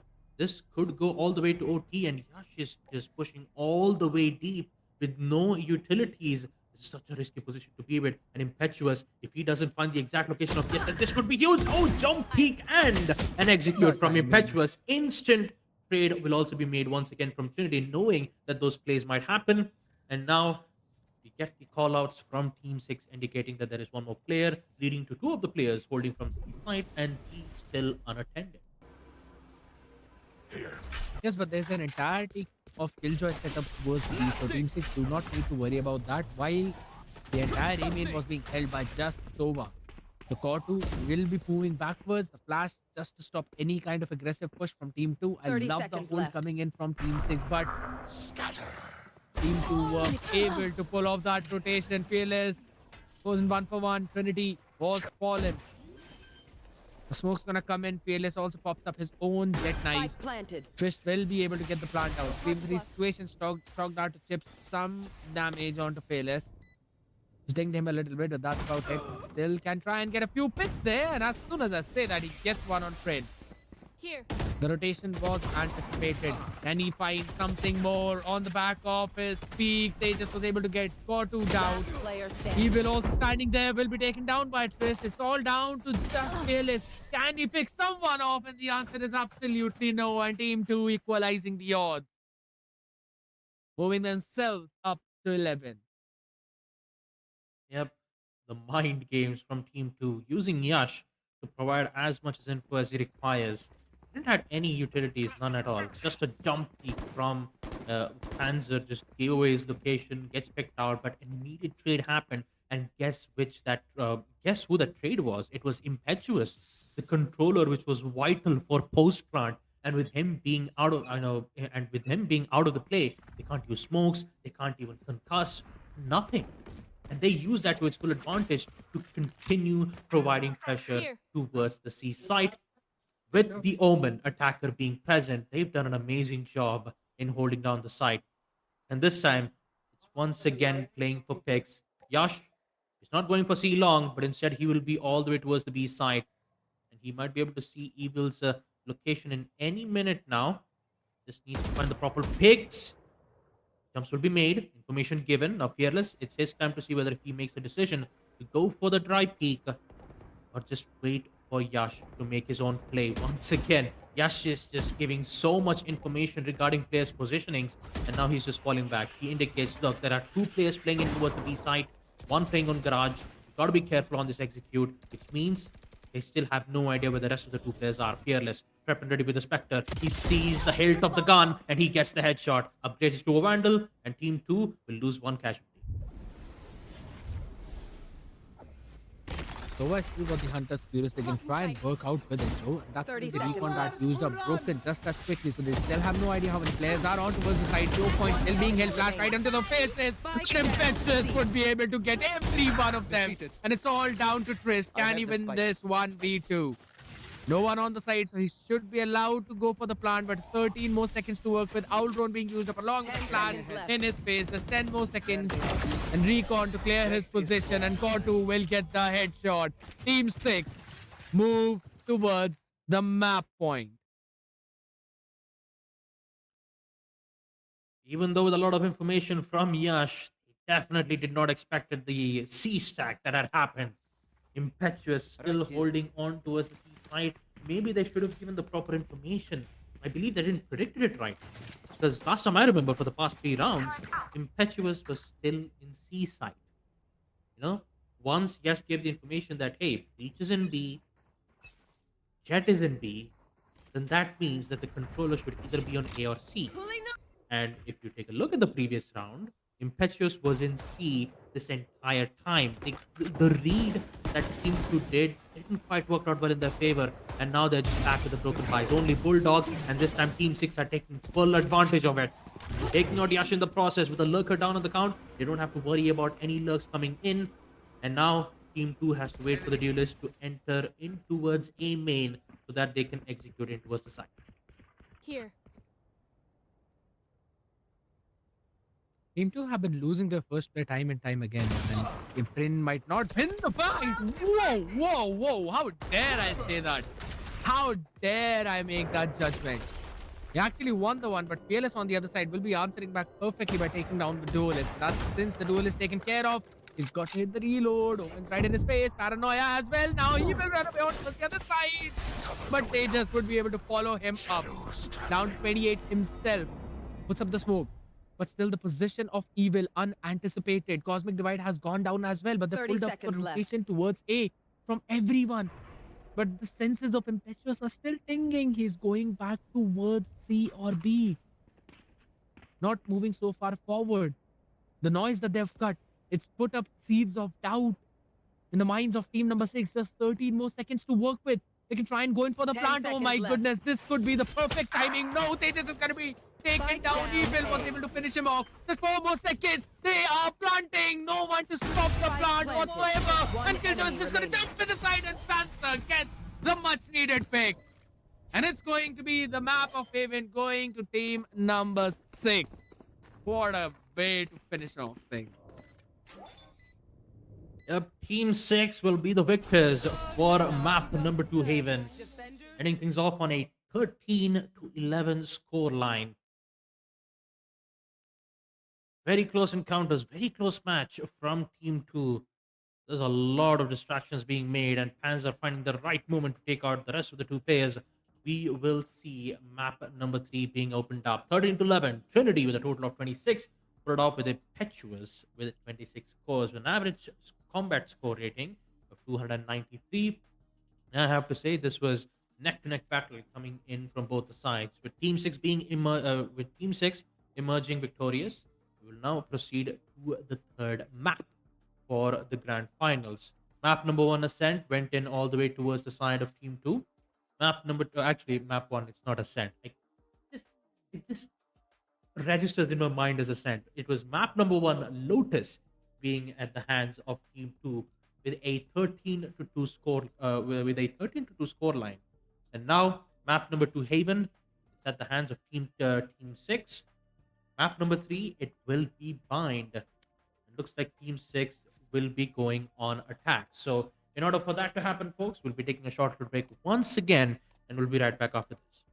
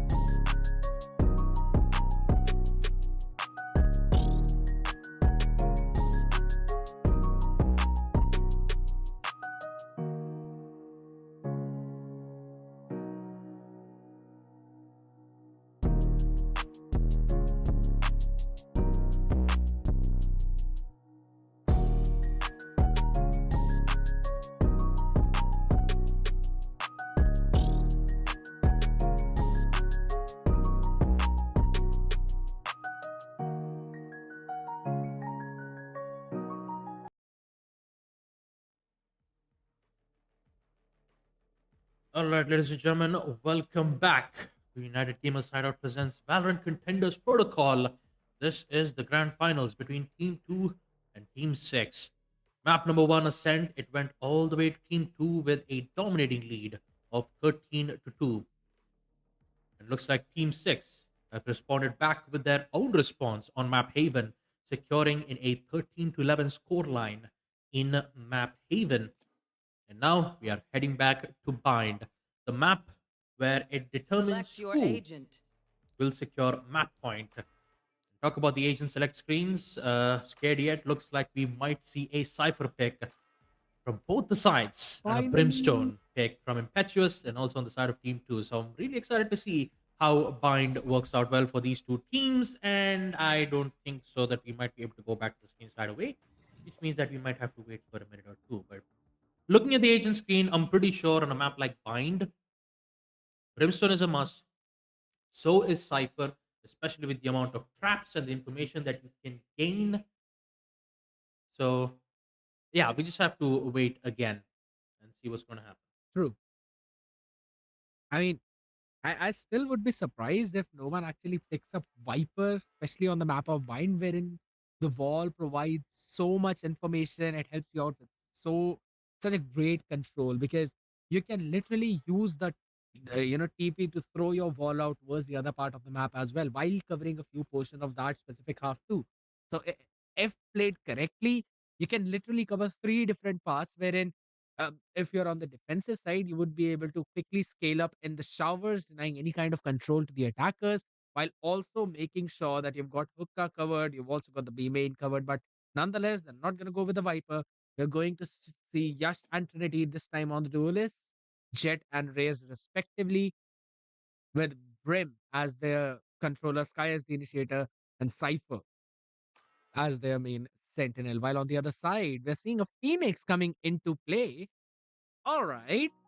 This is not something that we always see, but it's more or less like that paperish kind of composition that we, normally don't come across, but it kind of works out really well. They played Arena on this one. We are seeing a Phoenix coming in. So they've got a pretty good amount of flashes to work with, 4 in total. And they've also got a Raze. And since it's also a double duelist comp, you know that you're going to be facing up a very aggressive start, especially on that attacking side. I mean, at this point, it's the dash versus second chance. The main reason why I'm saying second chance is Phoenix has the run it back ability, right? So he could just use the run back, gain info.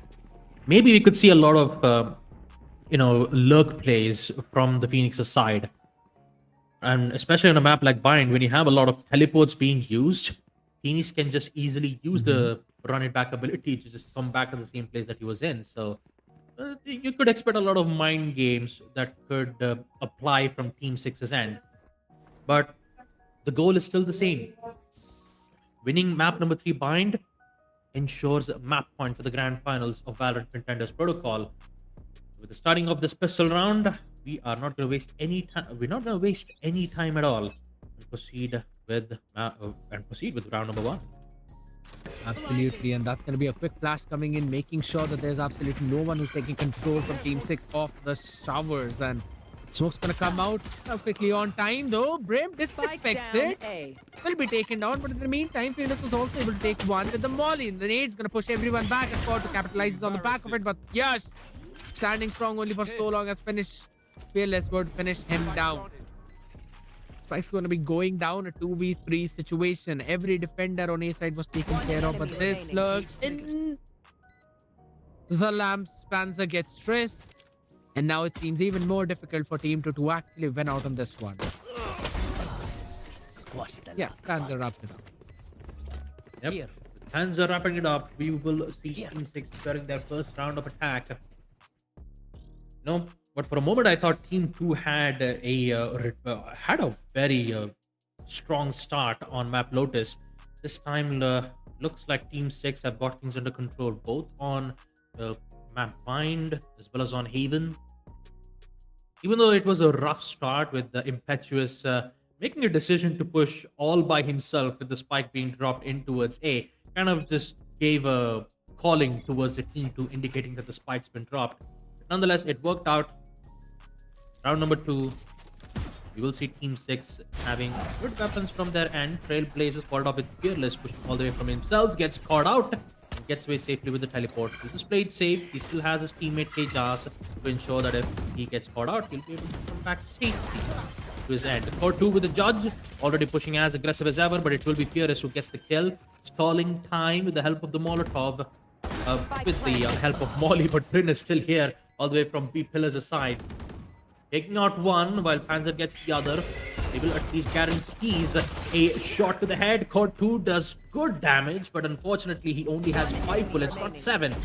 Forcing on a 1v2 situation, which it all goes at the hands of the Jet. But I think so Fearless should be able to wrap it up, right? Because they know the position of Yash. Blaze was up there and Panzer would be able to wrap it off perfectly on time. And Team 6 carrying off both of their Vandals into the next one. So they still managed to keep the weaponry, major weaponry that they invested. And yes, just as you mentioned, the Judge nerves hitting Core 2 like a truck there. But that was a good round coming in from the side of Team 2 because they were able to get 3 of those weapons off of the hands of Team 6. So not a very comfortable bonus round coming in for their side. But the way that they've been moving around, not playing directly towards the extremities, but still showing some kind of presence. First time in the showers, then towards the B main. And, once a wise friend said that it's better to go for a 4-man save than to try and retake towards the B side, because that's how difficult it is to retake, especially from the perspective of defenders. Until and unless you're basically investing quite a lot of people on the lurking positions and taking it from B main or the hookah itself. But on the other side, this buy round is going to be the key for Team 2 to kind of break through this curse of 0 round that they are in for now and move forward and slowly reduce the deficit in the roundies that they have. And I think so the way that they're setting up those cypher trips, yes, they've got a massive B control, but towards the A, they still need to have some kind of play to stop that fast advance coming in from Team 6.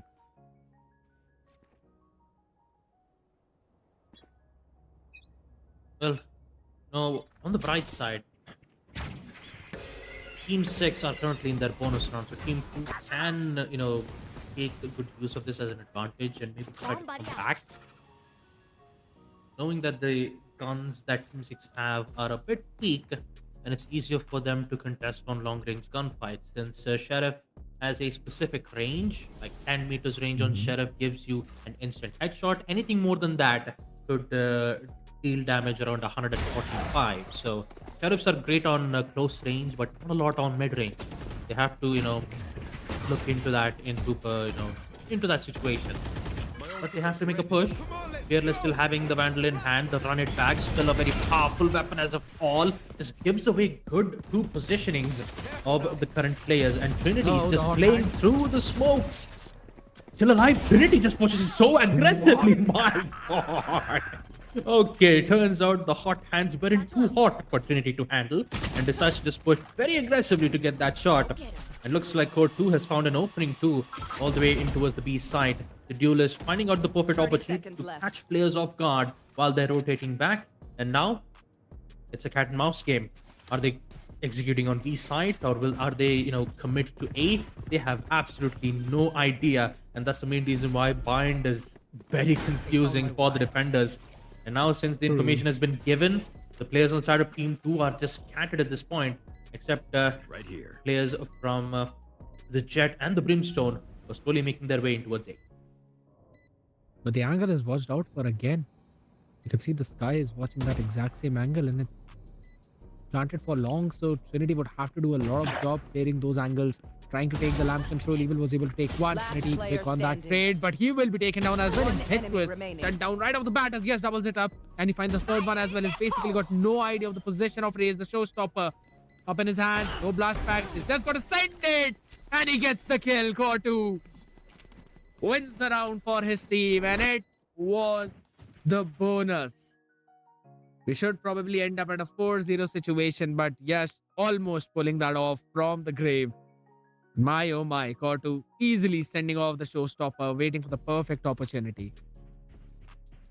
4-0. could be the potential score count.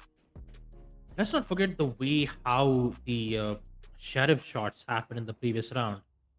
There's so many crucial shots that Team Two got the things under control, but it was Core Two who started to add a lot of confusions towards the site. They had no clue whether if they were executing on B site or A. And let's not forget about the hot hands that did not work in the side of Phoenixes and Fearless. He thought that he had the entire side covered, but little did he know that it was very too close. And once again, playing risky maneuvers from Team 2 as they push very aggressively, securing one, but Core 2 is still alive. The boom bot is in, the explosion goes out. So is the players one by one putting themselves back in a 2v2. I would say that was kind of overzealous coming in from the side of Team 2, wherein they were Last able to get a enemy couple of remaining. picks of their own, but why oh Spike my down, impetuous attacker having no spawned. idea of how far Trist would have pushed up forward. Now, a 1v2 situation, no showstopper to work with, so it's just got to with the blast packs. He's giving a lot of hurts. Rest is ready, though only 7 bullets in the max, so if it does not hit those first few shots, he will be taken down, but he waits for the opportunity perfectly and takes him down. Thrifty round coming in for the side of Team 2, but what a way to get there first.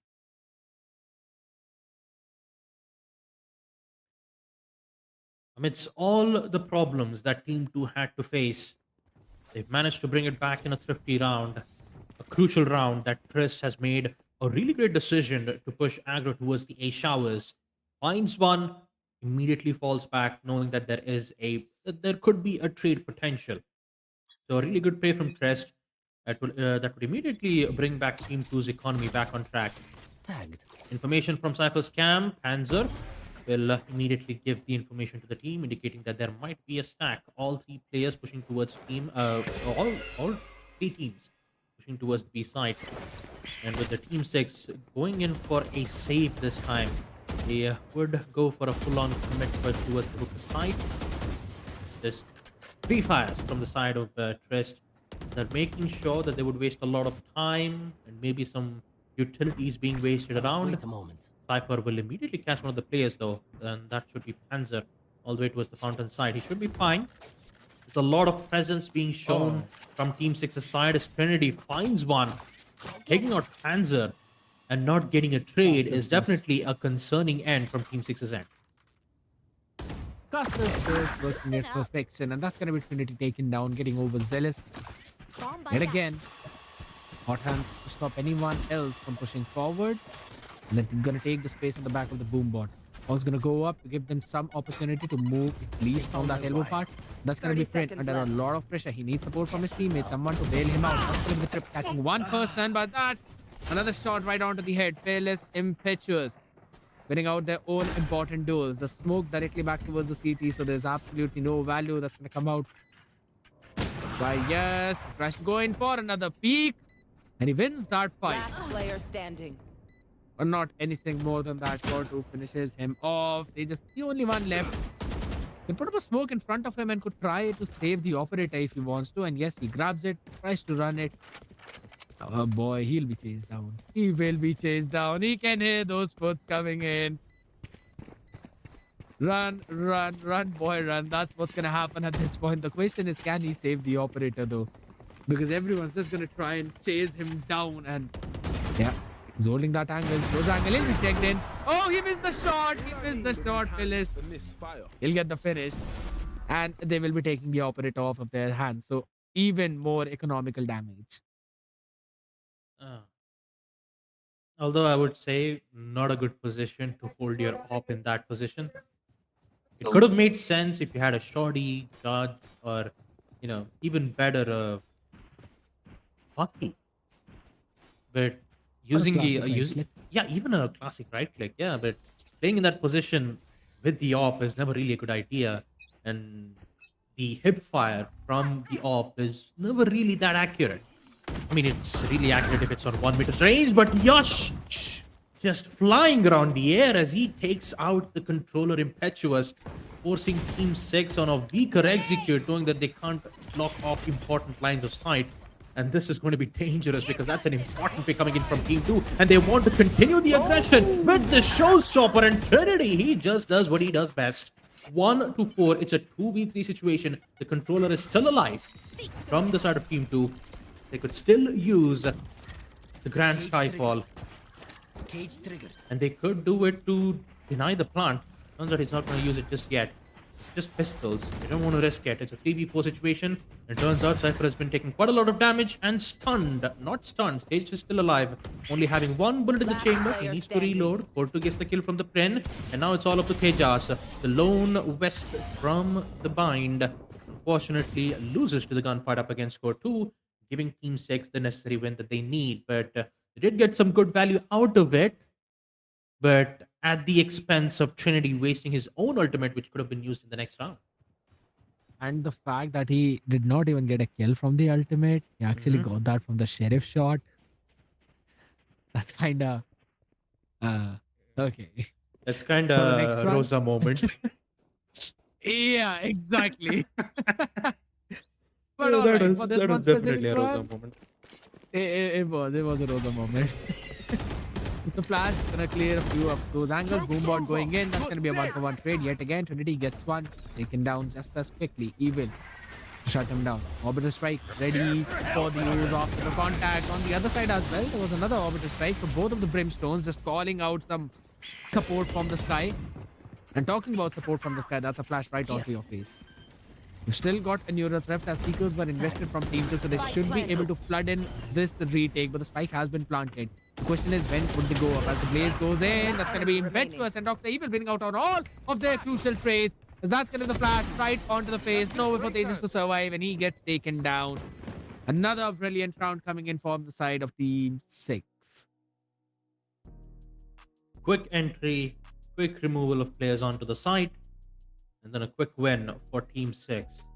The lead is absolutely phenomenal, 6-1. With 11 kills coming in from Core 2's end. And Team 2, they're back with the broken buys. I mean, it's a save at this point. You know, it's not a broken buy, it's just a Should save. be.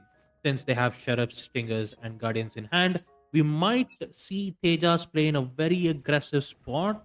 And I believe he's just playing in a very aggressive too. He wants to go up against Fearless. And Yash is just patiently waiting in for the right moment. Evil, on the other hand, secures the shower spot. And Fearless does the same by taking out Yash with an impressive shot to the head. Panzer get blinded out of its existence. And Tejas, oh boy, this is huge. The Stinger, he just needs a knife, but no, he just wants to confirm the kill. Upgrades the weapon. Now they need to be afraid of those two important angles. Core 2, still alive, still kicking. And with the help of the paint bomb acting as a portable smoke, he will secure that kill. 1v2, Core 2 is still alive, so is the showstopper. You still have that line of sight being made from A Lamb, so you should be fine. Core 2 again, the gunfight up against Trist. This is very concerning for Team 2. But once I thought there was a huge advantage from that huge flank from the Stinger Brimstone. Turns out with a 1v2 situation. But on the bright side, it is a good eco round. And in the end, we will see Core 2 get the final touch. 7-1. 7-1 is the score. Half at an 11-1. Are we going to end the half at an 11-1? Because the Could way be. it's happening, be. it seems that way. Could be. High possibility. Tejas did a great job, though. I'll give him that. Tejas's True. timing of he needs to be at least on 5 meters range in order to get that kill, right? Because Stinger, the whole gun itself, it just travels from a bind to haven. That's how the trajectory of Stinger works. So yeah, he had to play it patiently. I mean, you start from the fracture underground and you end up at the Ascent's highest tower. That's Exactly. how it's highly called. But either way, yeah, I'm not very good at cracking those doors. But whatsoever, one thing for sure is that Panzer is good using his steel cages, making sure that Trinity cannot push any further than that. Stuff that should come in as the blaze goes up, and that's going to be the showstopper being sent. Panzer gets the pick. Chris quickly comes in with the trade as well, and everyone flooding it through the smoke. No utilities whatsoever. A punish comes in, and that is Team 2 again losing a lot of its members. This is definitely not looking good. But once we looked at Team 2's performance on Lotus, it was 13-2. Looks like it's happening the exact opposite. It's Team 6 who's having the advantage on Bind. Rin Left in a 1v2 situation, you still have run it back from Fearless. He can just use it, or maybe just save it for the next round because you don't have to use those utilities a lot. And Evil will definitely predict exactly where the Cypher's location is, giving the win for Team 6 in a tremendous lead, 8-1. And things could steamroll into Team 6's hand because they are once again back to an eco round. Not a good one. I wouldn't say this is an eco round. This is a force buy round from Team 2 because they have no other choice but to compete. If they lose this round, and I think it's best for them to either save the next round or, you know, to ensure that they have necessary equipment for the last round. I don't think so. Saving anything at this point would help them out either ways because they're not being able to get a read onto what's happening around the map. They just quickly gets a pick right in that tower aggression, but at the same time, you can see the push coming in from the side of Team 6, directly taking control of all of the shot. That's gonna be equal to moving backwards. What a satchel moment from this guy. Seekers right onto the face of Tejas. His need to move backwards. He's got a stinger in hand. 6 HP on the hands of Yash. Everyone takes the TP to move towards the Cypher. He's got the trip in place. Will be taken care of. That comes in right onto his face. He'll be bursted down. As the molly is going to stop anyone from pushing Spike planted. through the CT. And that's Yash again on Last say player 6 standing. HP. Can he find anything more? Oh, he doesn't see anyone through the smoke. Now he does. Core2 still alive. He gets the kill, but oh boy, that is just very close encounters though for Yash. Let's not forget, he was in 6 HP the entire round. Once he had a gunfight with Fearless. Next thing you know, he just gets a shot. He's in, oh no, I'm in 6 HP. It's best to just fall back. And he was in 6 HP the entire round. That is so unfortunate. Team 6 still racking up a lot of leads at this point. 9-1. Once again, a broken bye from Team 2. And just like Scary had said, there's no point in saving because they have to win those rounds. Because if they end things up on 11-1, then Team 6 could just steamroll their way even on the second half too. You know, if they wanted it to. So they've got to be very careful. What is Prin doing? Prin was just looking at the cam at the very wrong time, but that actually gave a lot of opportunities for Trinity to get it. No, not another Rosa moment. Not another Rosa moment. Trinity, no. Oh, God. Things were going so well for Trinity. And then Rosa out of nowhere. The pressure is just getting on. It's getting the better of them. Seekers invested should give them all the information they need, but the question is, can Spike Sky planted. get that one pick onto Cypher? He's trying to catch up to him. Cypher seems to be aware about that. Spike has also been planted, and the post plant looks just way too difficult to deal with. And Brim, if you think one smoke is not enough, you've got the second one as well, perfectly on time. Yash, he's on Jet. Still has given the drop down, so Object Strike will come in on time. That's going to be the trades coming in back and forth. Impetuous and Core2 would be able to win their own fights. And it's just Sky remaining. Position revealed. Impetuous does not even know where he is, does he? Yep, No, he does not. absolutely not true. Right here. No That offense. Yeah, just go ahead. That's some weird mistakes coming in from Team 2. Not at all expected of them. I mean, there was a lot of questions to be asked. Like, why was Cypher looking at a cam out in the open in B long? Second, Trinity, who just got an amazing 3K, then had to do an unexpected Rosa moment out of nowhere. Although, once again, no offense, Trinity, you did an amazing job. I know it's the pressure getting onto you, but it's just a meme at this point. You know, it's a Rosa moment whenever you see a moment like that. 10-1, Prin finally gets it. Finally gets the initial peak, taking out Dr. Evil, and this time looks like Team 2 are just sick and tired of this. I mean, they've lost so many rounds. I think it's best for them to at least win another round to ensure that they've got this under the bag. enemy remaining. It's all up to this one lone Cypher who needs to figure out a way to do a 1v5. Guess where he is all the way in towards showers. And yeah, she's patiently waiting for the Panzer to arrive at the location. There you have it. 10-2. Team 6 securing the first half on a 10-2 score line. here comes the biggest pitch. Second half, I know it's second half. No matter how high or huge the lead is, second half always promises you the nicest plot twist in any Valorant game. Take it even on ranked matches too. It always happens. I mean, it always happens to me. Every time when I'm at a huge lead of 10-2, guess what happens on second half? Defeat. I mean, it happens to me. I'm not quite sure about these teams though, but I'm pretty sure they're prepped and ready for whatever strategies that they've used in this round. But yeah, I'm pretty excited to see what second half has to say in this. That is indeed true. That flash should reveal the position, not at least reveal the position, should let them know that there are players there. The Trailblazer being followed up by both of the duelists. Cypher Trips just going to be dealt with as well. Using the paint shells, Jet's going to go in towards the site. While in the meantime, the control still not been taken. Panzer goes in 1-for-1. Prince been taken down, so he still has the hooker control. High-low setup coming in, and Panzer gets another one. The thing on the head of Chris, so he's pretty low as well. While on the other side, Tejas will be taking control of everyone on towards the CT. Can he do it? Fearless. The answer is absolutely no. That's a very pacey round coming in from Team 2, and that's what you would expect them to do. Seeing how they ended everything on their defense in the previous one, just playing way too aggressive, pushing from every part of the map that they could find and winning those duels. They're just keeping that pressure on. And just as you mentioned, it might be possible that we'll see some twist of fate coming in, and Team 2 maybe could pull off an amazing, miraculous comeback. Well, the plot twist thickens. Already. Pistol round.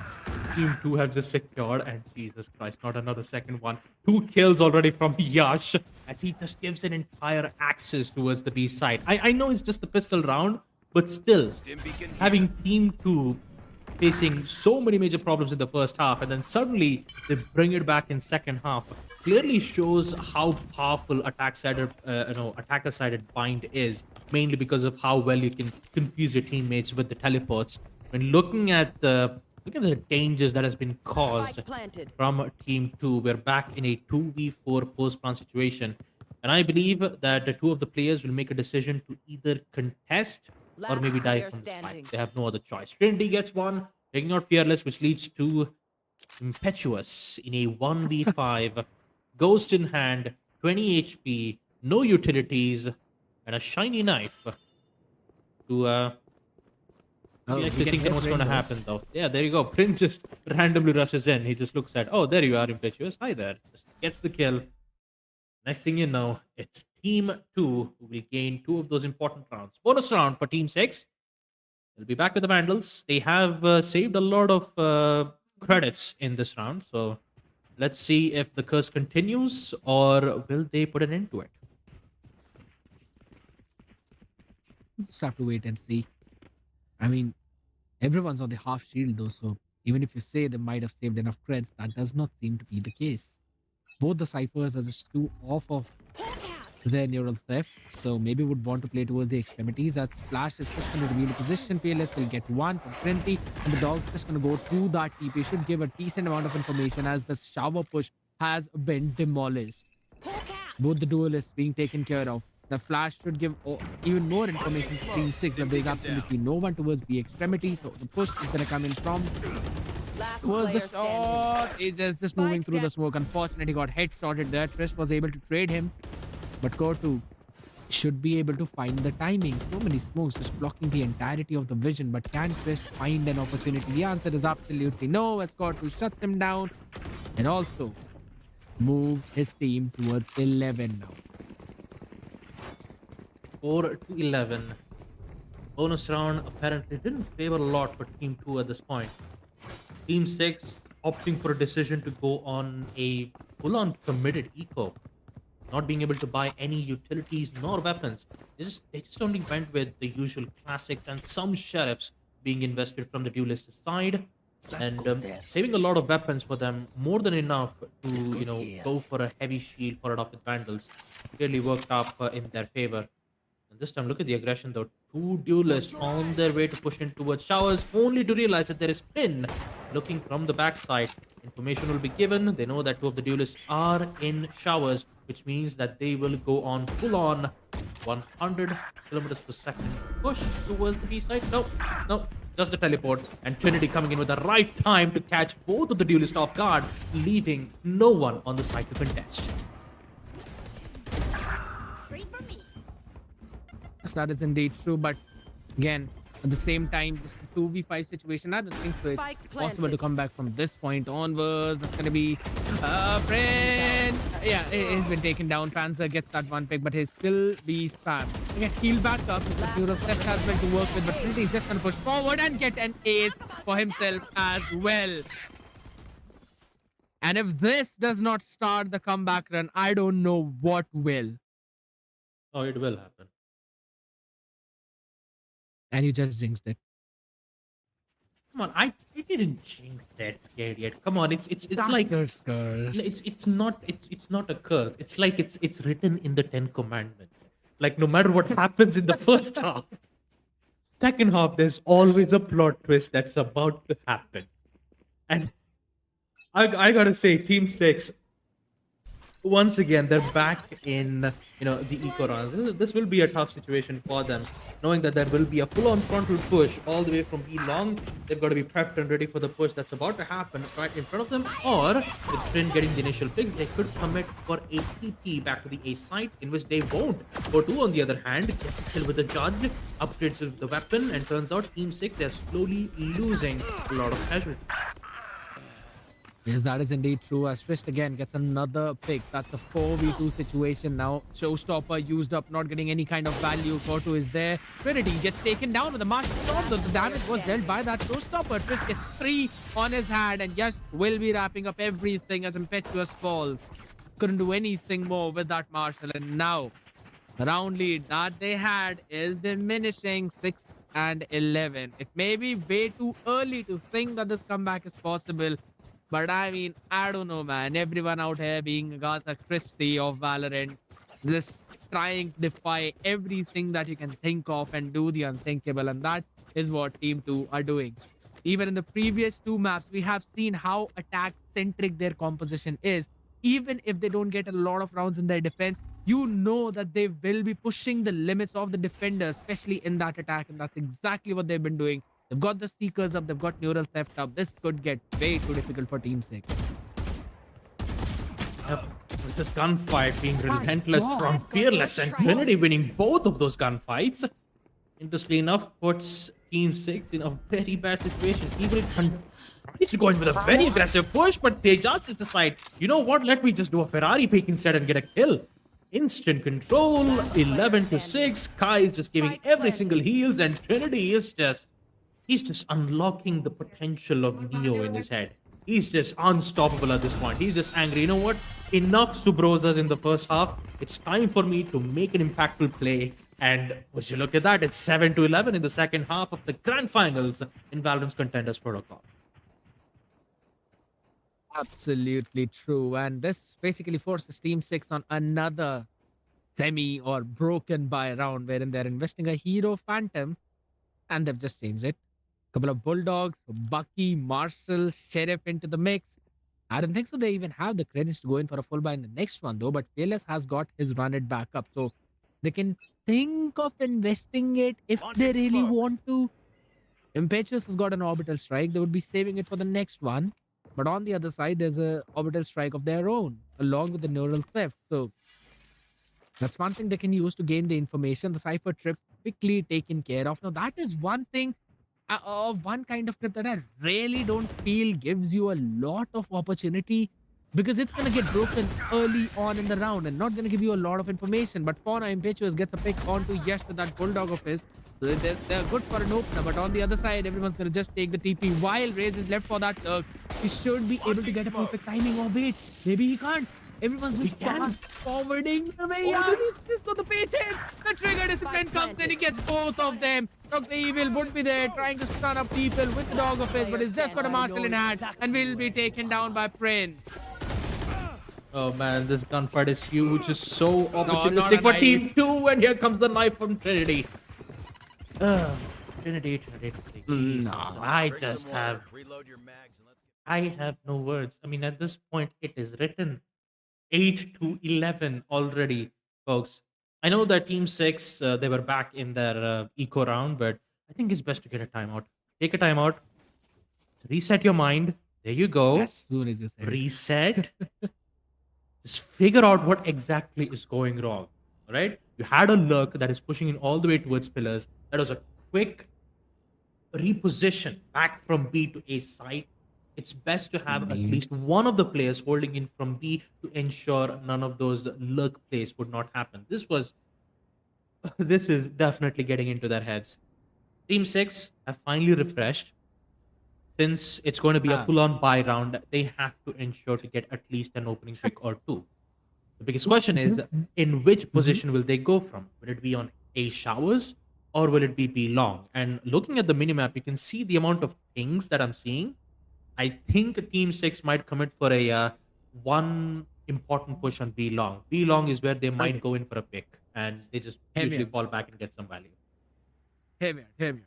I mean, Alright. everything that you've said, it all makes sense. But I, I think so. The one who's having the most fun in this game is our observers because they're just literally playing snakes around the entire map. But yes, as of now, just as you've called out, you mentioned about the timeout, Team 6 took it. And now you're mentioning about the way that they need to stop these executes. I really feel like, yes, as you mentioned, extremities are going to be the point of main contact. As the dog quickly goes in through the TP, is going to give them the information and follow up coming in from 4-2. Evil as well gets another pick off his own. Is this going to be the round? Because Impetuous spins out on his own duel. And the spike is nowhere to be found. Frisch finishes score 2 off as well. So that's just a little overzealous of him. But on the other side, it's down to a 4v2 situation, and it seems nigh impossible for Team 2 to win this one. Good thing is that Team 6 do not know the spike is down. Yep. Let's not forget, Trinity is still alive. So he could And just. Trinity's alive. Trinity is still alive. So if he just gets an opening pick in which he's actually having a gunfight with the Phoenix, Fearless, who will immediately make sure to give away Raze's positionings and his intentions to push in towards the A side. Since it's about to go in all the way towards 30 seconds, I think they will take a TP towards A side. Actually, a TP towards the B side. 30 seconds left. And looking at it, yeah, they're not. They actually want to commit to A side. That's exactly where the Cypher is, exactly where Fearless is. Do they have idea? Fearless has no timing? idea. Do Yeah, we have he does 15 not. seconds? Trinity, oh no. my God. He has no idea. Last player Fearless, now he knows it. He gets one, flashes out of existence, and Prince, he is caught in every single directions. And Team 6 have finally secured themselves a match point. But here's the fantastic twist. Just because they have won one round doesn't mean that they're out of this just yet. Team 2 still that is have true. enough economy to go for a full-on single Phantoms alongside with the heavy armor. So, oh boy, I'm not quite sure what's going to happen. It could favor for Team 2 because if you look at the economy, they can still survive a lot. And they have to win 4 rounds back to back and make 0 mistakes. And look at the pressure though. B long, all 4 of them gonna take a TP back towards the A showers side. Keeper is still present. He gets one. Neural theft. That's a lot of information being given. And now trouble is on for Team 2. Can they survive? Seekers are present. They're holding on to their dear life as it is still 8-12. They don't want to give this win on towards the A side. Let's not forget about the lurker. The Cypher is still holding on towards the backside, providing a lot of distractions. Yash sees the shot, but it's Core 2 who wins the gunfight. Winning it out. Triss is still there. There's a lot of damage being dealt around from the hot hands as Fearless brings fire in his eyes. 8-12. Core 2 is going in for the defuse, and looks like that will be it, ladies and gentlemen, for map number 3. Going in at the favor for Team 6, securing map point in this finals. Which means on map number 4, Team 6 are 1 map away to win the entire grand finals of the Valorant Contenders protocol. Man, what a match. I'm not going to say there was a lot of great moments and also funny moments between it, but all in all, an amazing performance that we did get to see. Trinity, he definitely, did shine in the second half with his amazing performance. I'll give him that. So, map number 4, split. Team 2 will be going defense first, and Team 6 are the one who is currently holding map point. So, biggest question here: do you think that we would see a 3-1 favoring for Team 6, or will we go all the way to the distance? Maybe we might see breeze. I mean, since next map is split, I will always say this that it's a very defense centric map. And the reason for that is that if you want to go in for any kind of split hit, Mhm. I mean, you get the wordplay I'm going for that, right? Yeah, So I know, if you I know. want, yeah, if you wanna go in for a pincer movement and you wanna hit the side from two different directions, you need to take control of the entirety of the mid, which literally is just a viper can hold, and you need to commit a lot of members to actually try and take control of that space. So as compared to how easy it is to attack in all the above three maps that we've seen, it is fairly difficult to do that on the map of split. So the Mhm. defenders should have the advantage. But seeing how well both of these teams are just suited to play on their attacking rounds, I am not sure at all at this point. But if I really want to pull some kind of guess out, then I think maybe we're gonna go up till Breeze. I feel that maybe Team Two would be able to make a comeback onto that one. Yes, their defense is I would say kinda weak, but the way that they've been playing in their attacking rounds, it's pretty solid. I would say the same thing for team number 6 because their play style just seems to be way too similar. But it's just that the team who gets the attacks on the first are the ones who probably have the advantage in the second half. So we'll just have to wait and see how it eventually pans out because again, it's the map of split, so I'd be looking forward to it. No matter what my prediction is, my decision will always be split. Yeah, as I talk about map number 4, I've got to admit, split will be the deciding factor. Though it's very poetic to see that split being the fourth map. Like it could either go best of 5, or we could see Team 6 be the victors of this matchup. Anything could happen. And once again, folks, don't worry about it. I believe we are going in for a break, ladies and gentlemen. So don't worry, we'll be right back after a few quiet minutes. Don't go anywhere.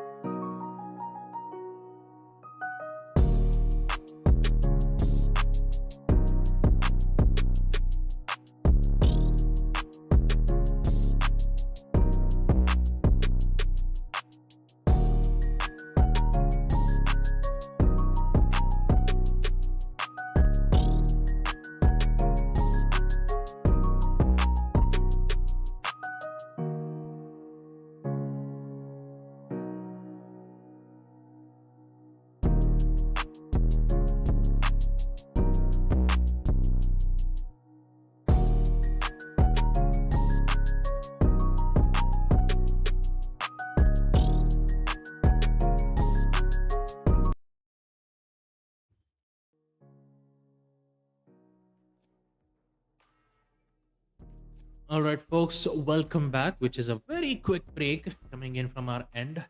Welcome back to United Gamers Hideout presents Valorant Contenders Protocol, Day 3 of the qualifiers, Grand Finals, Best of 5, where we did get to witness Team 6 secure map point on map number 3. Now we are back with split map number 4.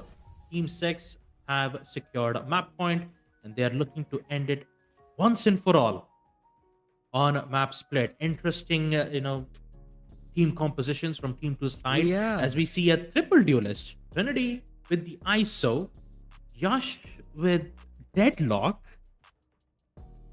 Just don't get me started on the fact that there's no Reina in either of the teams. No Exactly. Viper on either of the teams. Not a Reina, my bad. It's a and there's a No, the ISO big for the main duelist. It's a triple duelist composition for team 2. Here's the biggest No. question: why Deadlock? I know that Deadlock is having a huge update in the next one, where her wall is like so big that not a single attacker can even push through any of the side, making it similar to a Sage wall. But that update isn't out yet, you know? So I'm just quite curious, why pick Deadlock? And why have ISO? I'm just very curious to know what exactly Team 2 is trying to think about right now. The gunfight's happening all the way towards the B side, so let's not waste any time at all and see how the pistol round works for Team 6. As we see a lot of damage being dealt around, Sky is always present, healing back the amount of HP that was taken from the opponent's side. The gunfight is still kicking. Crest, 2 kills already with the Ghost as he secures important kills, and Yash just rushes in towards the side to get one. Forcing on a 1v1, it's Impetuous. The controller versus the duelist. Playing it very close. Impetuous, he gets the shot. Just like that, we will see Team 6 secure their first round on attack. Now, I know I've already been confused with the agent select, seeing two new faces in the agent select, Deadlock and ISO. I'm quite interested to see how that pans out for Team 2's end. But when it comes to the pistol round, definitely did not work out well. Let's see what round 2 has in stores for Team 2. As much as I would want to say that the composition of team 2 is very attack centric, I still feel that getting through these defensive half, it's just going to be almost next to impossible. But a very fast hit coming in towards the B. They've gone up towards the B heaven as well. Chris just throwing the nade out to stop any kind of early push from the entirety of the team, but that's only going to stand for so long as a long range fight being taken and being won by the side of Team 6 as, oh my Spike goodness, down, yes, B. gets 2 important frags with the Player sheriff in his hand, gets the weapon One upgrade, but enemy it's remaining. traded way too quickly. Out of Trish with the charges. shorty in hand, down to again the last 1v1, goes in for again a peek, and my, oh my, 17 HP is all that he needed to win that duel. That was so very messed up, and such an aggressive play coming in from Team 6, directly going in from mid towards the male and then in the B heaven, and eventually falling as they force the fight towards the CT. They just were trying to bite more than they all could chew, and that eventually got them in the back. Yeah, definitely. I mean, I'm not quite sure what Impetuous is doing at that moment. Going in for a jump push deep within the heaven side is not a good way to engage in gunfights. And turns out Team 2, they're just going aggressive as much as they can. And it's just Spike a down full-on mid. chaos. One Already enemy 1v4, and it's all up to the Jet. All by his lonesome. I know it's almost a save round type-ish. Marshall won't be able to secure one. The grenade gets it with Trist securing one more round at the hands of Team 2, putting themselves on a 2-1 score line. And yeah, not quite sure what exactly is happening though. Team 6, aggressive plays from Impertious, but yeah, let's look at that in the instant replay too. 1v4, there's a lot of very quick gunfights that we couldn't get to catch it on screen. Yeah, I mean, it is what it is. Let's just move on with the next round, round number 4. And hopefully, we might see Team 6 play a little bit safe this time, trying to catch up the defenders by surprise. Already gets one. And he used up the double tap, but that's about it. You know, it can only save you from one bullet. While in the meantime, Cypher is just busy dealing with that deadlock wall. And again, the mid control has been established by Team 6. So I already mentioned that you need to win the mid control fight whatsoever. 1-for-1 trade on the One other side as enemy Panzer was remaining. able to take one down. But Spike Train, down oh mid. my goodness, still somehow brings it in a situation where it's a 2v1 in favor of team number 2. The TP across goes in. He could find the timing, and yes, he's basically done. No, he's given the footsteps. He has no idea where Impetuous is. He goes in for another, but this time it's a TP fake. One above him, one below him. He tries to go in for one as Stray just was having the smoke in his hand, but it's just too quick for that trade. And it's going to be the third round going in for Team 2. So Team 6 are now getting in some problem. The amount of mid pressure that you see from Team 6, it's not quite going well in their favor. This is the second time that ISO have secured yet another successful gunfight. Trinity has been secured 2 kills back to back in round number 4 and actually, yeah, the round number 3 and 4. Now, as we take a look at the ultimates, I'd say you have ISO's ult. So, I mean, everyone has ult except Tejas. So this is going to be an interesting one to look at, but I'm pretty sure that most of the ultimates won't be used in this round because it's an eco round. They only have sheriffs, ghosts in the hands of Core 2, and he'll be playing more of a lurk on the other side, hoping that he could catch at least one of the players off guard. This time, mid control is at the hands of Team 6, and there are no responses being made from Team 2 just yet. They're just waiting for them to push towards the chokeholds aside, and that's exactly where they spring their matter of attack. Core 2 and One Prin enemy gets remaining. most of their Spike kills, down mid. and looks like it's just a steamroll at this point, removing off the final players. 4-1, quick, concise, secured victory on the specific round. In which, in the next round, we might see most of those ultimates being used. Actually, one of those ult has been used from Deadlock's side. ISO hasn't used his ultimate just yet. So you still have the Showstopper and the Blade Storm still at the hands of Team 2. Pulling them to their grave. It's working out for Deadlock. And honestly, the way he's been setting up his sonic sensors, it's kind of helping them out, right? Because he's not giving them the control of A main whatsoever. We've been seeing that time and time again how the barrier mesh has been, a problem. It's basically been a thorn on the side of Team 6, which basically has helped Team 2 in pinning down where exactly is Team 6 going. And in every round, they're just going in mid where they're getting pinned heavily. That's what has happened even now. Panzer goes quickly, gets a couple of trades. Trist was able to take Panzer down with the nade. And now it has given information that, oh my goodness, look at the read coming in from Team 2. They already know what Team 6 would be trying to go for. But what a mid-round call coming in from Team 6, going directly towards the B, realizing that A might actually be the stag side. And Deadlock sonic sensors have not been triggered at all. The flash is going to give them the information. There's no one coming in from the CT. They should have an idea of Deadlock. Yes, Yash has been taken care of. Fearless playing in an off angle. And now it's just one last person remaining. Can they find another pick? And yes is the answer.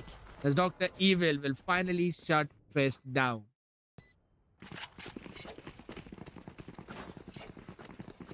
4-2. As we see an important win for Team 6 as Fearless secures the final kill, take out Trist. With the amount of pressure that you see from Team 2, I believe Team 6 are finally catching up to it. They kind of know exactly at what positions they might go aggressive, what ones they do not. Every single round that I've seen from Team 6, they're always providing pressure towards the mid side. So I hope they will be prepared for it. Once again, wall bangs from Trin, and this time Fearless expects it. Winning 1, actually 2, with Evil taking out a Trinity. Actually remove out 2 of the duelist. But you still have one more duelist left, and that is Trist, who decides to go aggressive, but no, he chose to fall back. Mid control, there's been a lot of casualties being made from Team 2's end, so they'll just give the whole control back to Team 6 and just play safely towards the side. That is indeed true. And now Team 6 have got an opportunity to move towards the A side. And this is a very good maneuver coming in from them because, again, the previous few rounds, we've seen them staying in mid for far too long and getting pinched in from both the directions. So this time, they won those important duels, and after that, they quickly moved towards the other part. Now, A site is basically stacked one because Omen just used up the from the shadows.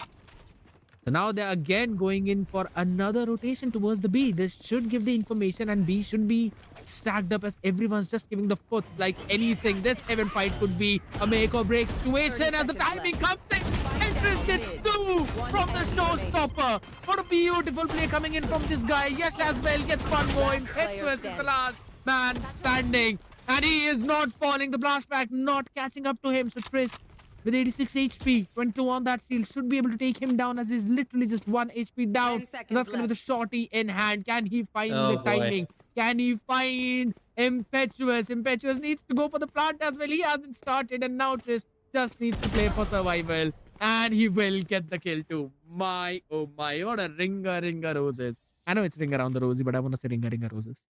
Yeah. I mean, in the end, it's pocket full of roses. Yeah. 4-3. Actually, it's not 4-3. I'm sorry about that. It's 5-2. I got way into the Ringa Roses once, so just my mind just went Ringa Roses for a minute there. But yeah, 5-2. Team 6. They were looking very good. They had good information from the shadows towards the A side. They knew that one of them is playing closely towards the side. They tried to rotate as fast as possible, but the amount of speed that you've witnessed from Raze's satchel charges and getting those two important kills was just really impactful. And it's definitely applying a lot of pressure for Team 6. Once again, we're witnessing the mid control, and once again, it's Bryn who is dominating towards the mid side of Split, and everything has been falling apart. Back in a 2v2 situation, Tejas and the Deadlock, both of them nearby in the position. Spike's been dropped. I'm pretty sure that they've heard the information. Actually, no, they haven't heard the Player spike drop standing. just yet. Impetuous gets the perfect timing to take out Tejas. This leads to a 1v2 situation. Spike will finally be picked up. And now Yash needs to see whether if they're pushing it towards the A side or in towards B. That's the difficult part to think about.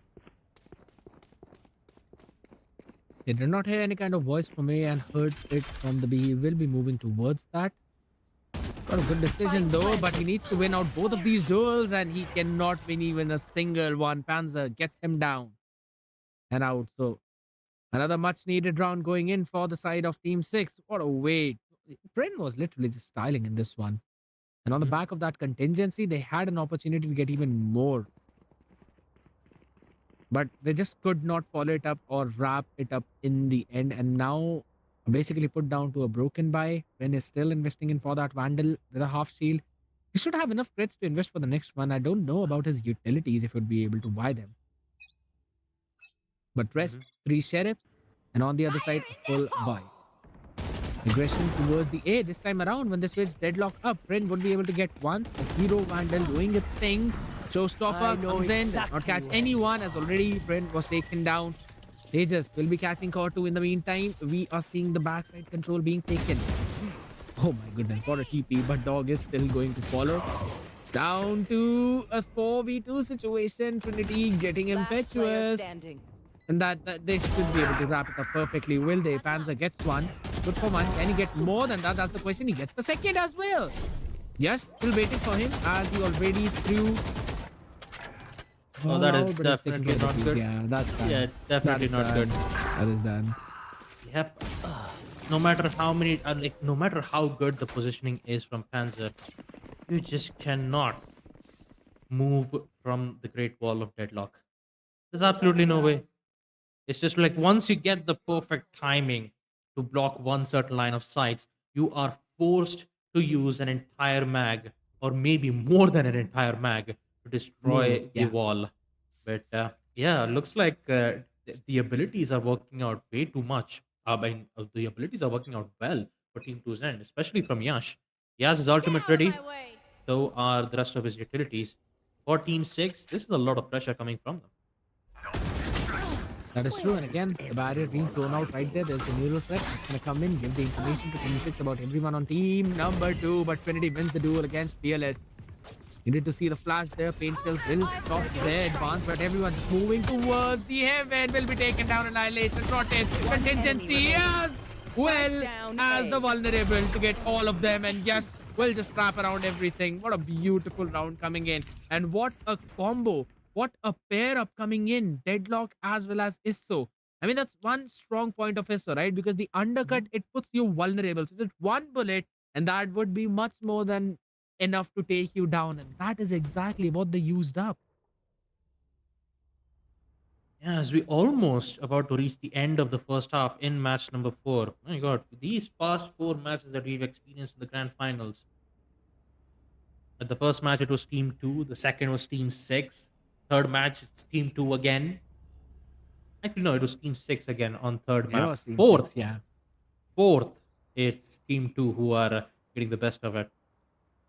7-3. But that's Mhm. the 7-3, yes. But there's a very big question mark that I'm going to put is how will they execute towards the site? Yes, they have got the paranoia. Yes, they have got the contingency. But apart from that, they have no flash. Yeah, I mean, you can argue that maybe using the undercut, they would be able to clear a few angles, but I still don't see any way in which if Team 6 posts an op onto an angle, they could try and clear it out. There just seems to be no way apart from the fact that they've got contingency, and that still is not a very good tool to try and close up that gap, because yes, you would be able to move forward through one choke point, but you could be spammed in from the sideways. So if you're trying to hit the B, you would have to be worried about anyone playing B heaven. If you're going towards A, you would have to be worried about someone playing ramps. And that's going to be a problematic situation for them. And Prin brings out the op. Yeah, well, now the information's given from the boom bot, and Trin, he is not going to budge an inch. Tejas gets one, Impetuous gets the other. That's a quick frag coming in from both the sides. And Trin is still not aware of exactly where the location is, but that shot will give away Trin's location. Over there. Forcing Team 6 to push in towards the B side as 3 of the players are rushing in, but Trinity is still here to deny. So is Yash, and that is an entire cleanup coming in from Team 2. 8-3 as we proceed to the final round, as it's going to be 8-3, favoring for the side of Team 2. How dare I say that both of these teams are going to get a lot of rounds on attack? I Mhm. mean, I just jinxed that. Maybe casters curse that. I mean, it's either a Oh. caster's curse or like a caster's blessing. We never know. Yeah, that is true. That is true. A blessing for the other side. A glass half full perspective, but yes, this still. What I personally feel is that Team 6 need to find a way to deal with the deadlock set upon towards the A side, because they're not worrying about that at all. Look at that 1-for-1 trade again going in towards the mid as the judge is right in the face. Dr. Evil gets Trinity. Yash will be able to take Panzer down on towards the A side. They've taken care of the lurker, and now they can invest the rest of the members to take care of this push that's coming towards the B side. Trailblazer creating a lot of space towards the male and the B heaven. Deadlock, though, still playing towards stairs. Yash will slowly creep up. There's no one who's made their way to this part. You can actually try and get a pick, maybe. This peak is going to be important. Yash wins it. Can he double it up? That's the question. As everyone's just moving forward, he throws on the grab net. Not yet landing perfectly, and it catches him only in that. And Fearless capitalizes on that fact. I mean, sabotaging the own team. That's what happened right now, as they just would had to. They Spike move it, planted. but they good thing they don't know his position. Or do they? I mean, I'm pretty sure they've heard it from the sounds of the grab net disposal, but yet Tejas gets 2 with these. And there we go, folks. That is the end of the first half. 9-3. As Team 2 secures a huge lead, The spike is diffused. but I'm not gonna jinx it. Nah, I've already jinxed it in the previous round of Bind. That did not work out. I am not gonna jinx it ever again on map split. I'm pretty sure something good might happen from either Team 2 side or from Team 6. Let's see. Let's see what's gonna happen. The readjustment of the aim from Tejas, it was literally on point. It was not his round. He was not supposed to win that fight. But the way he went ahead of that pop flash gave him an opportunity to quickly take Evil down. And now, if you're looking at a situation, it's a 9-3. Yes, that is true. But my question still remains: how is going to Team 2 move forward through all the setups that are going to be put in front of them. Though for this one, it just seems that Panzer is going to go in for a pretty defensive setup. The cam to watch the entirety of ramp and heaven, while a trip way too deep so that if anyone tries to push, will be taken down. That's the contingency, and the trip catching one person. Trinity still moving forward, and the deadlock wall directly towards the screen. Now that's something that I really like. Panzer still managing to get one through that, just on the back of his trip. That's gonna be Trinity. Needs to run away. They need to take care of that barrier now. Yep. Nate's gonna come in, pushing Tejas backwards. I mean, especially with the walls being removed out as of now. You can see Team 2 who are just so confident enough. Yashi is just putting all the stops to it. He gets picked out from Impetuous nonetheless. The only man standing, make that no man standing. Swist and Tejas gets the final 2 kills that they need. Putting themselves back in the lead, 10-3. Take a look at that in the instant replay once again. The walls from Deadlock blocking out the entryway towards the A site, forcing the players to use as much as utility as they need to destroy that one simple barricade so that they can push towards the side, and evidently they secured in doing so. Actually, unfortunately, they did not secure the important ones. 10-3. As Impetuous will be the one who's on the top of the MVP leaderboards, 11 kills. Meanwhile, Yash, the man who's been making a lot of stops with the Ghost, he is up with 15. Indeed, that is true. And since the previous one was a pacey hit towards the A side, this time around they're going to move towards the B. So Coffee put already, and the Omen would have to move backwards. Oh my god! Getting caught by the util and hand. Not a great play. Trist will be capitalizing on that, but what friends with a judge in the hand though. So they've got to be careful about that. Trinity trying to go in for that one as using the Bulldog, trying to get some kind of damage off of them. Focus. Already planted the spike. Activating the double tap to get each one. Now he was able to just block each Shadows traveling.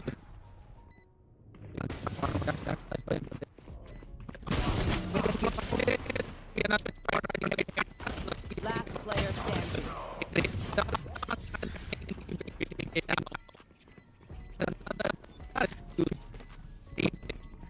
Oh, was that important? Gun here.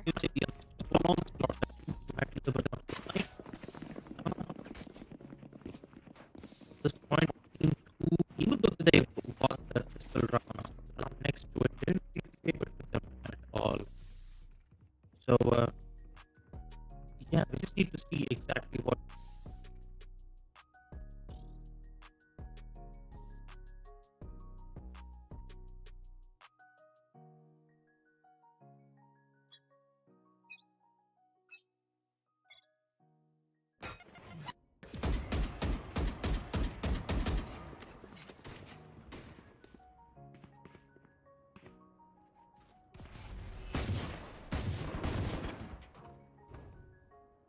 Gets one onto Prince. That's one duelist taken care of. Still have to worry about 2. But look at the timing. Look at the timing on this though. He would be able to catch. Oh man, no, not a knife. Not a knife.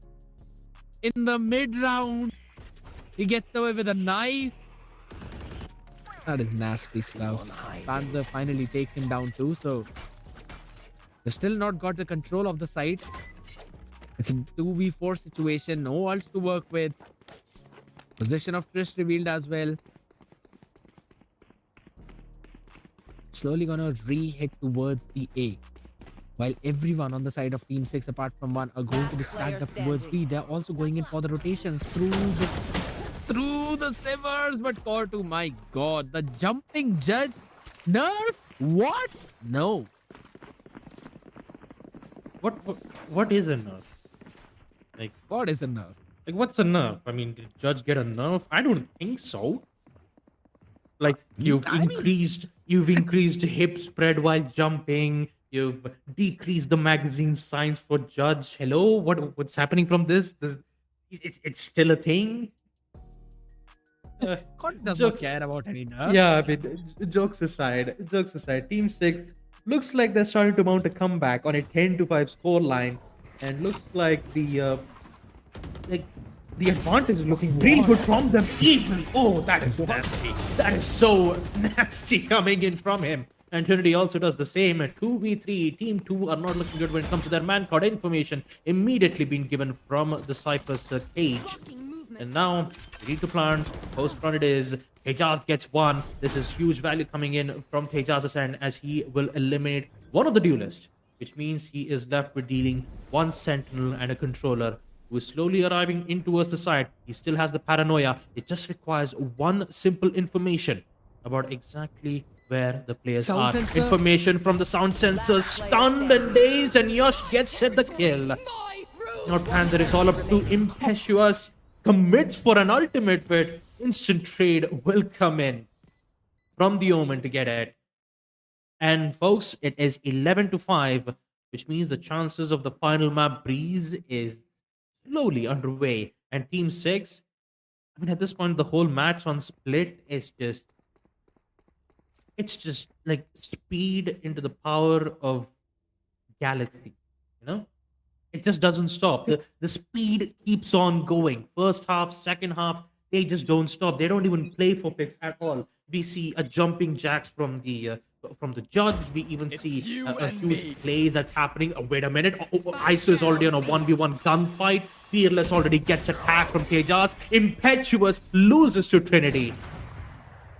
And once again, they have lost the controller. This is not looking good. Not good at all. As the judge comes back, so is Just and Trinity just dealing major damage towards the B side, which leads to only Sky. The Sky is the limit. Well, not anymore. Trinity comes back and destroys it. Map point to Team 2, as they are here to ensure map number 5, please, will be opened up. He just brings the sky down on the entirety of Team 6. Like, wow. That is wow. They're just enjoying their play in chaos. That's what Team 2 are doing.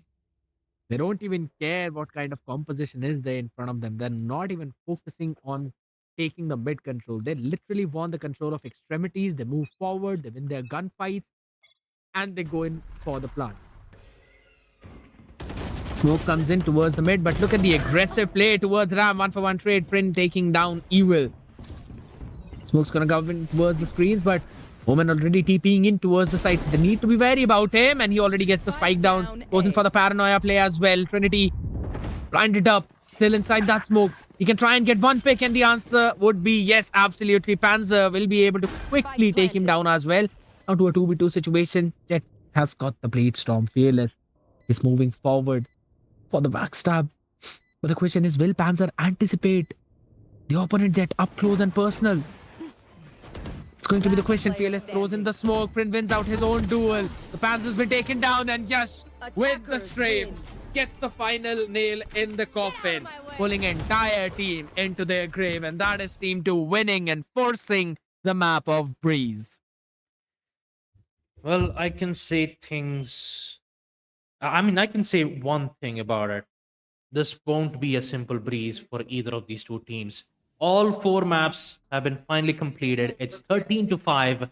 Trinity with a total of 20 kills. Prin and Yash 15-19. Which means that map number 5, Breeze, will be the final map to determine who will be the winner, or should I say the tournament champions, for United Gamers Hideout presents Valorant Contenders Protocol. But I believe we might go in for a short break, if I get the confirmation right. I believe so. So yeah, we'll be taking a short little break, and we'll be back as soon as possible, folks. Don't go anywhere. We'll be right back.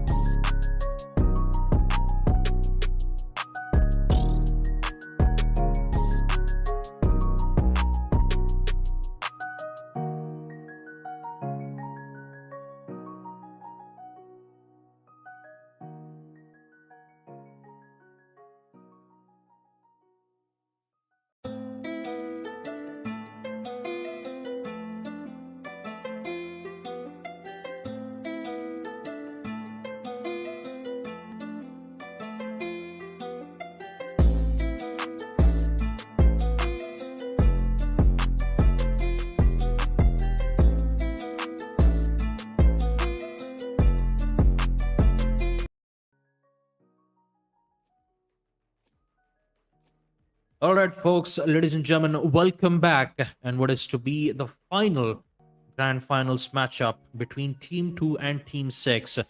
Breeze has been opened up, and only one will be crowned as the winner of the Valorant Contenders protocol from UGH. Who's it gonna be? Will it be Team 2 or Team 6? When it comes to predictions, I have no clue. So I'm just gonna leave it to Scared Yet and see what his prediction is. Woohoo, Viper from both the sides. I'm finally happy, but okay, yes, jokes apart. You're seeing the ciphers coming in, Vipers as well. It could possibly be a mirror composition, if Choose not your for Yash agent. picking up Arena. We'll still have to wait and see. Kotu usually plays the smokes, he could play the initiator as well. So maybe they can try and pair it up with a double duelist. Because we've seen him play duelist as well, but on the other side, if we are again talking about how this map is going to pan out, Breeze is a map. I still would say that it's fairly easy on Breeze to take control of the A side, and it's also pretty easy to retake A as the perspective of defenders if you're going in for some proper retake strategies. But again, at the same time, it's still going to come down to how well the mid is being held on. It's a map of operators. Everyone love using the ops on this map. So it eventually is going to come down to how quickly you can try and grab a few of those early rounds, how well you control the mid, how you watch through that double doors, watch out for those splits, how much information can you grab. The mid rounding is going to be even more crucial.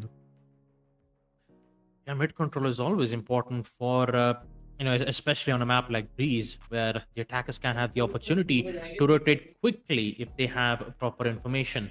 So was darts.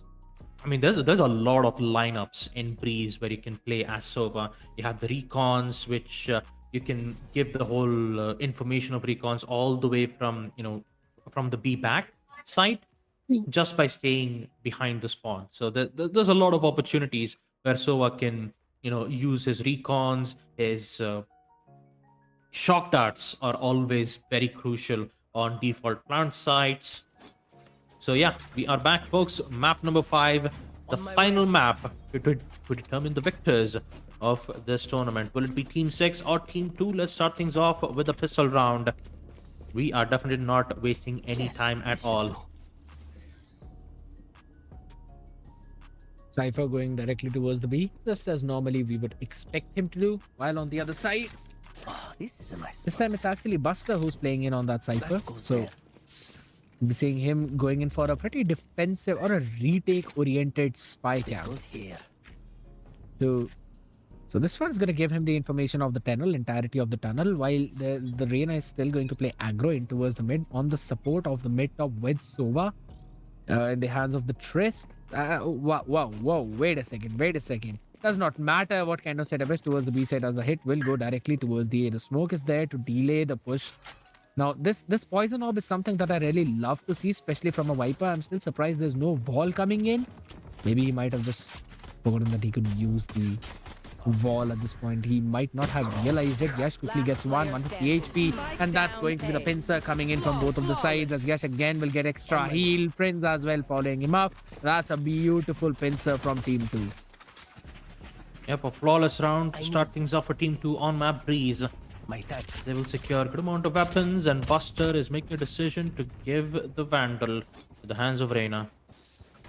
This round number 2 could be a huge moment for Reyna to be even more powerful on a map like Breeze. Having the ability to dismiss. Like, it's basically like you need to get a kill, and then you get to use the ability to get away, neutralizing the 1v2 gunfights. That's how powerful Reyna is. Even with the huge nerf, I mean, I still remember Reyna used to have like 4 orbs instead of 2, which was very powerful on every single map. But with that huge nerf, Reyna is still a viable agent in most of the maps, including on Split, even on Breeze.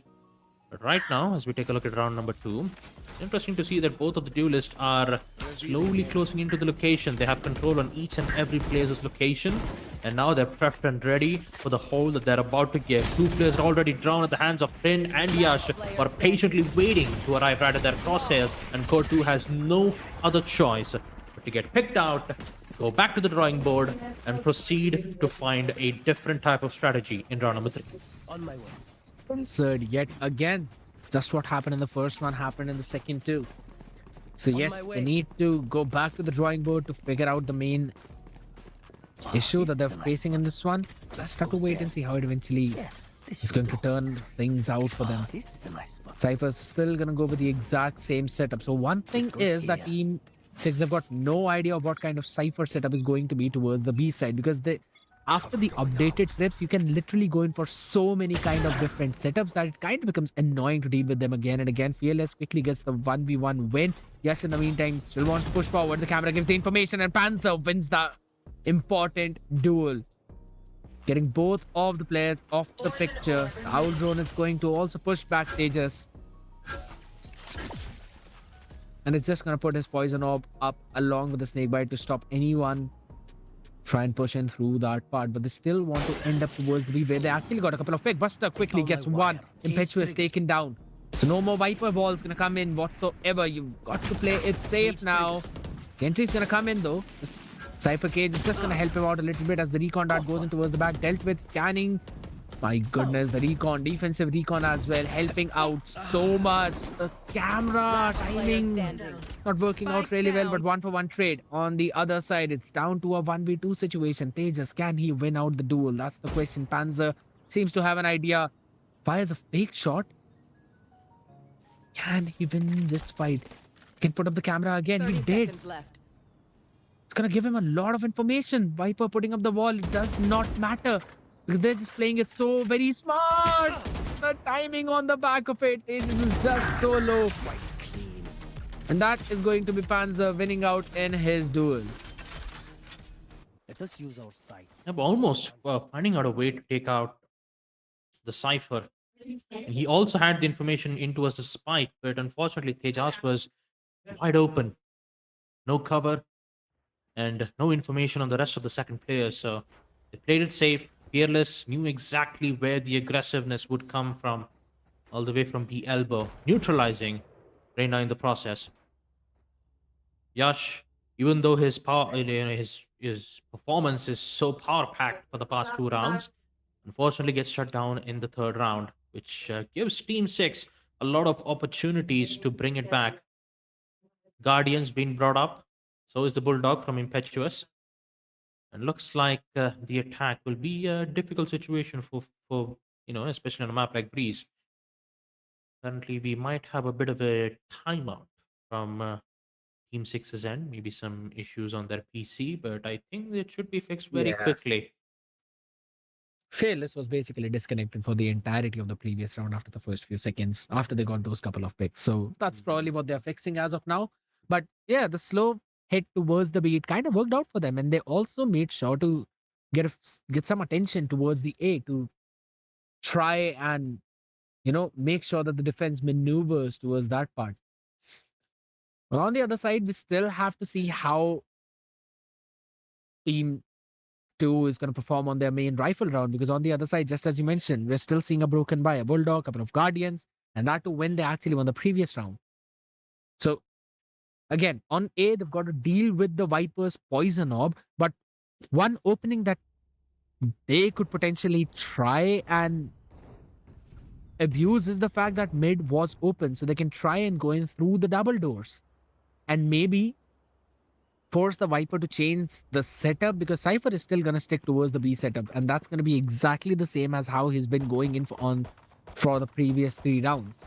They were able to deal with it in the previous one, but still, that was on back of the first 2 early kills that they found out. Because Team 2, they were just aggressing so much. They thought maybe it's again another A hit, and they were punished for that. So I like the readjustment that came in from Team 6, but they've also got to think about the fact that Team 2 would be able to read their play now.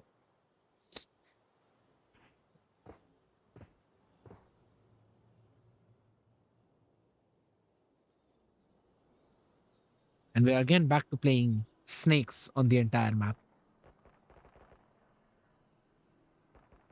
Yep.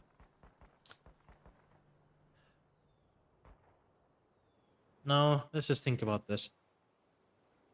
Since Team 6 will be having a lot of problems dealing with the Reina, you always need to expect that Reina will always play aggressive no matter what. So expect mid pushes, maybe in towards elbow, mid presence. It's always basically an alarm indicating that Reina will always be looking towards mid, no matter what. And once Reina gets the info, secures the first initial pick, that is more than enough to give more problems towards the attacker's side and ensure that they need to contain this aggressive plays. So having a double duelist on the side of Breeze is indicating that we will apply a lot of pressure as best as we can.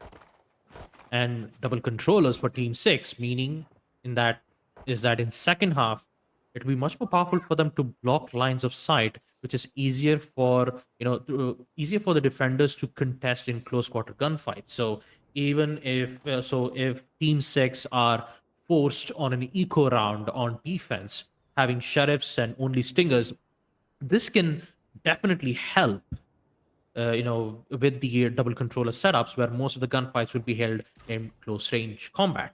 So easier for sheriffs to get headshots, easier for stingers to to play on close range and take out vandals by surprise. So what Team 6 needs to do in the first half is to mitigate the aggression that they're placing in towards mid and see whether if they can catch those mistakes that Team 2 are making those plays in the first place. But it kind of feels like it's aggression versus defensive. You have the double controller combo from Team 6 and you have the double duelist from Team 2, which means the site execute will be even more powerful. Rainers is, you have the Rainers is flash followed up with the jet dash, which could be very deep within the site. I mean, the jet dash could go all the way towards pyramid, and the Reina could just easily just flash, just push in, push together. You have to worry about two duelist executing in towards the side. So it's very difficult unless and until if the controllers have figured out a way to remove those important lines of sight. But once again, folks, we are still waiting. Apparently, the Jet is once again facing some minor technical difficulties from Fearless's end. So once his network comes back, we'll be able to resume and continue the grand finals of best of five, please.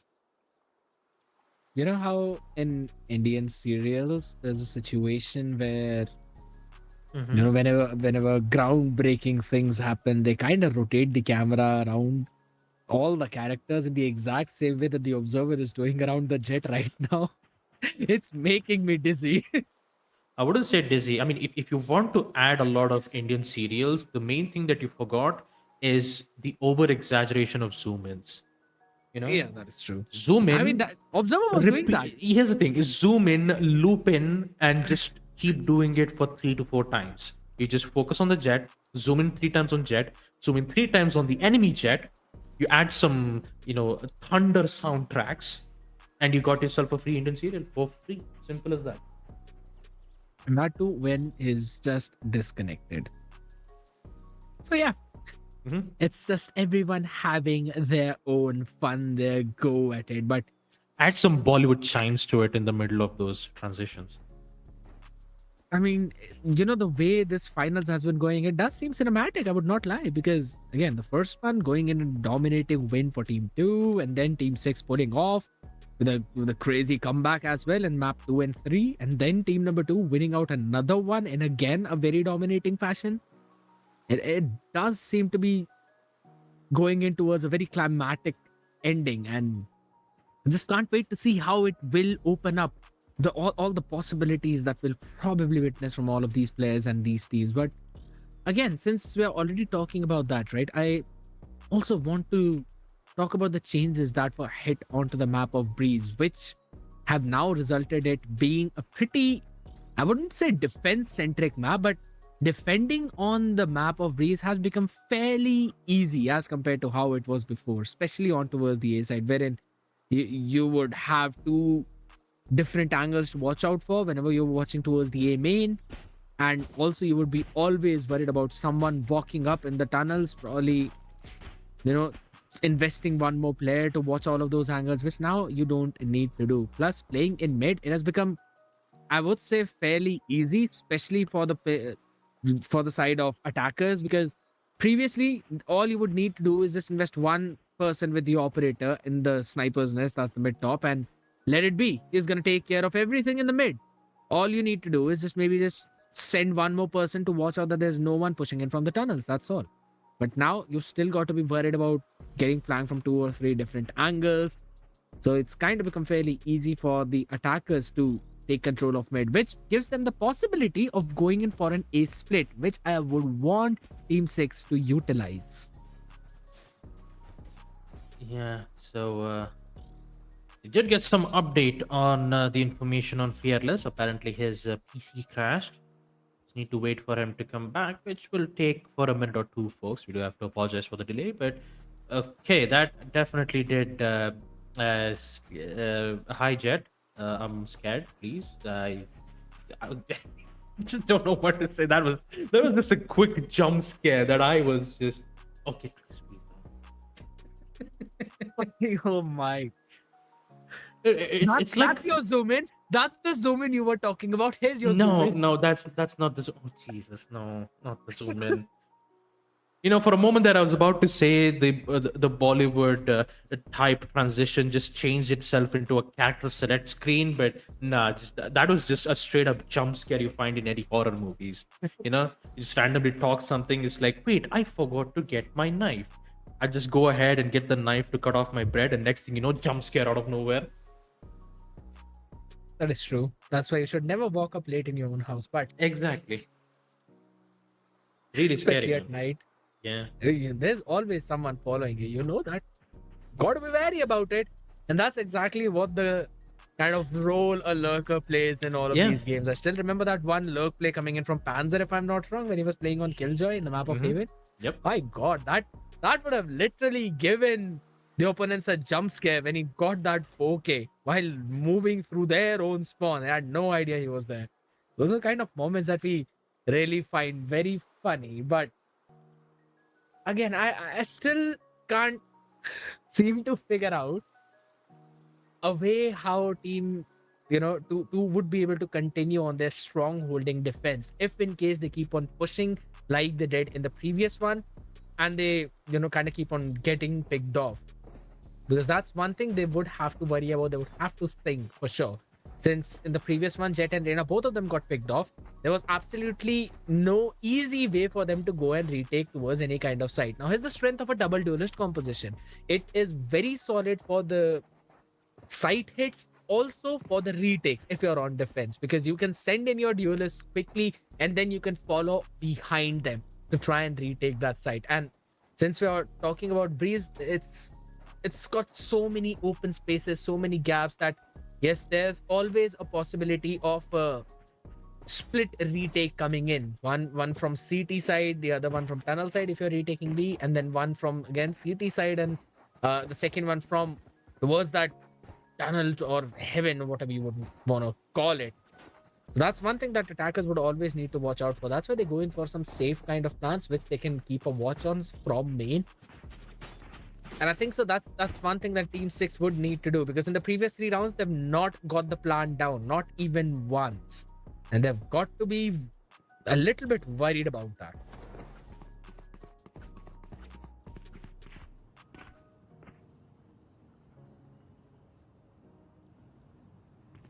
Once again, we just have to wait for. Oh, please, not again.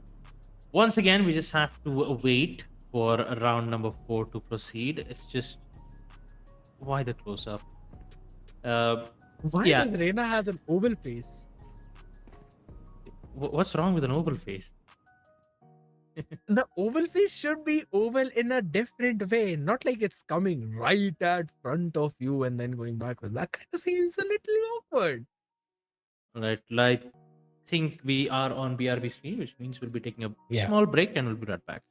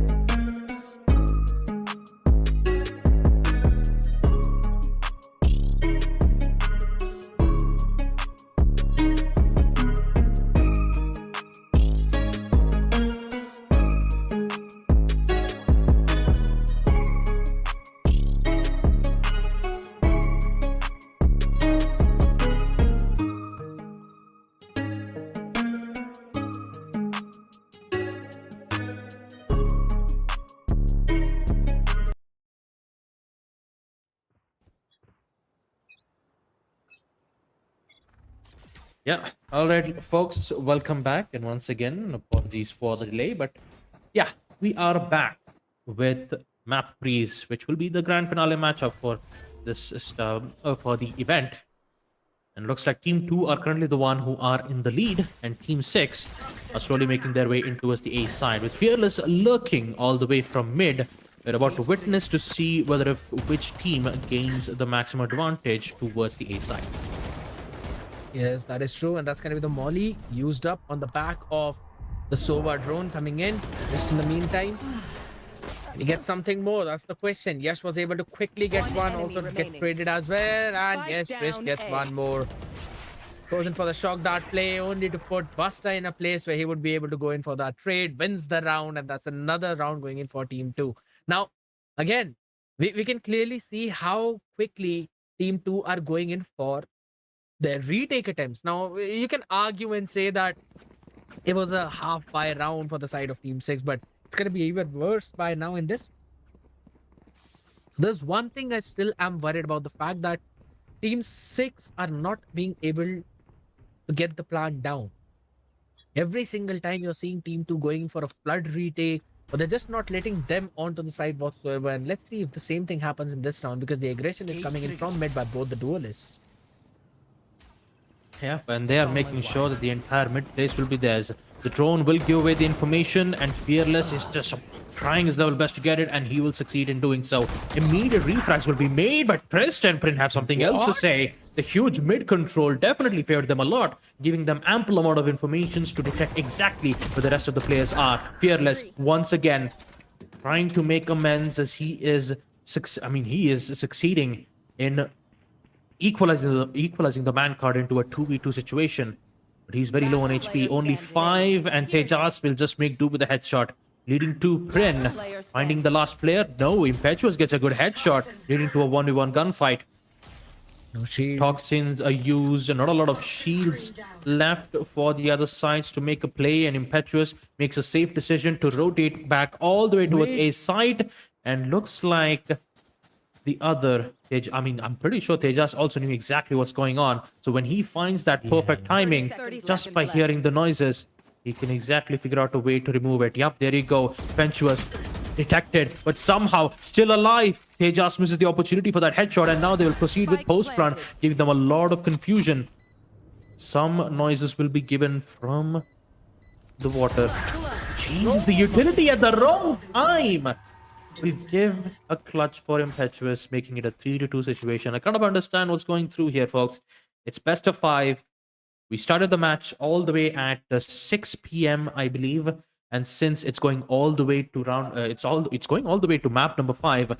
Endurance takes a heavy toll. So once you play all 5 matches back to back, there's a thing called as endurance, and once the fatigue takes its heavy toll on these best of 5, it always comes back to the ones who can endure it the most. And you could actually feel that fatigueness coming in from most of the players, but maybe we get to see a lot of plays being made on most of it. Fearless once again missing the dash, but he's still at the right place, hoping to find an important one. Recon! Oh! O2 gets the headshot out of nowhere through the Spike smoke. down A. And in the end, it's a 2v3 once again, favoring at the side of Team 6. Control on the side is imminent. Buster loses the gunfight because he had the Spectre and Panzer with the Vandal. Yash is still engaging the gunfight in towards the yellow from the yellow cargo. But he's still having some issues, knowing that the whole site is still controlled at the hands of Team 6. It's a 1v3 situation. Empress, such a powerful weapon and a powerful utility, immediately being shut down at the hands of Impetuous. Indeed, that is true. And the reposition coming in from Fearless as well around the yellow, it was pretty solid. And it just seemed that the timing on the hit coming in with that towards that ace split, it was kind of off, because the players in the A main, they were picked off way too early than the people in towards the double doors could be able to make their move. So that was a little problematic for them. But eventually they won out their duels and ended up getting the win in that round for themselves, which has now put Team 2 in a situation where they've got to force the Blade Storm. It's going to be him dashing forward yet again. Prin does not care about whatever happens. Even after he dashes forward, he wants to get those picks. Hunter's Fury was also invested. It's a 1-for-1 situation. Already pretty low on that HP. My goodness, Fearless. Just getting caught by Yash. Goes in for a flash. Flash is broken just as quickly. Another Lear being used up. Long range fight, not recommended. Oh, wait a second. That's your own Cypher. Hey, yo. Friend gets another one. I know Dash exactly. forward yet again. Kauto is ready for it. Neural Threft's gonna reveal the position of the remaining players. Smoke's gonna go in. We're gonna see Kauto dashing inside it. Does not have the spike. It's still with Cypher. It's gonna put another smoke towards the CT. Spike planted. Try and find some more room to work with. It's a 2v3 situation and a retake is gonna come in. The retake is on. Buster in a very good spot. He finds 1 second, immediately denied. And transferred at the hands of Core 2. As we will see, Team 6 secure one more round. 4-3 is the score line. Breeze is going neck and neck. At this point, it's anyone's game at this point. My way.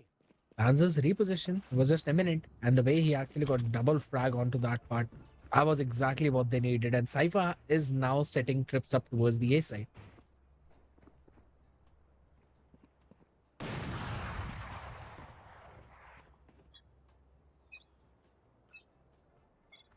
It still kind of seems that in terms of ult economy, Team 6, they've got a lot of it. They've got Viper's Spit, as well as Bladestorm and the Hunter's Fury, and they also get a pick in mid. Trin being caught yet again, lacking. Layer used up. Yash needs to run away, but he cannot. Smoke is not perfect there with the Poison Orb, but Omen Smoke does the job. Also the Cloud Burst. Viper Spit being invested by Team 2 as well, so you know that they're gonna hunt this Viper down. Hansa was able to take one more down, and that's everyone just falling one after the other. Viper, even inside that pit, could not do anything. They just picked off, and that's a flawless win for Team 6. Flawless round win it is for Team 6 as they start to clean out the entire sites on B. Making it a difficult task for Team 2 to secure the sites. I mean, they've even tried to, pose a lot of threats towards mid, but Team 6 are just going all in towards the site. They don't care about mid, they just want to execute the site as fast as possible, proceed to post plant, and ensure that they can hold the angles as best as possible. And looks like they're gonna keep repeating it, keep pressuring them once they reach to their final destination. Smokes, teleports, everything's used. Tejas somehow dodges and weaves every single utilities that they've seen, but in the end, it will be picked out from Fearless nonetheless. Core2 is here. He tries to get one. He gets the second, taking out both the duelists, which leads to a 1v2 gunfight with Trist being all by his lonesome. Plant will be made. Information still unknown of Trist's whereabouts. And now, since with the bullets been, shot from Trist, his location is given away. Will secure one, needs to find 2 more. It's all up to Panzer and Fearless to see whether if they can hold their ground as best as possible. But Trist is in a very good location. He might be able to get the bake. Yes, he does. Here comes the shock drone, giving away his location. And also Panzer exactly knew what's going on. He wants to go on towards the aggressive, and he gets the clutch. Great clutch coming in from Trist's side. But does he have time for the defuse? I'm pretty much sure that he still has it. There you go, 4-5. A clutch from Trist as he secures the important 1v3. And it all started with a pick on Viper. You saw Viper moving out of the pit and immediately getting caught by Trist. And he started it at that, and it turned around a 1v3 situation in his favor. And the reason for that was he was given 1v1s continuously. That is not what you would want to see happen. That was a round Team 6 was supposed to win, but nonetheless, Team 2 getting back in this game. 4-5. That's the round differential. A Spectre into the mix, though, with the half shields coming in. That's about it. Poison Orb, this time, I think so it should land perfectly. Panzer was able to get an opener. Again, Friend being taken down. He's been getting caught multiple times. Poison Orb this time is perfect. Covers entire mid-top. So this will give them an opportunity to go for either an A split or a B split, whichever seems viable option. And for now, it seems that they're focusing on towards the B. Though we're still seeing 3 members of Team 2 in the vicinity. Panzer gets one quickly onto the Yash. He's been taken down. So both the duel is falling. Team 2, if they decide to go in for a retake, it's going to be pretty darn difficult for them. Yeah, but difficult Oh, situation. why did I even say that? Yeah, I mean, turns out Trist and Tejas has still some life in them. 2 kills. Tejas responds back with yet another headshot. And Evil is thinking of pushing through the smokes, which in fact is a bad idea. It is post-plant. He's got to play it as safe as possible. Because they just need to hold the spike. Information's given, but Evil gets the shot. Headshot. He removes it. Now it's equalized to a 2v2 situation. But currently, Soas is in big trouble. Evil has to focus on 2 lines of sight in which he will be neutralized. It's all left on this one single man, and he will be taken out by none other than Trist. A clutch followed up with a quad kill. As we will see Team 2 secure yet another round, equalizing to a 5-5 score count in the first half of this grand finals.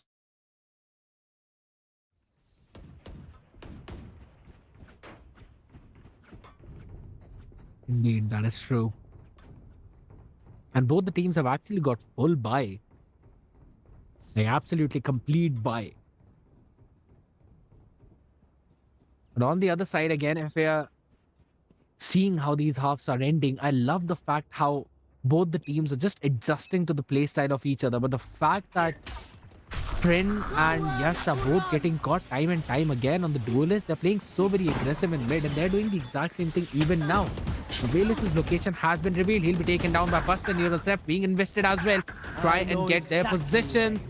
And on the other side, Buster's position himself is being revealed as he's being caught in by Panzer, and that's a good shot connecting from Trist. He watched the double doors, took him down. Poison orb emitting. But the question is, can they read that this hit is going towards the B? Because they seem to be stacking that part. Poison orb will go down from Tejas by the time everyone reaches Poison that. off. Not the perfect possible timing that you would want, but Cypher is still continuously anchoring towards the A, couple of people towards B, and that too on the backside.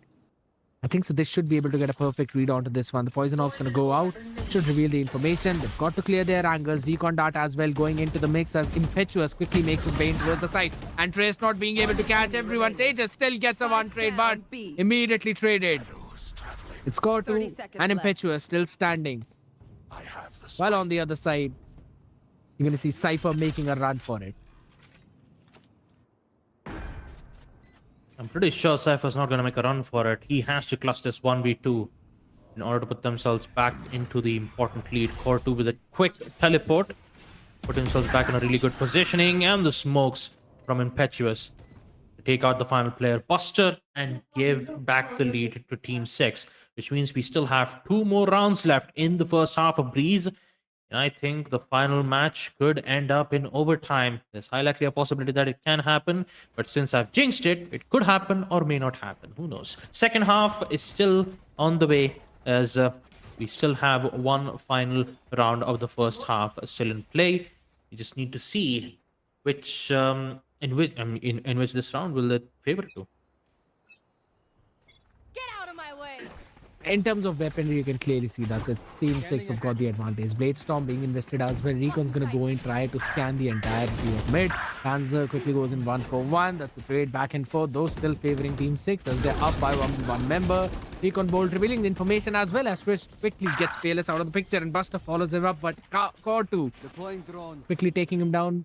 Now drone to clear all of the site, and it's revealed the position of the last 2 members. So Reina can quickly move forward with the lurk and try and find a timing reposition coming in from the TP One by enemy Omen. That's going to be remaining. Vandal swapped in quickly. Yes, gets a pick on Evil. Does not know where Omen is. The reposition not anticipated. He's still not checking his left. Should be Last taken player down, and standing. yes, he will be. But now his position is known. Can he go in for another shrouded step? That's the question. I don't think so. He has that at Core 2. Does not need it. As stressed falls. And it's a 7-5 where we're going to end the half. The first half comes to an end with Team 6 securing the lead 7-5, with a misplay being made from Yash as he forgot to check the corners. And because of it, this lead will definitely hurt them a lot in second half if Team 6 secures this pistol round. 14 kills to Panzer, 16 kills to Trist, 9 kills to Yash. As this double duelist composition on attack they have to make it count. Let's not forget, Team 6 have double controllers smokes combo, in which this could definitely help them a lot in their defensive hold. So you gotta wait and watch, see what exactly Team 6 can do in the situation, since this is the grand finals.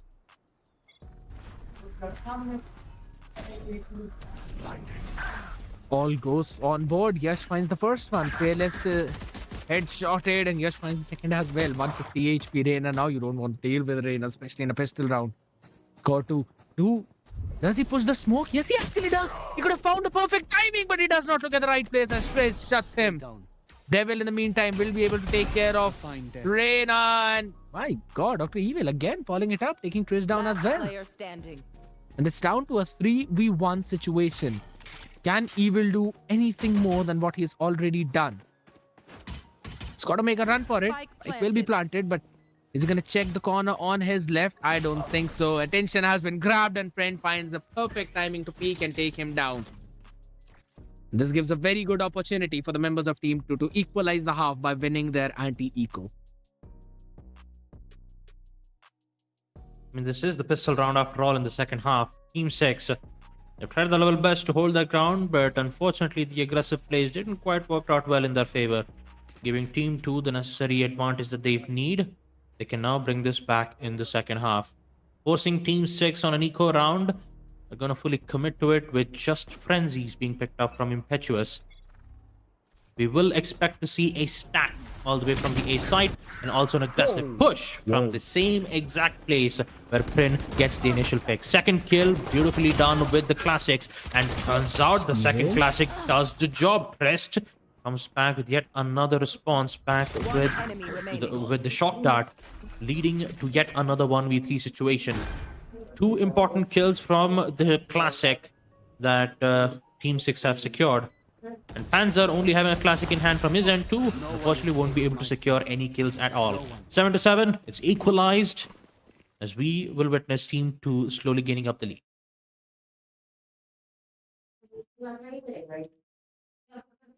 That was a very good read coming in from their side. And again, the A split working out really well for them. Investing a couple of people towards the double doors is something now that's going to grab the attention of Team 6, and they would have to watch out for it. So they would have to invest a lot more than what you might think. Or maybe just a Cypher trip's going to do the job for them. But again, that's a big maybe. Still investing 3 or 4 people actually towards the B side. So they can try and get that read. Recon scanning, no one in the mid. So the rotation is going to come in. But the cam should give the information. Outdrawn by Soba to kind of sell a fake that it's going in towards the A as everyone moved towards the B for a split. My goodness, no way. Yes, is literally just creeping forward without any util in hand. Being punished for it. He used up a layer, but Not ready yet. again, both the duel is taken care of. It's down to a 3v5 wherein Foolish. it's Buster finally gets a good pick. I think so. It's high time for the rotation to be called in as everyone's just jumping on towards the side as Buster found a perfect timing for that lurk and also got double. They still don't know that Koto is actually on Spike side. planted. He could get one. Last No, he player does. standing. He sees Trist, but he does not look towards him. Wanted to stop the planter. Wanted to stop the spike from going down. And now it's all down to Panzer in a 1v2. An unfortunate circumstances that we did get to witness. Panzer, he still has the opportunity to clutch. 1v2 information's given. Now he's still worried about the second player that he could go in for an immediate trade. So just trying to go in for the spike, give them a little bit of a sound cue. But instead it will be Trist who will finally catches up to the enemy Cypher. And once again put themselves back in the lead. 8-7, Team 2. I believe that in the second half, this will be a lot of back and forth coming in from both the sides. Highly possible, but again, all the previous 3 rounds have been won by Team 2 as they're now in the lead and broken by for Team 6 because it was the bonus round that they won. 3 marshals into the mix now. That's something you don't quite see often, and Still, 4 players being invested towards the B side. That too, when the first 2 hits actually came towards A. No one controlling mid, and again, Team 2 are just abusing that fact and moving forward. Both the duelists and tunnels. They do not even care about if there's anyone on towards the sniper's nest. And again, they move forward. The skid managed to get one. They should be able to get more. Paranoia right in their faces, but no one there to capitalize on that unless Fearless My ultimate. gets a good headshot with the Marshal, but only to be traded by Buster. Deploying drone. Well, Panzer, this the last man standing. yeah, Panzer. He is once again he's in the same situation as he is in the previous round. Only having a Marshal in hand, especially on a map like Greece, there's always long-range gunfights. He'll definitely secure one. Sheriff's in hand. Ace. He won't be able to find the second, and it will be a team ace. The hands of Team 2 securing yet another round on attack. 9-7 is the score count. And you can see the number of, aggressive plays that Team 2 are securing time and time again. Team 6, oh boy. They are currently facing on the deficit as these grand finals for the Valorant Contenders protocol is slowly reaching into its end. I mean, slowly reaching to its end. They still have to win 4 rounds back to back, and turns out Team 2, they have the ones on control. 4 back-to-back round wins on attack, and Team 6, they are yet to receive one. Operator being invested and quickly gets the value out of it as PLS gets 2k. Viper Ball still up. Yes, it's just gonna go in, use the Leer, knows the position of the Operator, also sees Evil using the utility on the Sova, so he's gotta watch out for that angle too. But no one's been taken control of back of the pyramids. That's gonna be a long range fight. Yes, wins it out. Panzer gets taken down. No more Cypher to deal with, but still they've got to take care of the Op. Impetuous goes 1 for 1 as Evil still stands strong in heaven, and that's PLS gets pressed out of the picture. Finally, a round going in for the side of Team 6. That's the first gun round that they've actually won. What a timing on the back of it. Impetuous. Quick 1 for 1, but again, the Op in the hands of PLS working wonders. Definitely, it definitely is. Once you're in the right position and you get a really good read on where exactly the attackers would go in for the execute, the Op proves to be a powerful weapon. And once you have players like Fearless, who is very confident in the peaks like this, it's going to cause a lot of dangers for Team 2's end. Once again, peaks, Trist finds out Code 2, and the ult Fearless survives with just a jump. Fearless still alive, still kicking, and the Op still pose a threat towards Team 2's attack push. Since that they've removed Reyna out of the play, they can't go in with an aggressive push, but they still have the jet. And go in for a standard smoke dash in towards the other side. And Panzer, I believe he's prepped and ready for the push, which is about to happen, or quite not. Buster decides to move all the way towards mid. The lurk and the neural theft that can give the rest of the players this information, and they will finally go to it accordingly. Currently, Cypher, Panzer is in big trouble. Buster sees the information from the owl drone, but somehow he survives. That is a huge danger, as Panzer is still holding on to his dear life, wasting a lot of time so that his rest of the team could arrive at the right time itself. Feedback is still unattended. Evil is here to save him, taking out Tejas, putting themselves in a 3v2 situation. Team 6, they are looking good. Panzer making an impressive play. He just needs to find the head, but no, Trist! He comes back. 1v3. The Opper and the Sova still alive. Dr. Evil making a decision to go all the way towards the B main site. And Sova has no idea where the rest of the 2 players are. Or does he? Wait a minute! Dead? Hello? Oh, okay. Okay. Okay. He got it. He got it. He got it. He got it. He got it. It's fine. It happens sometimes. I 4:3 aspect ratio, I guess. I mean, I have no words to say. I have no words. I mean, Fearless literally saw this over, but yeah, another It's fine. crisis He will- averted. It's crisis averted. Crisis averted. There's nothing more to say. Let's just focus on the next round. 9-9 has been equalized. Indeed, that is true. And a Bulldog being brought in by Prin does not have the creds to buy a Vandal.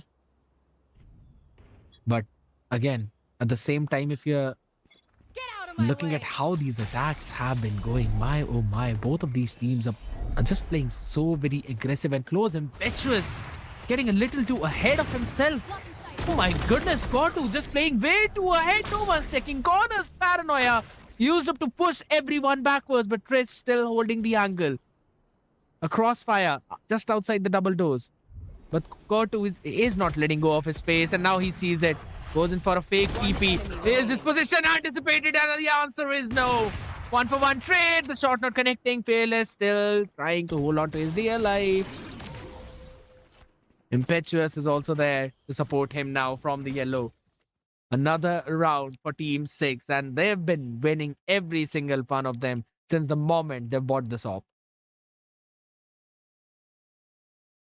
Yeah, the fake TP from Cortu securing yet another important round will push Team 6 to secure the rounds that they have lost in the second half. The amount of ultimates that's ready for Team 6 is also a huge opportunity. The same thing can also be said for Team 2. Push will be made they've got the once fake. again. Shadows The positioning from Fearless. The op that has been placed all the way from B long. This time, he has to go all the way back to A. But you still have the lurker Cypher, who is still pushing all the way towards mid, and that is providing a lot of fear towards Jet. Fearless needs to be careful of this lurk. And I believe the Fearless has no idea, but if you focus on the side, Dr. Evil gets two with the shock dart. A perfectly well used utility to deny the plant and also get 2 kills both at the same time. But you forgot about the Cypher. He's crouching all the way from behind. He's about to get knifed. Oh no, he's not. Last player Still standing. gets one, immediately gets removed out. And just like that, folks, Impetuous gets those 2 kills. 9-11. Team 6 are 1, or should I say 2 rounds away of being the champions for the Valorant Contenders Protocol Qualifiers. Buster made a huge flank all the way towards mid. For a moment there, I thought he was going to make an incredible play, but his play was unfortunately got caught out. And now we are coming back to yet another round with the rest of the players, Panzer, Fearless, Cortu, and Impetuous. All 4 of them are prepped and ready with their ultimates.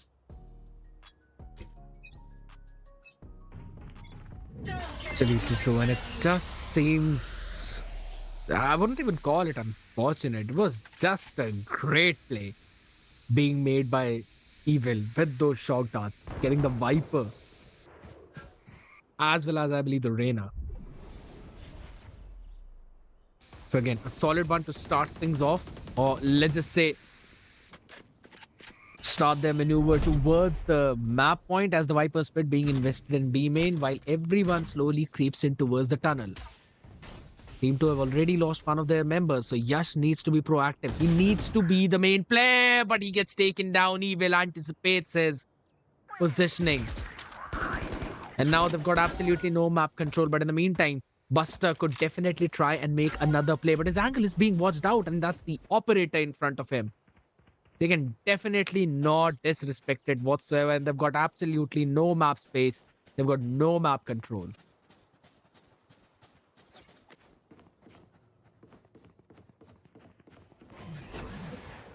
Seems to be a desperate move. Quickly running in, the op shot being baited, recon dart dealt with quickly. Corto goes in for the paranoia play as well as everyone who now have to move backwards as the smoke was right in their faces. And I don't think so. Viper has enough toxin left to keep that wall up for long. And Panzer gets one. Fearless gets the second. And it's a flawless victory for Team 6 on their defense. 1 round away for Team 6 to secure finale. Or should I say the whole... It's a whole tournament point for Team 6. This 1 round, Team 6 are very close to be the victors for VCP, Valorant Contenders Protocol. Shadows traveling. Such Spoiler close. alert. Yeah, it is a bit. But yeah, the push though from Team 2, they are not stopping an inch. And Impetuous, what was that? Just throw the wall, he gets one. But the second though, not a great spray, but eventually gets the kill. Never mind, talked about the third one, he gets it. And so is Panzer all the way from the beach back to get the final kill And there you have it, folks. The winner for, or should I say, the champions of Valorant Contenders Protocol from United Gamers Hideout.